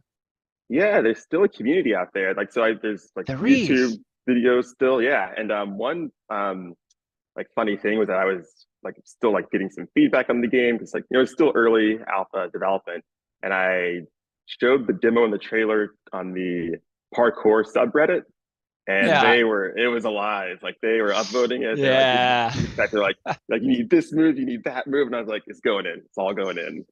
So yeah, they're definitely still very active sport. Very always cool. a cool Very thing cool. to watch. Yeah. Very cool. Maybe they should have like make it an Olympic sports. I don't know. Maybe award some gold medals in parkour as well.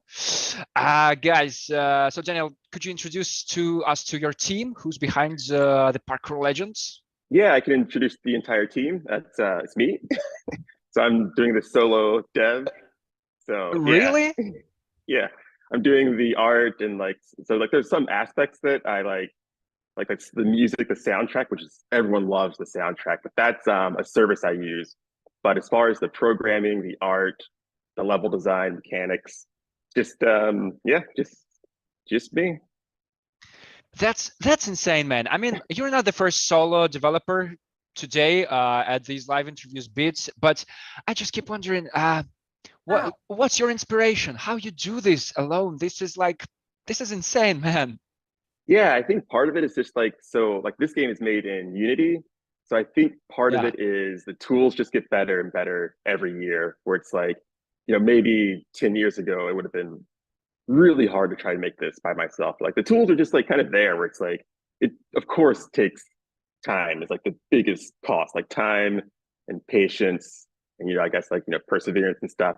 But like it's the best time to try and be a solo dev, I think, because you can kind of if you keep the vision manageable, then yeah. And as far as like inspiration and motivation, it's just so fun making a game. Like when I compare this to like a typical job, it's just I work on this game because I want to see it get better and better every day, and it's just like so it's just rewarding in and of itself. It's like very fun to just like make the next level, see people play it, get their feedback, and then like see their eyes light up when I incorporate their feedback. They're like, oh, you added that new move. I'm like, of course, it was a great idea. So like that's just like very rewarding, even in these early stages. Wow, but this is your full-time job, or is this your like side activity? So I started in like March of this year. It was like part-time. But then as I kept developing it and showing it to people, I did want to like give it like my full attention. And I wanted to like really hit that 2023 deadline. So I started full-time around October, and it's been just like full throttle from there. Yeah. So I'm sorry. So you've been doing this since March this year? Yeah. So March was like part-time. So just like early prototypes, having friends test just like literally just like white rectangles running on a black like environment, like very basic stuff, but just to see if the controls felt good. And then I kind of like just from there, because every time I would test something a little bit more and see if like, are they still liking it? Is there still something there? And then after a while it hit that threshold where I was like, there's enough meat on this that I should just like go all in. So that's what I did by starting October. Yeah. Yeah, but basically it's been 8 months since you started. And here's what we get. Here's what you can show us already.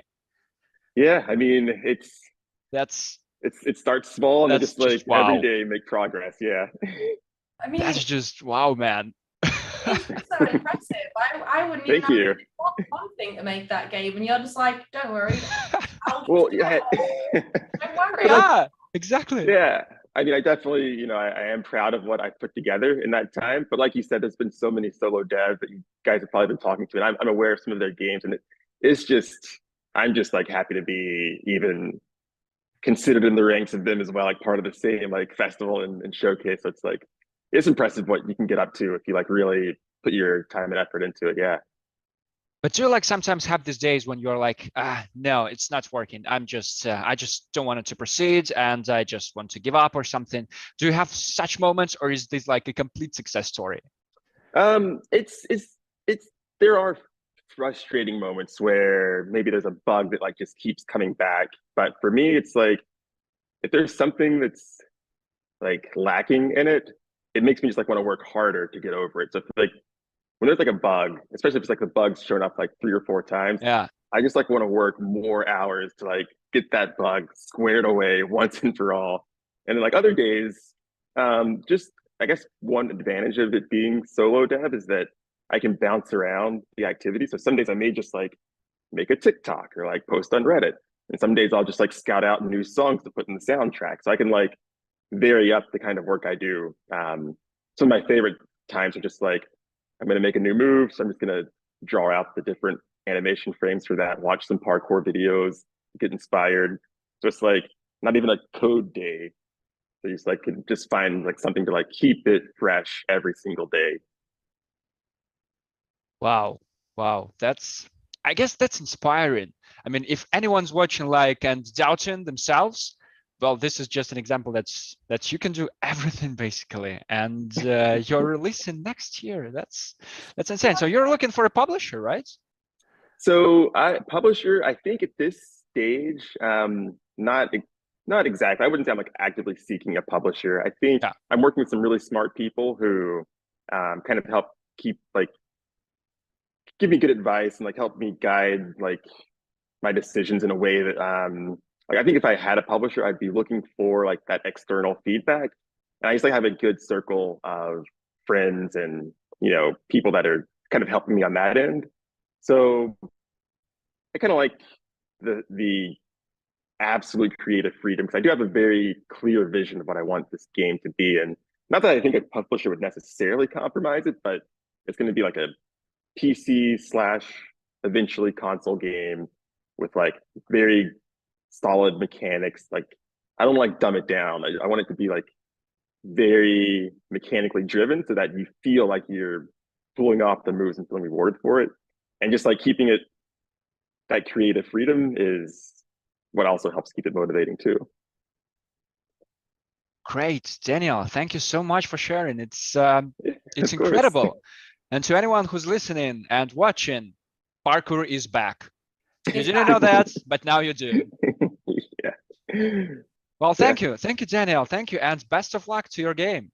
Yeah, thanks so much for having me. It's been great being a part of this, and yeah, I'm gonna get back to work. Great. Enjoy the rest of the Game Fest. Yeah, thank you. See you. I can't wait to learn parkour. Yeah. Well, you should definitely do this now. Okay. Looks like we have how many more? 4 games. But before we switch to the next one, let's hear a word from our special sponsor, Archibald Studio, the company which is responsible for your great sound in your game. Am I saying this right? I guess I am. Maybe, yeah, let's just better watch a commercial.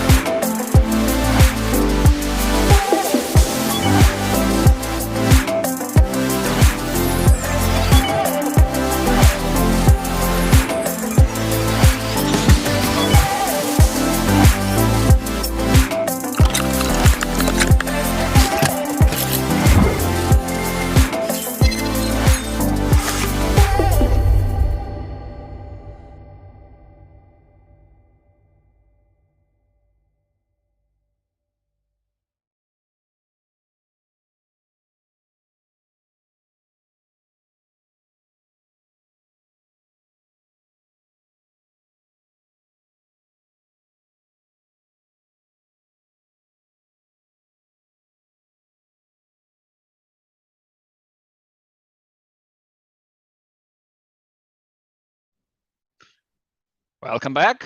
Welcome back. These are the live streams at DevGAMM Game Fest 2022. Christie's here, Anton's here. We've got 4 more incredible games for you. Are you ready, folks? Yeah, I think they're saying yes. Screamed yes. I hear them from here. They screamed it. Yeah. That's what I like about the festivals. This atmosphere. It's like an open air. Yeah, and the crowd is cheering. Yes. And I guess everyone's, well, if anyone is not excited, well, you should be. You should be excited about the next game that we have. And this one is called I'm not sure how to pronounce it in the right way. AK Zolotl? No? Perhaps we should invite the developers to, to introduce this game to us. So we've got Carolina and Daniel. Hello and welcome. Hello, hello. Welcome, guys. Best dressed people I've seen today. I'm sorry, everyone else. The best dressed people. Wow. Thank you. And your suits, they match. What? Yep. It's our work attire. It's mandatory. Okay. I like this approach already. Okay, so guys, how is this pronounced again? Your game, I mean? Like the animal, yeah. Sorry, what? Sorry. You go, Carolina. Axolotl. Just like you would say the animal. It's a pun, but you say it as the animal name. So axolotl. You almost got it though. Fair shot. Axolotl, okay. Yeah, so what's it about? So Axolotl is a cute but deadly roguelite featuring the best amphibian. Yeah, that sounds about right. And your game is all about this creature, right? Yep. And basically, we play a lot with the super cute, but then very gory, very brutal aesthetic. So we try to keep it light and try to make people have a good time. There's not a lot of story or narrative, so it's just about having fun, honestly. And it has the cutest character. The little axolotl just ran with his, what I assume is the AK. And I was like, you know, that it's the cutest thing ever. Is that not like melting everyone's hearts right now? That's incredible. That's the idea. Basically, what's the story? Why? Oh my God, there's some meat. What's going on here? What's the conflict? Why don't they live peacefully? Why do they have to shoot each other? Basically, the story is really simple. We kept the lore really straightforward. You're an axolotl and you get a bit hungry. So then you get hangry and you decide to go on a hunt. But well, as it turns out, the creatures in the pond also have weapons, so they're fighting back. Oh no, why? They're so cute. Please don't fight. You're just trying to get through the day and get a tasty meal. Oh wow, okay. That's as far as I could support, you know, we could get behind that. So what other, so you know, the game's a roguelike. What kind of thing a roguelike light?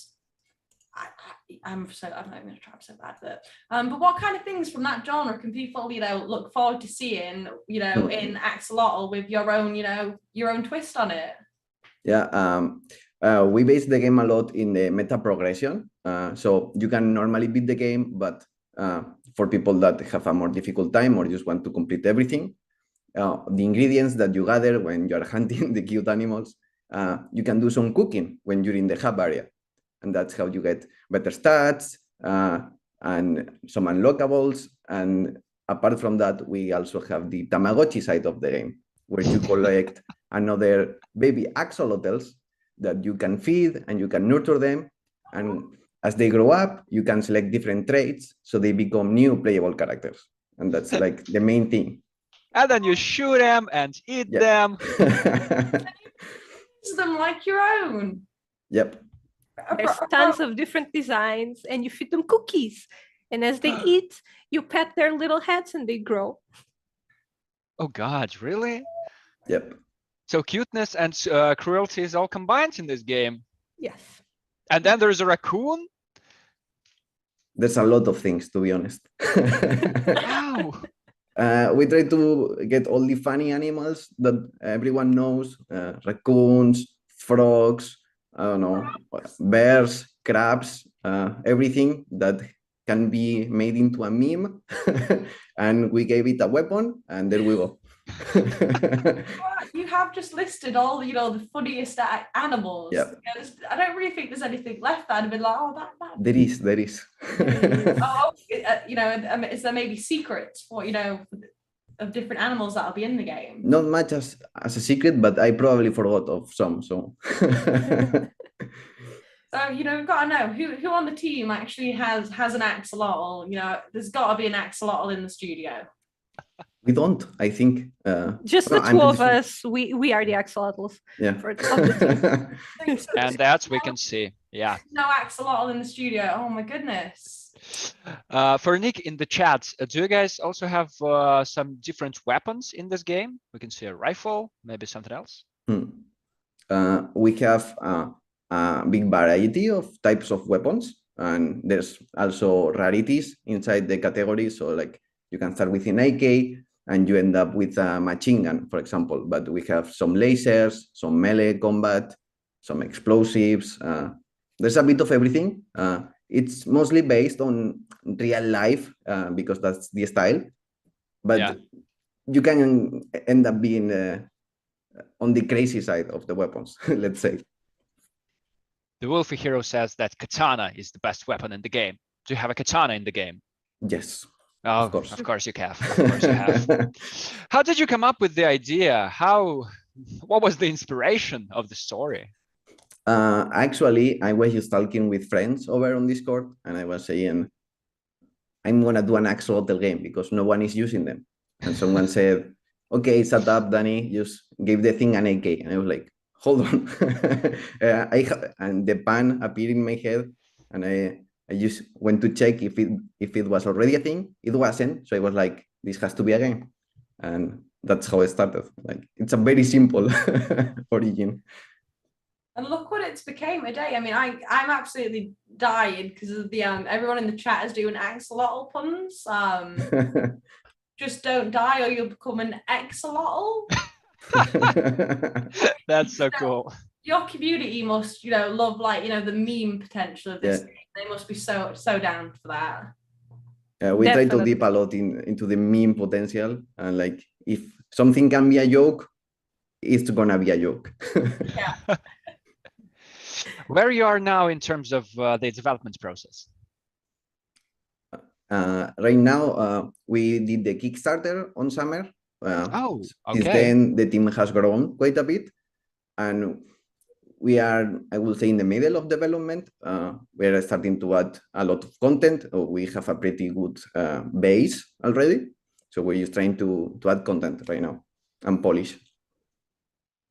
Yeah, very, very nice. And do you guys need a publisher, need a financing? Basically, what's your main goal at the events like this? Basically, the project started very small at the beginning of the production, but then the community started growing. People started showing interest, so we decided, okay, let's do the Kickstarter. Let's see if this is something that people really want. And it was a great success. So thankfully, thanks to the community, the funding has really helped us make the game even better than we had envisioned. And thanks to the success of the Kickstarter, we did have a lot of publishers reaching out and be like, oh, this looks like a cool game. Tell us more about it. Let's see if we can get involved. But up until now, Axolotl is still ruling solo, but nothing is set in stone yet. Right. And I guess it's important the community really must be driving you forward, right? Because spreading the word about the game, this is very important, especially at the early stage. Yep. When the game has this sort of potential, like you do, guys. Exactly. Especially like even before the Kickstarter, we already had a good core community. So now that it's grown, it's like the old people are like kind of teaching the memes and the lore of the game to the new people. And every day there's someone talking in the Discord server. So it's really nice. Absolutely. Yeah. Okay. What can you tease us about the future of the game, maybe? Okay. So it will release around mid-2023. So next year, you can expect Axolotl to hit the stores. It will be on Steam and all the consoles. And it also runs great on the Steam Deck because we have tried. True. Very nice. Oh, Steam Deck. Okay. So yeah, we're excited to see this come to fruition and add all the amazing milestones and unlocks that we got through the Kickstarter campaign. And it's going to be even better than we initially thought. So we're very excited. Amazing. Wow. And sorry. No, yeah, please go first. I just hearing the story, seeing, you two in your matching outfits. These are just such likable developers. I need to know how this team, got together, like the dream team. Yep. Yeah. So Axolotl joined Too Awesome. We started developing internally around August 2021. Before that, it was Danny's solo project, the man, the legend. Wow. So maybe can explain a bit of his, journey until what we are now. As Karina said, before actually joining Too Awesome, it was like a hobby kind of dream game that I was doing on the side. But then as it started to grow, they told me, hey, what can we do about this, So we started to give it more time, more energy, and it kept growing until now, I guess. So that's like, in general, the journey has been very crazy from, I'm just doing a game on my own. I'm relatively still super young, so it's even more weird. And now like getting to events like this, or like seeing the people on the internet talking about the game, it's been very, very crazy.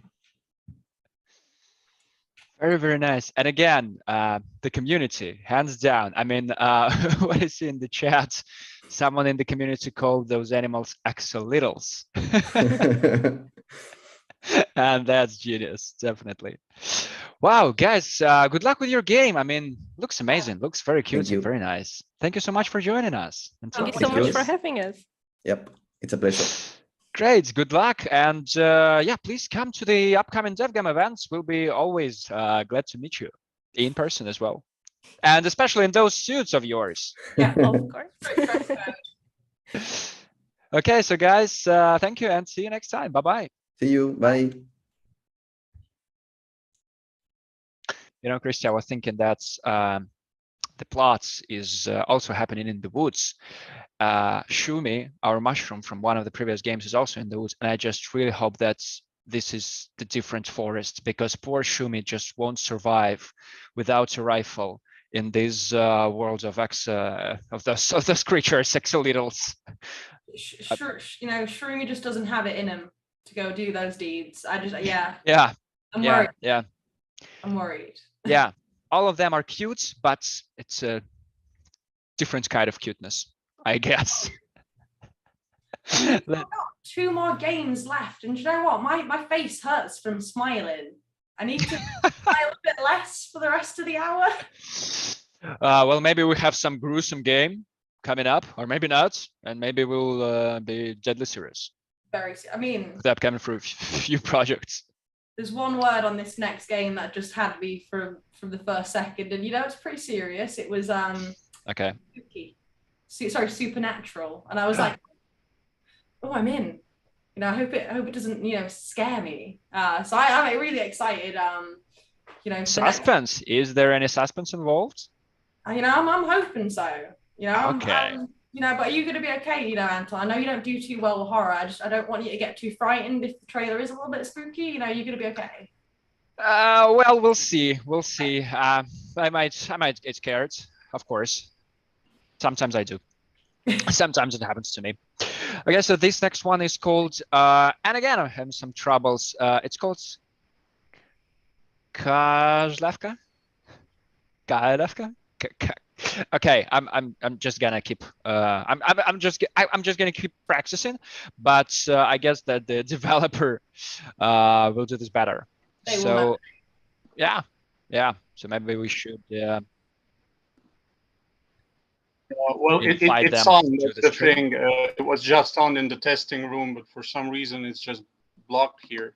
Cannot turn it on. And I guess we've got some few seconds before the developer joins us. Can you please try to reconnect or something? Because I think I've been doing so well at not responding to the voice in the head this time. This is happening to you again? Are you hearing those voices, Christie? Oh no! I am. There's audio. They have audio trouble. Oh no! Oh no, Christie, not again, not at this time. Please, 3 more games and we'll stop. Oh no.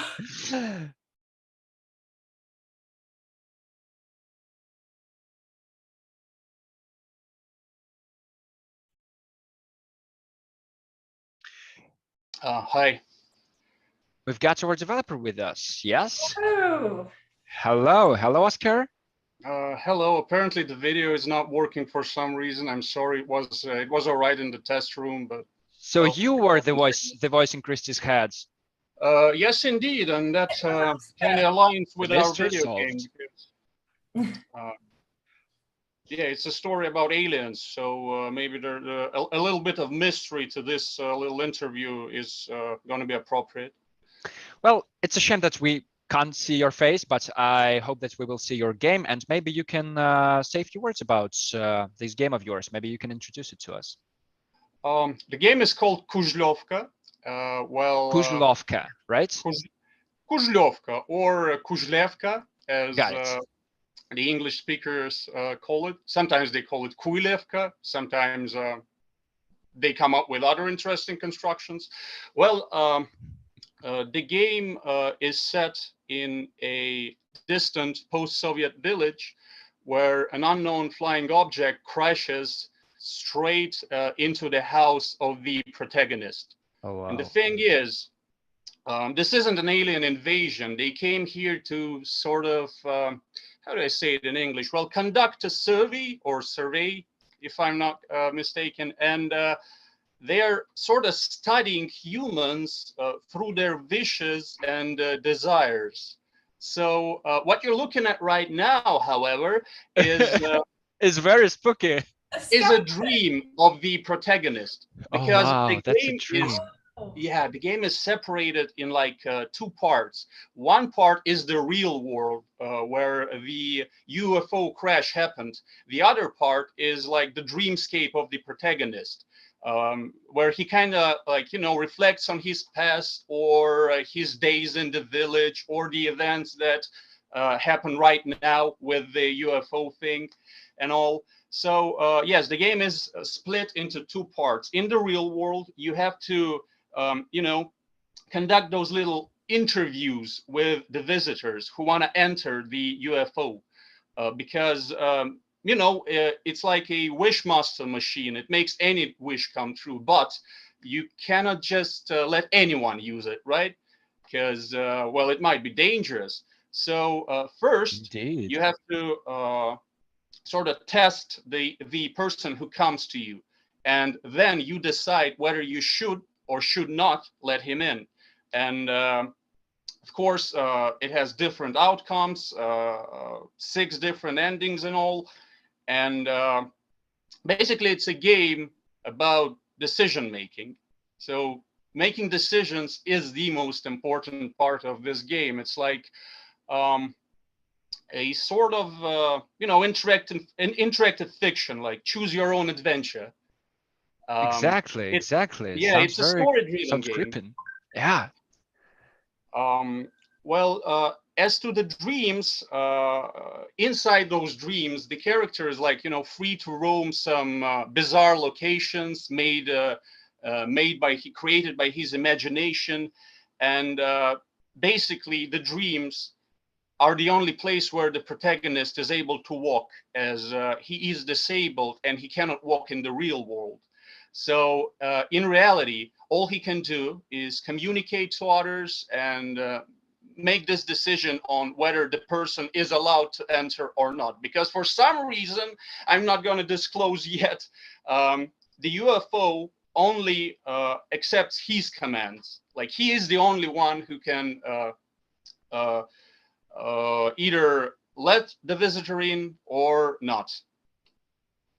Oh. Wow, that's just fantastic. Are there any screamers in this game? And this is very important question. The game is not scary. There is no horror like in this game, other than, you know, the existential dread and all. But no screamers. No screamers. The worst horror of them all. Yeah, because this is like the first picture that I saw with the skeleton. This is the thing is, the protagonist in this very section of gameplay that is currently on screen, it's basically the memory of the protagonist getting wounded and transported back home from the Soviet-Japanese War in 1945 45.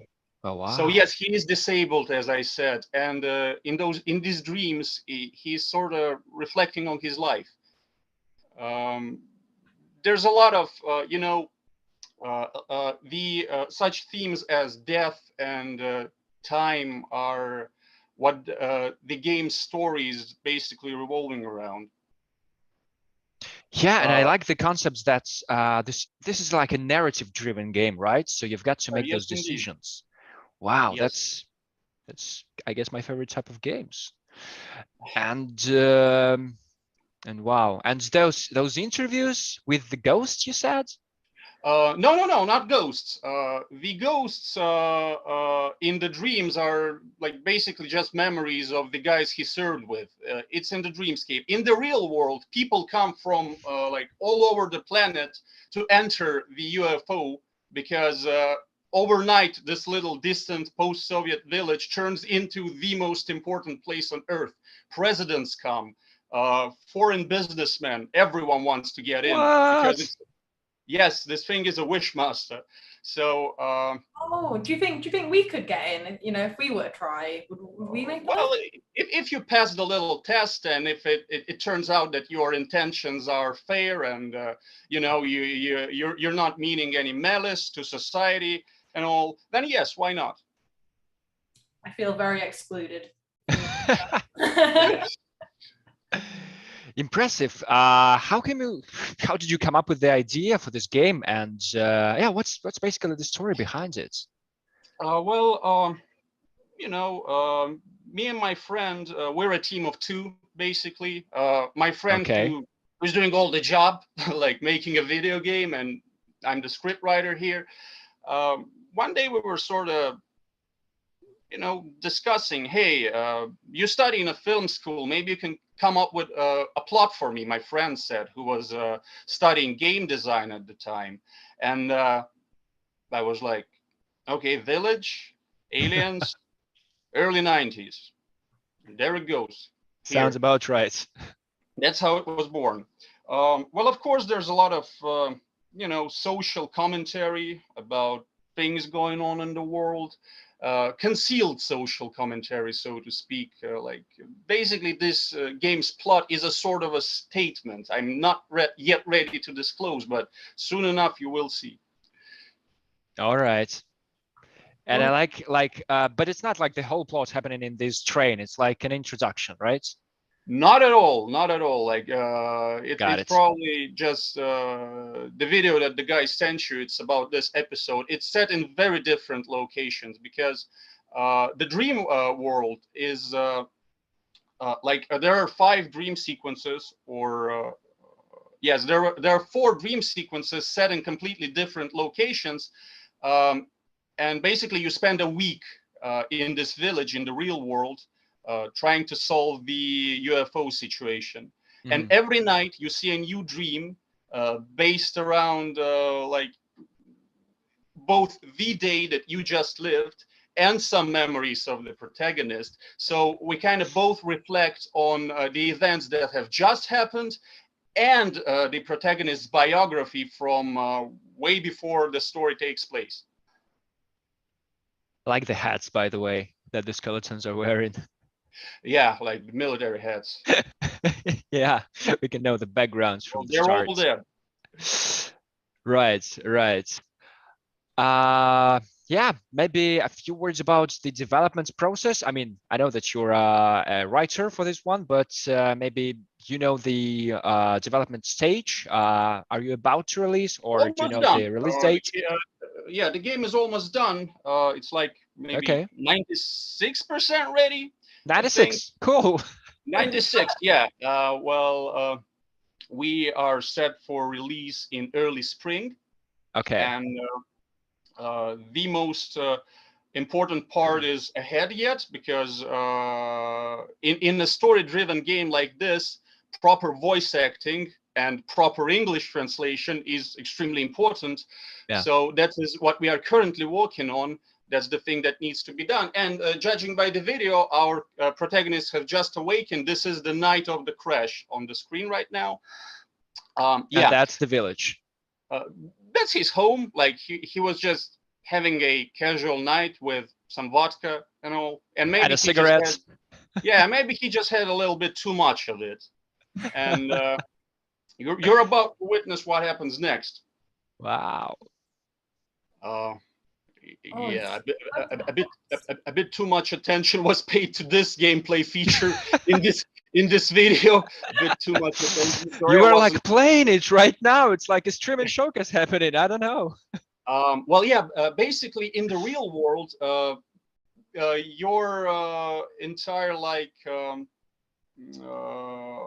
your entire reality is like set in this room as a disabled person who is very limited in his physical abilities. So this is basically the desk where the protagonist, yeah, there it was. So the UFO crashed straight into his house. So yes, this is the desk, and the people come from the entrance to the house, and they pass as if it's some sort of a conveyor belt, because the final destination is the UFO itself. So you decide whether your visitor is deserving to enter and have his wish granted or not. Yeah, and the rest, I guess, is history. Can we like actually wishlist your game right now? Maybe on Steam? Absolutely, you can wishlist it on Steam. Great, it's already there. Great. Then everyone who's watching it, please do this. You've got your link in the chat and wishlist Kuzlevka. Kuzlevka, yes, indeed. Yes, great. Thank you, Asker. It was, yeah. I like that we've seen the introduction of the story basically, and now I really want to play it. I want to see what happens next. I'm excited to see more skeletons for sure. You will find out right soon. Thank you. Thank you very much. Thank you. Thank you, Asker. Thank you for joining us. See you next time, and yeah, enjoy the rest of the Game Fest. Wow, but it was scary. It was scary, right? That scared you, hasn't it? You'll have the lights on tonight. That was a bit much for you. Okay. You stayed up too late. Right. Maybe these next one won't be that. It wasn't scary, but yeah, maybe it will be just more a brighter one, I guess. Oh, it is. Oh, it's happiness in a video game.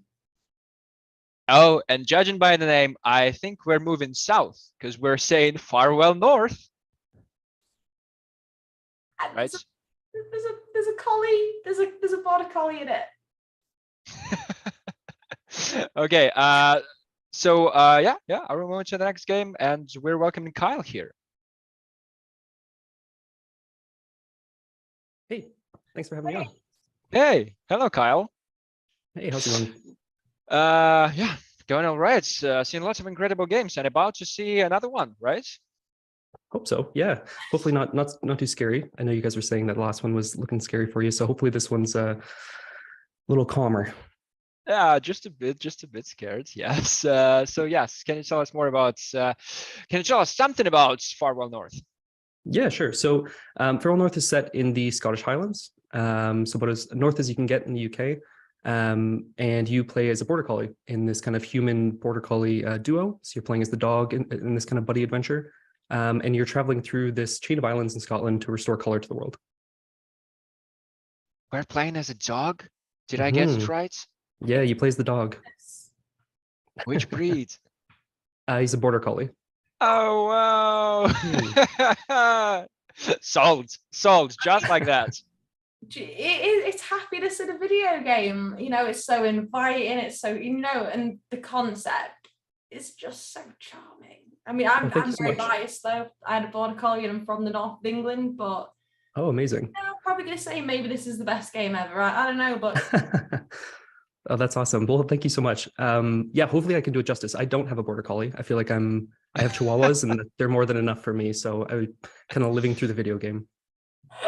So you're like, you know, living your dream of owning a slightly bigger dog. Yeah, exactly. Yeah, a little more energetic than my two lazy chihuahuas. Oh, what are your chihuahuas called? Beans and Barney. Beans. Well, I mean, I don't know how people aren't wishlisting the game just based off these facts alone, to be honest. But I mean, how come? How come there are there any chihuahuas in this game? Maybe a little glimpse of those. No, but actually, funny enough, the game started as this like little weekend prototype where you were playing as a chihuahua trying to find the comfiest seat in the house, and it just obviously took a very different direction. But it all kind of started from this little chihuahua like weekend kind of joke project. Yeah, wow. That's incredible. It's incredible, not even that the dogs got bigger, but the scope of the games got bigger alongside the breed of the dog chosen. So, you'll see maybe a Great Dane. Oh, you never know. Yeah, it might just get to bigger and bigger breeds. No, I think it's definitely a Chihuahua, or sorry, it's definitely a Border Collie. And we're sticking with that. Yeah. The game's very much tied to like the themes of Scotland and Border Collies. And so you'll be like herding sheep and doing some very Border Collie specific things throughout the game. I was just waiting for the dog to appear on screen, and there it is. Oh, and there it is. Good boy.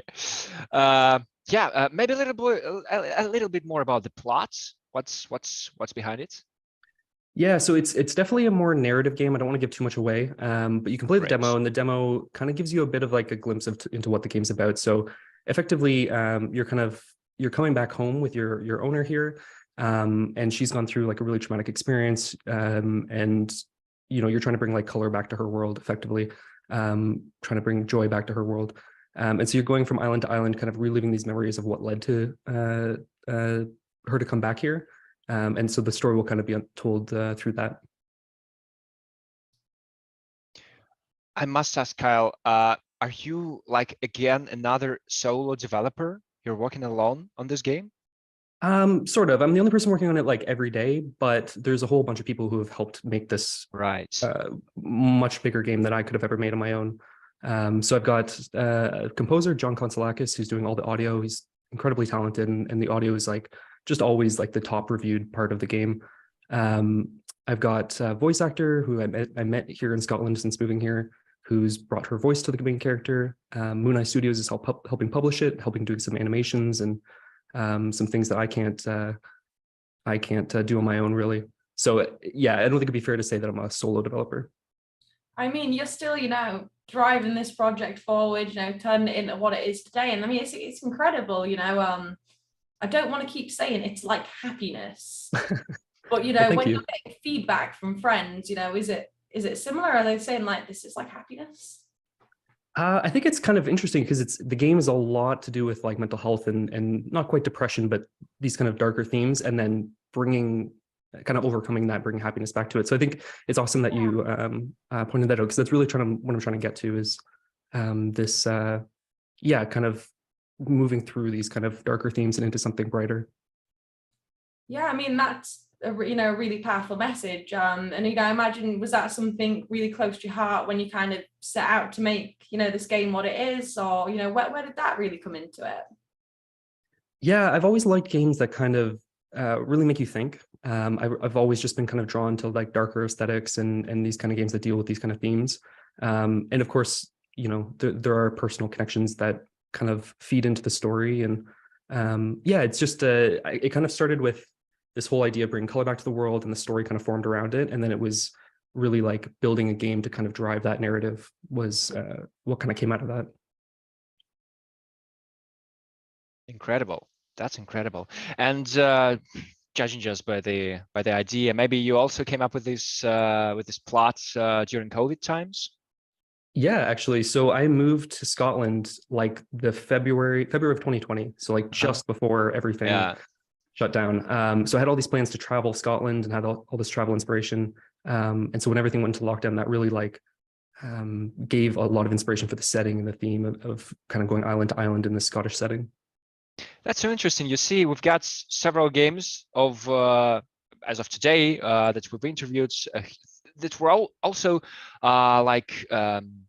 the developers came up with the idea also during COVID, and I guess it takes about 2 years to develop a proper amount of game, and and here we see the final results of those darker times right now in 2022. Well, 2023 coming up soon. So yeah, exactly. Yeah, I think like like you said, games take quite a while to make. So we're going to see, I think for the next year or two, we're going to see a lot of games coming out of COVID. Yeah, that was inspired by those darker times and when everyone was alone and trying to cope with that. Yeah, incredible. And it looks majestic, I want to say. Magical, maybe. Thank you. What part of Scotland, did you move to? So I'm in Edinburgh. The game is kind of set geographically in like Caithness or Orkney and islands far to the north. Yeah. But like the vegetation and everything is kind of more inspired by Glencoe and some of the Southern Highlands. Amazing. Did you have to travel there a lot to get this inspiration?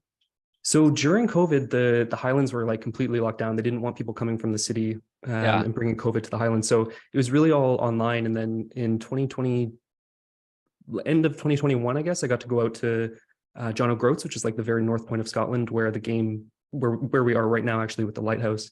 And I got to pretty much like stand where I'd been taking all these pictures from online and like basing all this concept off of. I got to actually stand in that place, which was really, really cool. And it was also terrifying to see if like I'd done it justice or not, you know? Yeah. So yeah, it was kind of, I got to do things backwards. I did like the research after having already made everything and like hope that it actually lives up to the reality. I mean, it's beautiful, you know, and it certainly doesn't look like Glasgow. So, you know, I'll take from that what you will. But you know, can people expect to maybe see any little like Scottish Easter eggs? Like, you know, we're gonna see like maybe like Nessie like poking out of like, hey. So this flower that we're about to pick up here is actually a thistle, which is of course the national flower of Scotland, has a lot of significance in Scotland. The wisp that's kind of guiding you, willow wisps, they're not exclusive to Scotland, but they're in like Scottish folklore. And there's going to be, you know, we're going to be going to areas like old Neolithic ruins that we can find out in Orkney. Wow. Yeah, there's going to be quite a few Scottish ties to the story. What's your favorite part about working on this game? Oh, that's a really good question. I think like overall, just like having an idea and seeing it come to reality. It takes a really long time, but you can kind of slowly start to see the pieces coming together and kind of forming the shape that you've had in your mind. And I think like the most special moment was I kind of knew the end of the game before anything else. And so everything was like in service of getting to that. And I recently, over the last few months, actually finally put that into the game. And so I can actually play from like opening credits all the way to the end cutscene, or to the end, sorry, opening cutscene to the end credits. Yeah. And that was like really special to be able to do that. So there's a lot of things missing in the middle. There's still ways to go, but that was a really special moment. Yeah, great. Because, you know, I don't tend to watch online streamers playing different games because I don't know, I find it's, I'm not involved in the process. So I see it just from the side, but I for the last, I don't know how many, 5 minutes, 10 minutes, I've been watching on your game and it's incredible. I'm like watching a movie, maybe a cartoon or something, feature film. It's incredible, I guess. When you see the final results, that must pay off.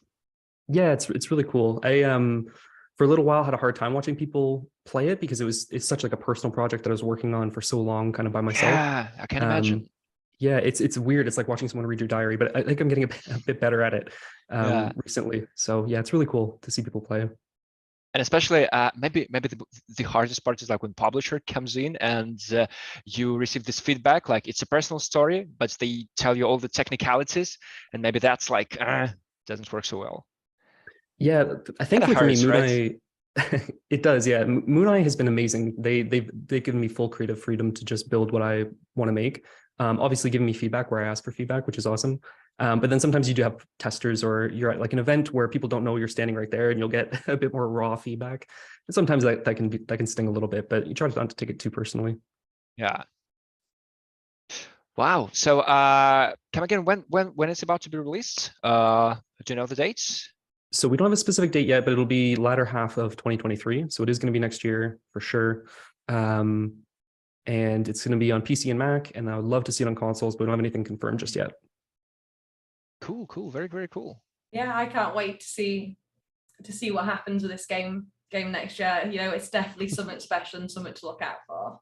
But we can. Thank you so much. But we can already like test some of those, some like introduction of the game, right? What is available basically is what I'm asking. Yeah, so there is a demo on Steam right now. So it's basically what you're seeing right here. So like kind of the intro tutorial and the first island of the game. And yes, you can play that on Steam. And yeah. and everyone should definitely play this on Steam because the link is here. The link is in the chat. Visit this link, hit the subscribe button, and put the bell on. What do those people say? Ring the bell. Yeah, sure, ring the bell. Oh wow. But I mean, about those chihuahuas, I mean, they might get jealous one day. I did think that. What do They might. I think they would be completely capable of doing everything that's in this game, but I think it might not look so reasonable. But they could definitely do it. They could herd sheep. They could climb mountains. They're tough little guys. Yeah, just as an inspiration, a small idea. They might pop up somewhere on some random islands where you're not supposed to go, but there's islands full of chihuahuas, and it's like dog islands, but it's only chihuahuas, and yeah, and we can meet them there. And maybe some side quest with chihuahuas. I don't know. Yeah, you never know. You never know. I'm just coming up with some ideas for you. Maybe you don't need those though. Right. Okay, Kyle. Thank you so much. Thanks for joining us. Thank you so much for having me. I appreciate it. Such a cool game. Awesome. Thank you. Enjoy. Enjoy. Have a great time. And the Game Fest. Enjoy the Game Fest and enjoy this DevGAMM experience. See you guys. Thank you so much. See you. Very, very nice. Lovely. And one game left. I can't believe it. One game left, really, indeed. But it happened so fast, right? So quick. We blinked and it's been like, 100 games. I'm gonna have no money left next year because I'm gonna be buying all these indie games. But it's been amazing. Yeah, I saw the plan. It was supposed to be a 6-hour live stream, but it definitely doesn't feel this way. It feels like 5 minutes. And here we are with our last title. I know. Our last title, the last title of the day. Is everyone like really hype? Are we sad it's over? I don't know. It's mixed, but I'm really looking forward to this game. I don't want to go too much into it because I sometimes fudge the introductions. But it's got an adorable name. It's got puzzles. I'm really excited to learn all about this title. All right. Then why waiting? Jason Newman is here, the developer of Akura. Hello. Good morning. Hello, Jason. Good morning from Japan. Good morning to you. Is this the 24th? Yeah, it's almost 3 in the morning here in Japan. I'm so sorry. I'm so sorry, Jason. No, I'm happy to be here. I just apologize if you catch me yawning.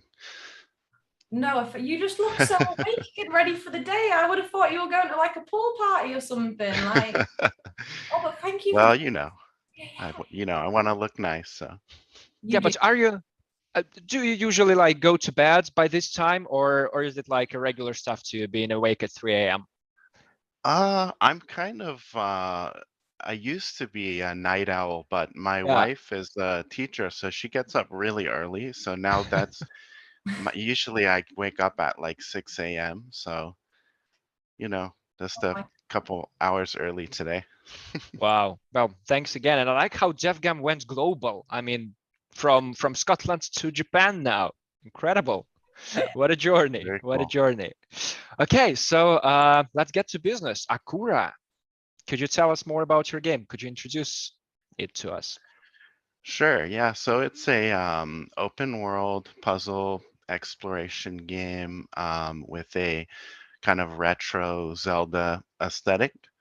And it's a very mysterious game where it doesn't really tell you much and you kind of figure things out as you go and unravel the mystery. There's no dialogue or text in the game, so the tutorials, as you see in this early area in the game, is all sort of show, don't tell, so you kind of figure out how to play by experimenting. And then the game introduces new and interesting mechanics in unusual ways. I think people will find that are a bit surprising, and then you just sort of play around and figure out what these new things do and what the story is. What kind of games, inspired this? You know, kind of like looking at like what I'm seeing now, you know, the way the mystery is kind of so interwoven in like, you know, how the game works. I've got to know like where these came from. Yeah, just tons of games, you know. I think when people play it, um, there's always a list of different games that people have that come to mind when they play it, and I say yes, like to all of those. They're all inspirations. There's a lot of games too that I've actually never played that people mention that have a lot of similarities, which is cool. But the game started out as a very early when it was a hobby project. It was a Chips Challenge clone. I don't know if you guys are familiar with that game, but it was like this weird old Windows game that came bundled on some old Windows machines, and it was this game where you go and you get like a key over here, and then that opens a door over here, and then there's a key over there.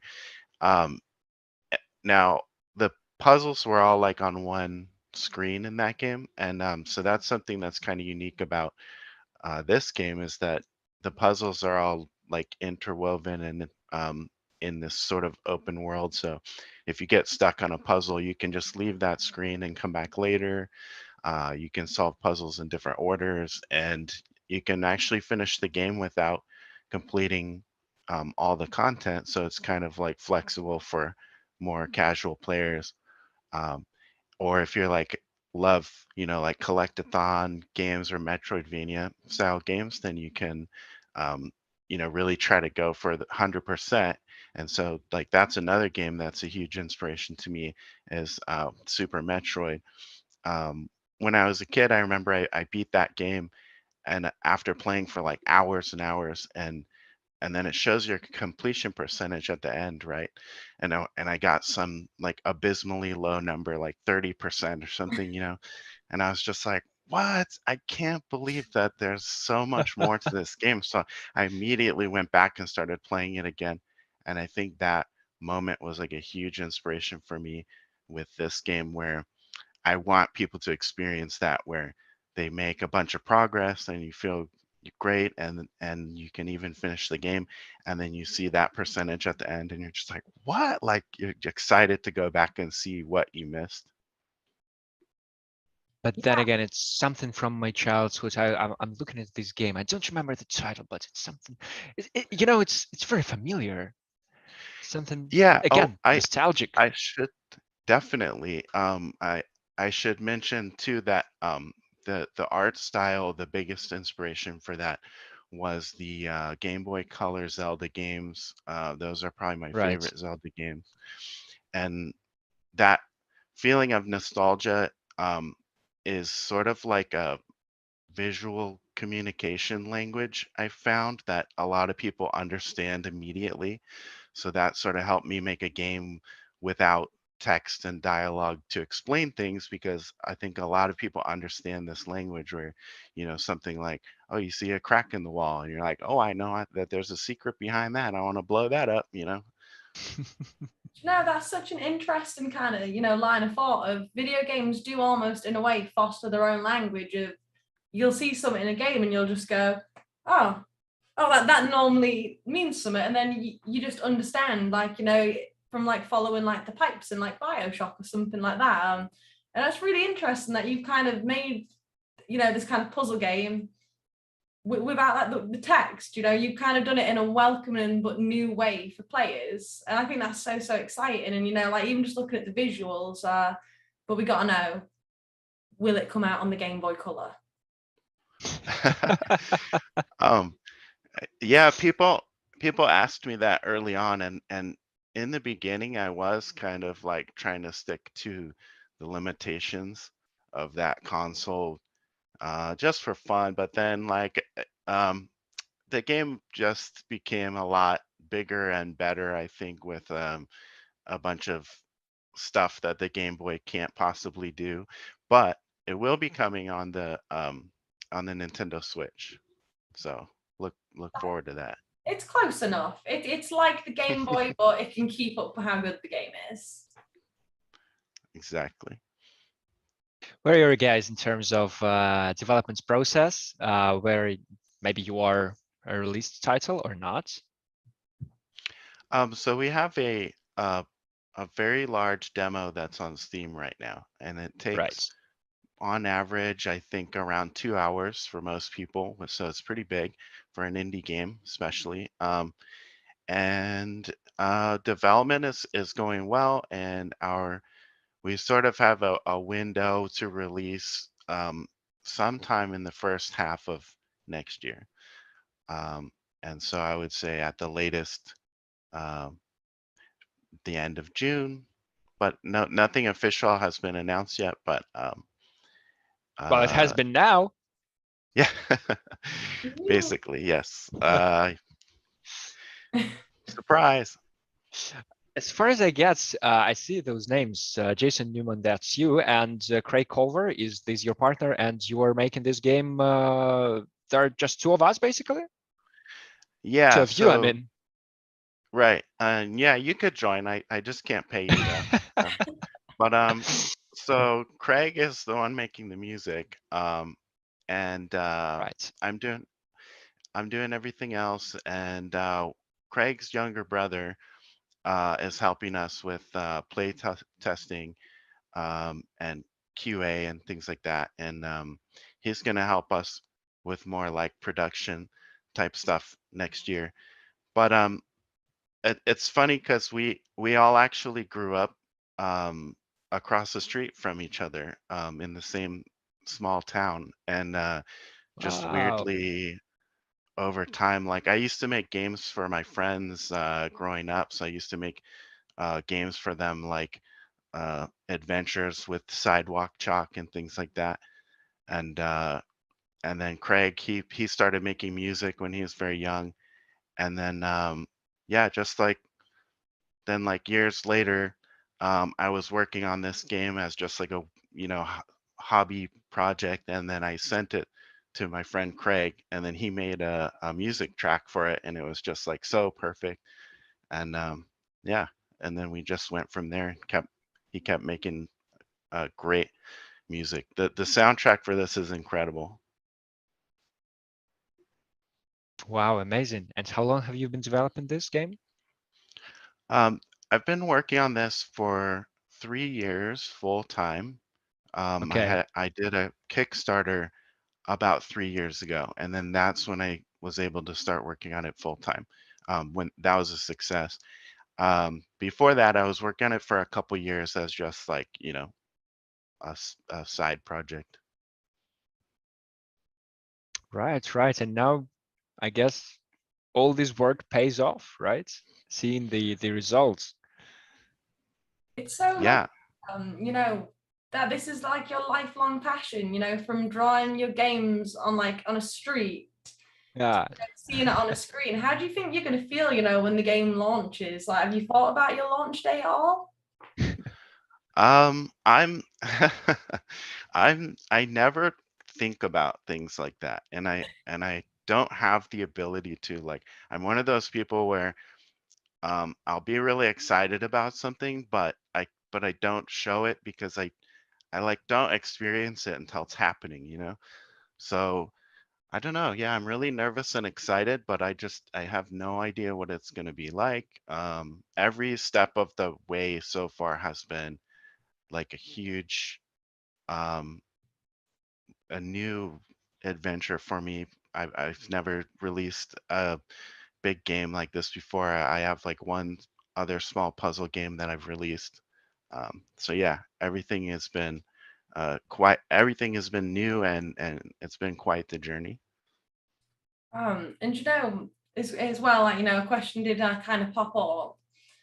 So, you play a lot of games, and, you come across puzzles, and it's like, oh, this puzzle's really hard, and to be honest, I would just Google it.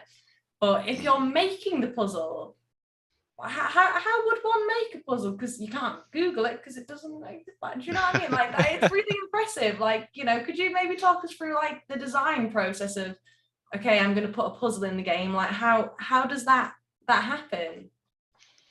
Yeah, it's really I want to like do a video about this someday, and like sort of show my process. I haven't done that yet, but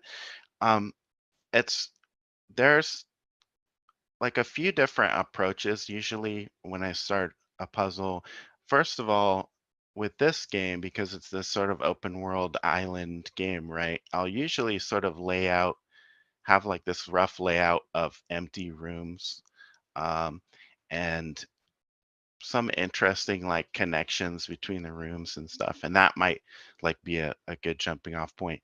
And usually I'll just place some objects in the room that I want to be the goals for that room.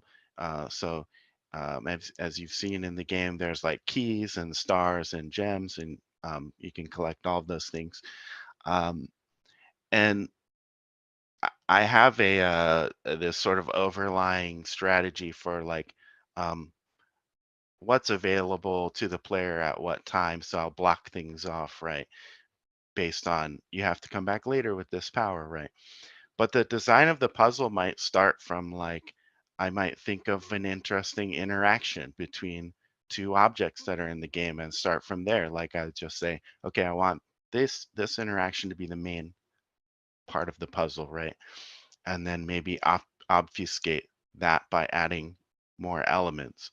I might start from the end of the puzzle and work backwards from the goal. Usually those kinds of puzzles, unless I think you have a lot of practice, they can be less interesting. So you have to kind of make sure that you're keeping it interesting, and it's not just extra steps. The steps in the puzzle need to be interesting. The players has good decision-making opportunities instead of just tedious steps that they have to go through. The worst thing is when you know how to solve a puzzle, but you just don't want to do it because you see you just have to do 30 steps that are just boring, right? And then I might work from the beginning as well. So yeah, it just really depends on the puzzle. And it's a difficult process to describe. That's why I would like to do like a video that shows designing one puzzle at some point. Sure, absolutely. And I really think we should invite you as a speaker to some of our upcoming DevGAMM events, because that's a very interesting process. Thank you so much for sharing this. Thank you. Yeah, I'd love to. Great, and thank you for showing your game. And yeah, enjoy the DevGAMM experience. I hope you'll find what you need, and I hope everything will go smoothly with your release. And I hope you get a really good sleep today. That's sure. That's I'll for try. sure. Thank you so much. Thank you. Thank you, Jason. See you. Christie, is that it? There's no games left.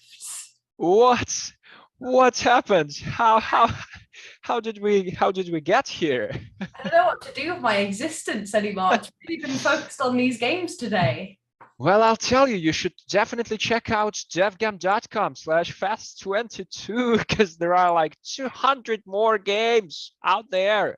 And streaming showcase is happening right now. Our online streamers, we've done our 6-hour live stream, but they are still streaming those games.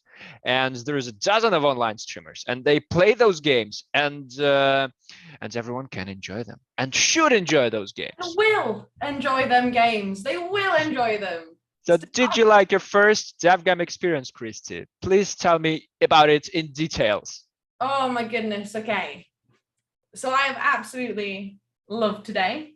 Yeah. I was a little bit nervous coming in, I've never been part of a DevGAMM before, but you know what? It's been just so cool. I've never met so many interesting people in one day. We've got to hang out.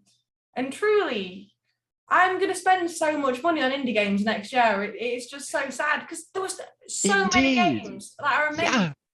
And there's 2 more days of DevGAMM, right? We got 2 more days of Game Fest coming up tomorrow and Friday.